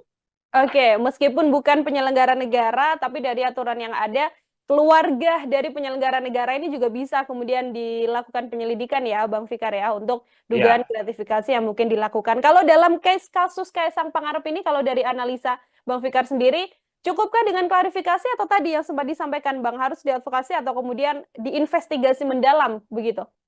ya, saya kira sesuai dengan kedudukannya gitu Hmm, ya. Kan KPK itu kan punya dua fungsi sebenarnya, pencegahan dan penindakan gitu hmm, ya. Kalau pencegahan itu peristiwanya belum terjadi gitu hmm, ya. Peristiwanya belum terjadi, karena itu kemudian orang dikasih penyuluhan, dikasih tahu begini nggak boleh begini, ada pencegahan supaya tidak terjadi korupsi. Kalau termasuk klarifikasi itu sebenarnya bukan tindakan bukan tindakan investigasi, bukan tindakan hmm, advokasi sebenarnya, bukan tindakan penindakan gitu, tetapi lebih pada pencegahan itu sebenarnya gitu. Nah karena itu saya sependapat dengan pendapat banyak orang gitu ya, bahwa seharusnya ya peristiwanya sudah jelas ada gitu hmm. ya, peristiwanya itu sudah nyata gitu. Nah karena itu tindakan yang paling tepat adalah mengadvokasinya gitu ya. Jadi menginvestigasi kemudian mengadvokasi karena peristiwanya sudah ada gitu. Hmm. Kasusnya yang kemudian saat ini mencuat di dalam negeri kan Kaisang justru tidak muncul begitu ya, Bang Fikar ya. Posisinya Ya, sedang berada di luar negeri dan dari sejumlah konfirmasi yang dilakukan oleh media bahkan belum ada kabar apapun. PSI termasuk juga mengatakan belum mendapatkan informasi dari Kaisang Pangarep. Artinya perlukah kemudian sampai di momen sekarang ini pihak terkait di Indonesia ini bekerja sama dengan penegak hukum di luar negeri untuk cepat-cepat menyelesaikan perkara yang menyeret Kaisang Pangarep ini, Bang? gini. Nah, itu tadi tergantung pada status tindakan yang dilakukan, gitu ya. Oke. Hmm. Kalau dia klarifikasi, itu artinya belum masuk jadi perkara itu sebenarnya. Ya, Hmm. masih kalaupun dikualifikasi jadi perkara itu masih penyelidikan. Hmm. Penyelidikan itu masih mencari peristiwa. Ya, masih ada nggak sebenarnya peristiwa pidananya. Nah, masih itu. Jadi belum belum ada upaya paksa istilahnya Hmm. gitu ya. Upaya yang bisa dilakukan secara paksa terhadap pihak-pihak yang memang seharusnya diinvestigasi gitu ya, di dalam konteks itu gitu. Kecuali kemudian KPK meningkatkan itu menjadi penyidikan. Oke. Nah, kalau penyidikan itu sudah bisa digunakan upaya paksa. Upaya paksa di dalam hukum acara pidana Indonesia itu umpamanya nangkap, nahan, menggeledah, menyita, termasuk Hmm. minta bantuan aparat hukum di luar negeri. Hmm. Gitu. Itu juga bagian dari penyidikan gitu Hmm. sebenarnya. Nah, karena belum masuk ke tahap itu gitu ya, maka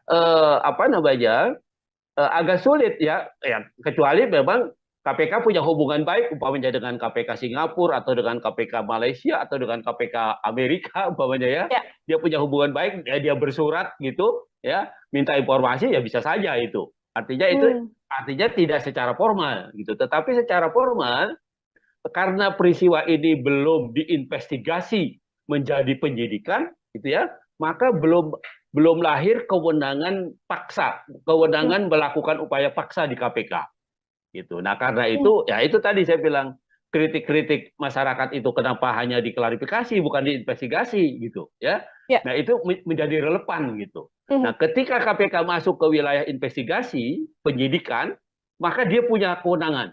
Dia punya hak untuk menggeledah, menyita, menangkap, menahan ya, atau minta bantuan informasi dari penegak hukum lain dan sebagainya. Nah, itu Hmm. lahir gitu. Nah, tapi Hmm. kalau cuma klarifikasi gini kan seolah-olah belum ada apa-apa. Peristiwanya belum ada gitu. Seperti Oke. itu. Oke, Bang Fikar, klarifikasi kan dilakukan terhadap Kaisang Pangarep begitu ya. Apabila kemudian ada pendalaman-pendalaman seperti yang juga beredar di media, MOU soal manifest pesawat yang kemudian dirahasiakan dan sebagainya. Apakah hal-hal semacam itu kemudian bisa menjadi bekal bagi KPK untuk bisa next step begitu, tidak hanya mengklarifikasi tapi langsung melakukan investigasi dalam kasus ini? Iya, saya kira itu satu kemungkinan gitu Hmm? ya. satu kemungkinan yang sampai sekarang kita belum menyaksikan juga ini KPK mau meningkatkan, walaupun kritik di sana sini muncul gitu Ya. ya. Kritik di sana sini muncul gitu. Nah, itu yang apa namanya seharusnya diperhatikan oleh KPK gitu ya. KPK itu kan tidak tidak apa namanya bahwa dia penegak hukum, iya, tapi dia penegak hukum menurut saya sih yang luar biasa karena dia dilahirkan karena kelemahan penegak hukum yang ada gitu, kelemahan kepolisian, kelemahan kejaksaan, kemudian dibentuklah itu KPK sengaja. Nah, karena itu dia punya kewenangan yang cukup luas gitu, cukup luas dan cukup apa namanya cukup besar gitu. Nah, karena itu oleh negara diberikan itu ya. Nah, karena itu kemudian seharusnya dia lebih berani gitu, lebih meningkat, tidak melulu atau tidak hanya mengklarifikasi, tapi juga sudah masuk ke investigasi. Kalau sudah dinyatakan investigasi, itu ini apa namanya KPK sudah leluasa gitu loh, Ya. leluasa menggunakan tindakannya atau kewenangannya ya untuk mencari tahu ya, untuk bahkan menyita alat buktinya dan sebagainya, itu sudah timbul gitu. Nah, tapi kalau sekarang ketika KPK baru mengklarifikasi saja, eh, bahkan kan panggilannya juga bentuknya kan undangan, iya Ya. kan? Undangan itu sama dengan Anda diundang makan bakso, ya nggak datang, nggak makan siang, pokoknya tidak datang pun tidak ada sanksinya, gitu. Namanya kan undangan gitu. Tetapi kalau sudah investigasi, sudah penyidikan, maka dia undangan itu berubah menjadi panggilan. Nah, panggilan kalau tidak didatangi 2 kali, maka bisa dipanggil secara paksa. Nah, jadi kalau umpamanya sekarang apa namanya ketika mau diklarifikasi diundang, orang apa tidak datang, tidak tahu orangnya berada di mana gitu ya, nggak ada yang bisa dilakukan oleh Oke. oleh KPK. Paling hanya mengundang, menghimbau untuk datang gitu. Nah, padahal di sisi yang lain undangan itu tidak punya konsekuensi yuridis. Dia ya diundang, namanya undangan, diundang makan gitu, nggak datang pun nggak apa-apa gitu. Seperti itu. Oke, artinya klarifikasi ini belum kemudian bisa menyelesaikan dugaan gratifikasi atau mungkin laporan-laporan yang juga muncul di publik ya, Bang Fikar ya, ya apa yang dilakukan Betul, oleh KPK, kecuali betul. nanti KPK melayangkan surat untuk penyidikan terhadap Kaisang Pangarep dan itu wajib dihadiri oleh Kaisang. Apabila tidak dihadiri, tindakan langsung selain kemudian menunggu klarifikasi Kaisang juga bisa langsung dilakukan oleh KPK seperti itu. Betul, betul. Oke, Jadi Bang Fikar, ya, silakan. ya udah apa silakan lanjutkan. Oke, ini kemudian kita membaca dugaan gratifikasi yang kemudian bisa berpotensi menjerat Kaisang Pangarep begitu ya, Bang Fikar. Potensi jeratan pidana yang bisa disangkakan pada Kaisang Pangarep jika terbukti ada gratifikasi ini seperti apa, Bang? Oke, ya gini, itu tadi yang saya bilang, Hmm, gratifikasi itu objeknya adalah pejabat publik oke. atau pejabat negara. Itu objeknya itu dia. Hmm, Jadi kalau yang bukan pejabat publik tidak kena. Artinya kalau Kaisang kemudian terbukti dia menerima sesuatu ada kaitannya dengan jabatan bapaknya, hmm, maka sebenarnya bapaknya yang kena, gitu loh. oke. Hmm, Eh, jadi sebenarnya arahnya itu pada apakah ini sepengetahuan presiden atau tidak? Apakah ini bagian dari sesuatu yang diberikan karena jabatan bapaknya atau tidak? Sebenarnya itu ininya arahnya hmm, gitu.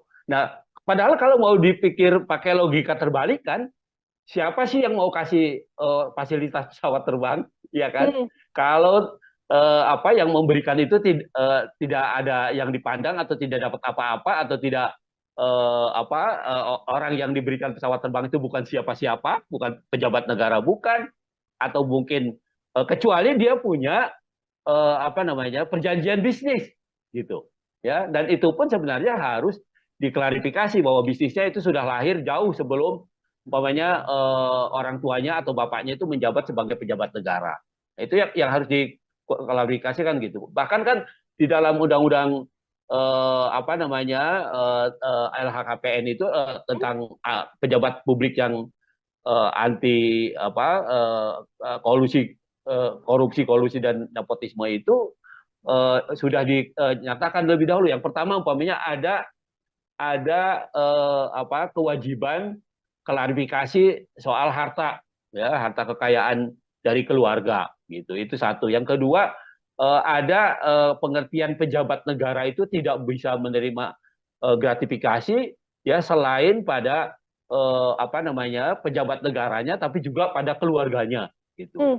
Dan pokoknya undang-undang itu sebenarnya begitu rinci, ya, begitu begitu rigid gitu, sehingga bisa menjerat orang. Karena kan gini, gratifikasi itu bisa bisa tidak terasa gitu, bisa macam-macam bentuknya, iya kan?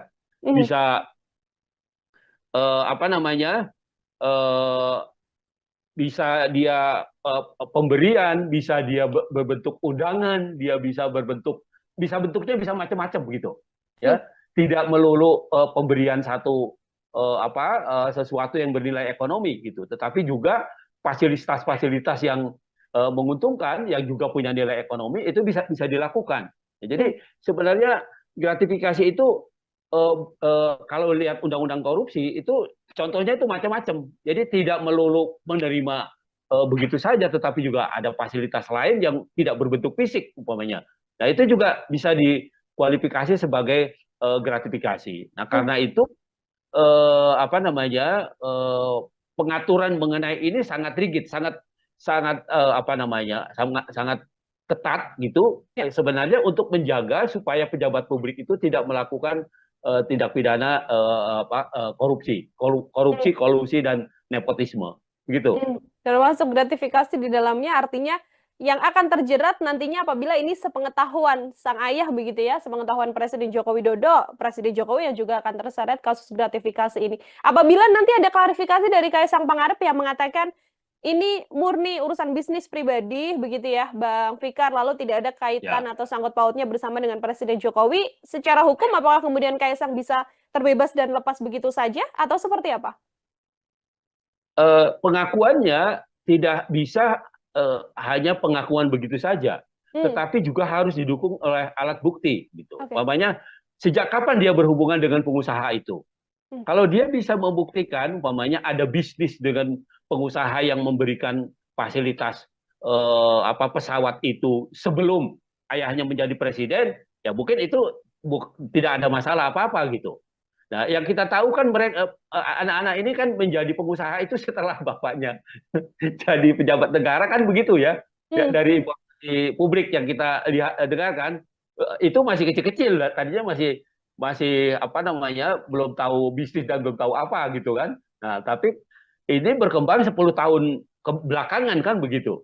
Nah, jadi artinya dia bisa tidak dikaitkan dengan jabatan ayahnya atau jabatan presiden kalau bisa membuktikan bahwa hubungan bisnisnya dengan pemberi gratifikasi itu atau dengan pemberi fasilitas pesawat itu jauh sebelum ayahnya menjadi pejabat publik. Oke. Nah, itu yang bisa yang bisa meringankan atau menghindarkan dia dari pengertian gratifikasi itu. Hmm. Selagi memang pemberian fasilitas ini dilakukan atau diberikan ketika Kaisang Pangarep dikenal sebagai putra dari Presiden Republik Indonesia, artinya masih tetap ini bisa masuk ke dugaan gratifikasi ya, Bang Fikar? Betul. Hmm. Jadi itu yang pembuktiannya begitu, ya, Hmm. pembuktiannya artinya meskipun dia berdalih itu bisnis dan sebagainya, ya itu harus dijelaskan gitu, ya, apakah bisnis itu tiba-tiba gitu ya, atau hanya terjadi setelah orang tuanya atau bapaknya itu menjadi pejabat negara atau menjadi Hmm. presiden gitu. Hmm. Itu yang tonggak yang paling penting yang harus dibuktikan oleh KPK nantinya begitu. Hmm. Oke, akan jadi PR besar juga bagi KPK. Di satu sisi, seorang Kaisang Pangarep masih belum ada di Indonesia, jadi masih belum bisa melakukan klarifikasi. Tapi di satu sisi, harus ada pengusutan yang jelas yang dilakukan oleh KPK untuk kemudian bisa secara gamblang terbuka apakah ini gratifikasi atau tidak. Seperti itu. Terakhir dari saya, Bang Fikar, sebagai closing statement juga, apabila memang ada yang bisa dilakukan oleh Kaisang Pangarep untuk bisa membuktikan apakah ini ada gratifikasi atau tidak. Kalau dari analisa Bang Fikar, hal apa yang sedianya bisa ditunjukkan oleh Kaisang? Kaisang masih punya waktu 30 hari sejak sejak dia berangkat itu, Hmm. ya. untuk melaporkan, terutama presiden ya, untuk melaporkan bahwa itu bukan gratifikasi, Ya. gitu. Bahwa itu adalah apa perjanjian bisnis atau apapun gitu. Itu undang-undang tentang apa LHKPN itu ya, tentang pejabat yang apa anti apa KKN itu, kolusi Hmm? korupsi nepotisme itu ya, atau ketentuan pasal 12 Undang-Undang Korupsi tentang gratifikasi itu memberikan waktu 30 hari ya untuk klarifikasi bahwa itu bukan gratifikasi Ya. gitu. Ya, bahwa itu tidak ada kaitannya dengan jabatan presiden, bahwa itu tidak ada kaitannya dengan jabatan pejabat publik gitu. Nah, jadi dia masih punya waktu 30 hari itu gitu. Nah, kalau itu bisa dibuktikan gitu ya, maka ya dia bisa bebas ya. Lepas dari pembuktiannya itu nanti caranya bagaimana gitu ya, mungkin pada caranya juga ada sedikit ini dan sebagainya gitu ya. Ya itu terlepas dari itu gitu. Tetapi secara formal Kaisang masih punya waktu 30 hari sejak dia pergi ya, sejak dia naik pesawat itu ya, sampai 30 hari ke depan dia Hmm? mengklarifikasi itu ya, apakah itu gratifikasi atau pemberian yang ada kaitannya dengan jabatan presiden atau tidak. Nah, itu saja sebenarnya Hmm. peluangnya gitu ya. Tapi kalau dia tidak bisa membuktikan itu ya, sebenarnya bebannya sebenarnya ada pada presiden, ya ada Hmm. pada bapaknya sebenarnya. Begitu. Lepas 30 hari artinya KPK bisa dengan leluasa melakukan pengusutan, Bang Fikar? Mestinya begitu. Menurut undang-undang harusnya tidak sudah masuk itu. Itu suap, itu kan bisa lari ke yang lain-lain kan? Ya. Itu hadiah, itu suap, itu apalagi ya termasuk itu tadi ya, apa namanya, penyalahgunaan jabatan dan Hmm. sebagainya dan sebagainya. Nah, itu bisa Hmm. lari ke sana larinya ya. Tapi kalau udah 30 hari itu dimanfaatkan untuk membuat laporan gitu ya, maka itu tadi ya, dia mungkin hanya gratifikasi saja, dan bahkan umpamanya bisa diperkuat dengan dalil atau dengan argumen bahwa itu bukan sesuatu yang apa dilakukan dengan melawan hukum begitu. Bukannya mengklarifikasi, harusnya langsung mengadvokasi gitu Hmm. ya. Kalau klarifikasi kan cuma tanya betul apa enggak gitu ya kan, Ya. cuma mengklarifikasi apa peristiwanya. Tetapi kalau mengadvokasi itu sudah mendudukkan peristiwa itu sebagai kasus, meskipun dia berdalih itu bisnis dan sebagainya, ya itu harus dijelaskan gitu ya, apakah bisnis itu tiba-tiba gitu ya, atau hanya terjadi setelah apa orang tuanya atau bapaknya itu menjadi pejabat negara atau menjadi Hmm. presiden gitu. Itu yang apa tonggak yang paling penting yang harus dibuktikan oleh KPK nantinya. Kaisang masih punya waktu 30 hari sejak sejak dia berangkat itu Hmm. ya, untuk melaporkan, terutama presiden ya, untuk melaporkan bahwa itu bukan gratifikasi.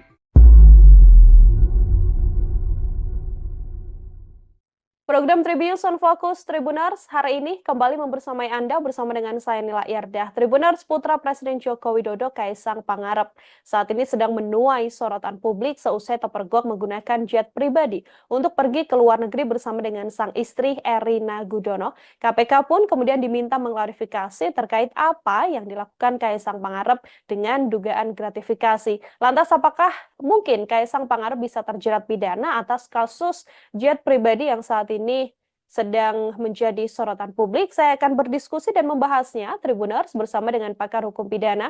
Ada Bang Abdul Fikar Hajar dalam sambungan Zoom bersama dengan saya. Bang Fikar, selamat sore. Terima kasih banyak sudah bergabung. Oke, selamat sore, Mbak Ya, Petio. ya Bang Fikar, sebelum Ya, kemudian kita membaca apakah ada potensi pidana yang bisa menjerat Kaisang Pangarep begitu ya, Bang. Saya ingin minta pengantar terlebih dahulu dari sudut pandang hukum pidana, bagaimana melihat polemik Kaisang Pangarep dengan penggunaan jet pribadi ini, Bang? ya, apa namanya, ada kecenderungan para pejabat publik itu ya, meskipun tidak secara sengaja melakukan apa namanya, memanfaatkan jabatan publiknya ya, tetapi masyarakat, terutama masyarakat yang eh, berhubungan dengan jabatan publik itu apa namanya, seringkali mempengaruhi dengan apa namanya, hadiah-hadiah atau kenangan-kenangan atau apapun namanya gitu ya, yang sebenarnya berkaitan dengan tugas dan kewenangannya. Di satu sisi, di sisi yang lain pemberian fasilitas gitu. Apakah fasilitas perizinan atau fasilitas modal atau fasilitas lainnya yang diharapkan itu diperoleh oleh terutama oleh para pengusaha yang membutuhkan ya soal perizinan itu. Nah itu yang terjadi atau kemudahan-kemudahan berusaha gitu. Nah karena itu kemudian potensi yang sangat besar ini diantisipasi oleh Undang-Undang Tindak Pidana Korupsi pada tahun 99 gitu ya. Hmm. Kalau pada undang-undang yang lama ya, undang-undang korupsi yang tahun 71 itu belum secara rinci ya, belum secara rinci tindak pidana atau perbuatan apa saja yang termasuk bagian dari korupsi. Korupsi Hmm. hanya dirumuskan sebagai perbuatan yang merugikan keuangan negara, ya baik dilakukan dengan melawan hukum atau dilakukan dengan menggunakan jabatannya. Nah, itu yang ada. Tetapi di dalam undang-undang korupsi yang baru, ya yang 3199 kemudian 2021 ya di perubahannya gitu ya. Itu selain merugikan keuangan negara ya karena perbuatan melawan hukum atau